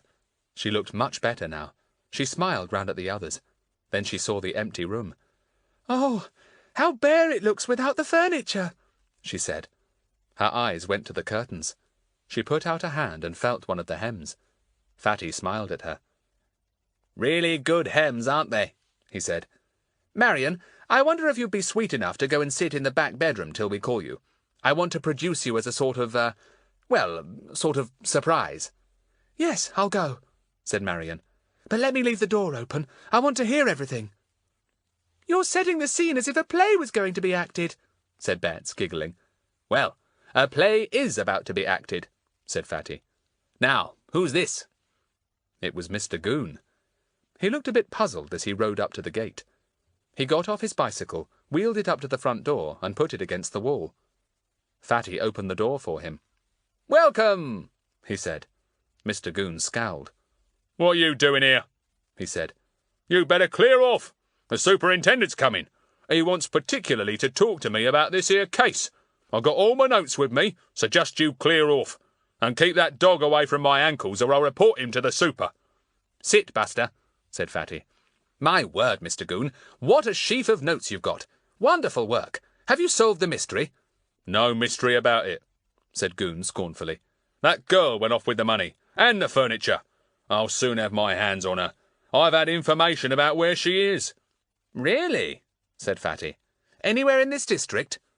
Goon snorted. "No, miles away. Anyway, I'm not saying any more. You're not going to pick my brains. Me and the superintendent are going to have a good talk, and you'd better clear out before he comes. Get along now." "Here he is," said Fatty, as a sleek black police car drew up at the gate, and the superintendent got out with a plainclothesman behind him. Bets tore out to meet him. He swung her up in the air. "If it isn't young Bets! Well, well, how nice to see you again. Well, Daisy, how are you? Larry, Pip, Frederick, you all look very merry and bright." "I told them you were coming, sir, but they wouldn't buzz off," said Goon, hoping that the superintendent would take the hint and send the 5 away. But he didn't. He asked who Mr. Henri was, and Fatty explained. Goon rustled his sheaf of notes and coughed. The superintendent turned and looked at him sharply. "Got something to say, Goon?" he inquired. "Well, sir, yes, of course, sir," said Goon, looking hurt. "I supposed you wanted to see me about this Holly's case, sir. If you could just send these kids away." "Oh, no. They may have something to say that would help us, Goon," said his chief. "They may even know a few things that we don't know." Goon looked most disbelieving. "There's really not much to this case, sir," he said. "Just a bad girl who robs her old grandfather of his money, gets away with his furniture too, and does a disappearing act." "But I thought she was a girl of very good character, Goon," said the super. "Girls like that don't suddenly do wicked things. How do we know she stole the money, anyway?" "She didn't," said Fatty, to Goon's surprise. "Nobody stole it." "You're potty," said Goon, quite forgetting himself. "Where's this money, then, if nobody stole it?" "The girl hid it," said Fatty. "She was afraid her cousin Wilfrid would get it if she didn't put it somewhere safe." "Ha!" said Goon. "What a tale! I'll believe that if you show me where she hid the money." "Right," said Fatty, and stepped to the curtains. He put his finger and thumb into the hem whose stitches he had snipped the day before, and pulled out a £5 note. He displayed it to Goon, Mr. Henri, and Superintendent Jenks. They all stared in surprise, and Goon gaped. "See? A £5 note," said Fatty, and took another from the hem, rather as if he were doing a conjuring trick. "The hems of the curtains are full of these notes. A first-class hiding place. You remember that Marion, the girl, was washing and ironing curtains, don't you, on the morning of the supposed robbery, Mr. Goon? Well, Wilfrid came and threatened to look for the money when she had gone, if she didn't give it to him then and there. And she was scared he'd find it, so she took it from its hiding place, wherever that was, and undid the curtain hems to make a new hiding place, said the superintendent. Sewed them all up again, too. A most ingenious girl, this Marion. Mr. Goon swallowed 2 or 3 times. He could find nothing at all to say. Mr. Henri laughed in delight. "Very neat," he said. "And now you will tell us where the lost furniture is, yes?" "Pah!" said Goon, unable to stop himself. "What did you say, Goon?" asked his chief. "Can you tell us where the furniture is?" "No, and nobody can," said Goon. "Nobody saw it go, nobody knows who took it, nobody knows where it is. I've had it searched for everywhere." "Frederick, can you throw any light on this subject?" asked the superintendent. "Yes," said Fatty. "Wilfrid and another man came at midnight and carried it out piece by piece." "Gah!" said Goon. "Anybody would think you were there." "Well, as it happened, I was," said Fatty. "It was taken away in a horse box. Got the number, Larry? Yes, OKX 143. And it is now in that same horse box, rather the worse for wear, in a copse near the stables belonging to King's in Marlow. I can take you there any time you like, Mr. Goon." "You've got the money, you've got the furniture, but you haven't got the girl," said Goon. "And I've had information where she is." "That's clever of you, Mr. Goon," said Fatty. "You tell me where you think she is, and I'll tell you where I think she is." "I have information here that she's gone across to Ireland," said Mr. Goon. "And I have information that she's in the next room," said Fatty with a grin. "Marion, are you there?" And, to Mr. Goon's undying amazement, Marion walked shyly into the room. Mr. Henri gave an exclamation. He had wondered who Marion was. The superintendent glanced at his amazed plainclothes officer and winked. "Quite a pantomime," he said, and the plainclothes man grinned and nodded. He moved forward and asked Marion a few questions. Where had she been since she disappeared? Why had she gone away? He wrote down her answers rapidly, while Goon listened in the utmost astonishment. "I understand, then, that these 3 boys found you locked up in the horse-box last night," he said, "and that your cousin Wilfrid was responsible for detaining you there." "Here, wait a minute," said Goon, unable to believe his ears. "You say these kids found her in that horse-box. How did they know about it? Why wasn't I told?" "Frederick telephoned me last night," said his chief. "Quite rightly, too. It is possible that you might not have believed him, Goon." Goon collapsed. His face went slowly purple, and he turned and looked out of the window. That boy! That toad of a boy!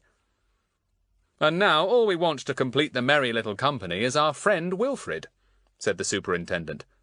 "I imagine that even you can't supply him, Frederick." Fatty was about to say sorrowfully that no, he was afraid he couldn't, when he heard the front gate click. He looked out of the window and saw Wilfrid.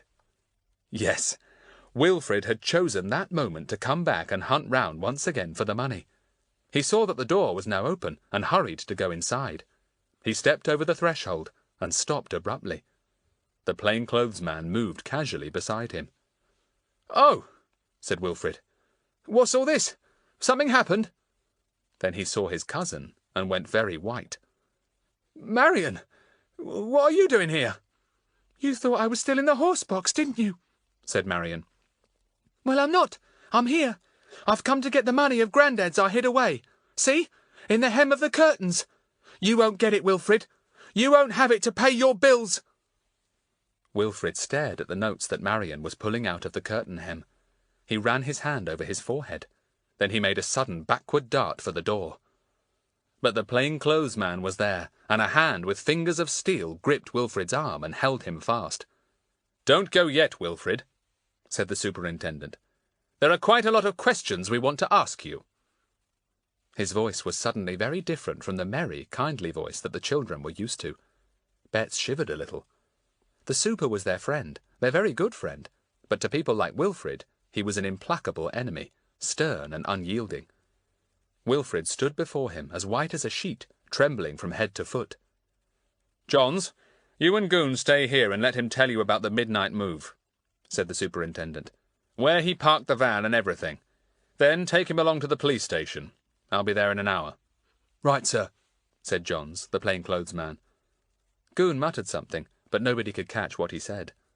Still, as nobody listened, it didn't matter. Poor Goon. He looked very downcast as the 5 children and Marion went away with the superintendent. Mr. Henri went with them and said goodbye at the gate. "I have such a story to tell my sister," he said. "Please come and see us soon. Au revoir." "Where are we going?" asked Bets, hanging on to the burly superintendent's arm. "Well, isn't there some place here that sells ice creams and macaroons?" said the big man. "I had an early breakfast, and I don't often see you. I'd like to give you all a treat this morning. Marion, too. She looks as if she wants feeding up a bit. Been starved in that horse box, I expect, Marion." "I couldn't eat very much," she said. "But I'm quite all right now, thank you. So is my mother. She was so thankful to see me.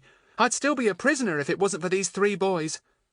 "Ah, here is the place I mean," said the superintendent, stopping outside the spotless cafe. "Best macaroons I ever had came from here. In we go."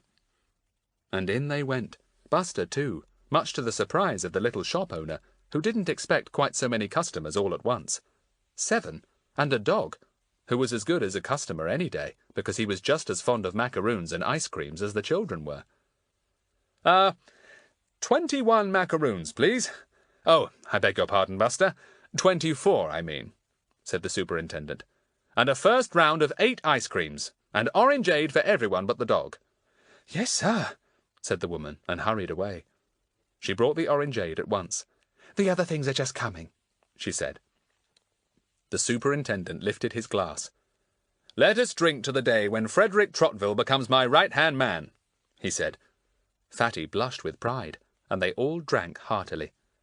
Then Fatty lifted his glass. "To my future chief, Superintendent Jenks," he said, and everyone again drank heartily. Now only the superintendent had any orangeade left. "Ah, can't waste it," he said. "To the 5 find-outers and dog. Many happy mysteries." Yes, we all wish them that. Many more mysteries. And may each one be more mysterious than the last.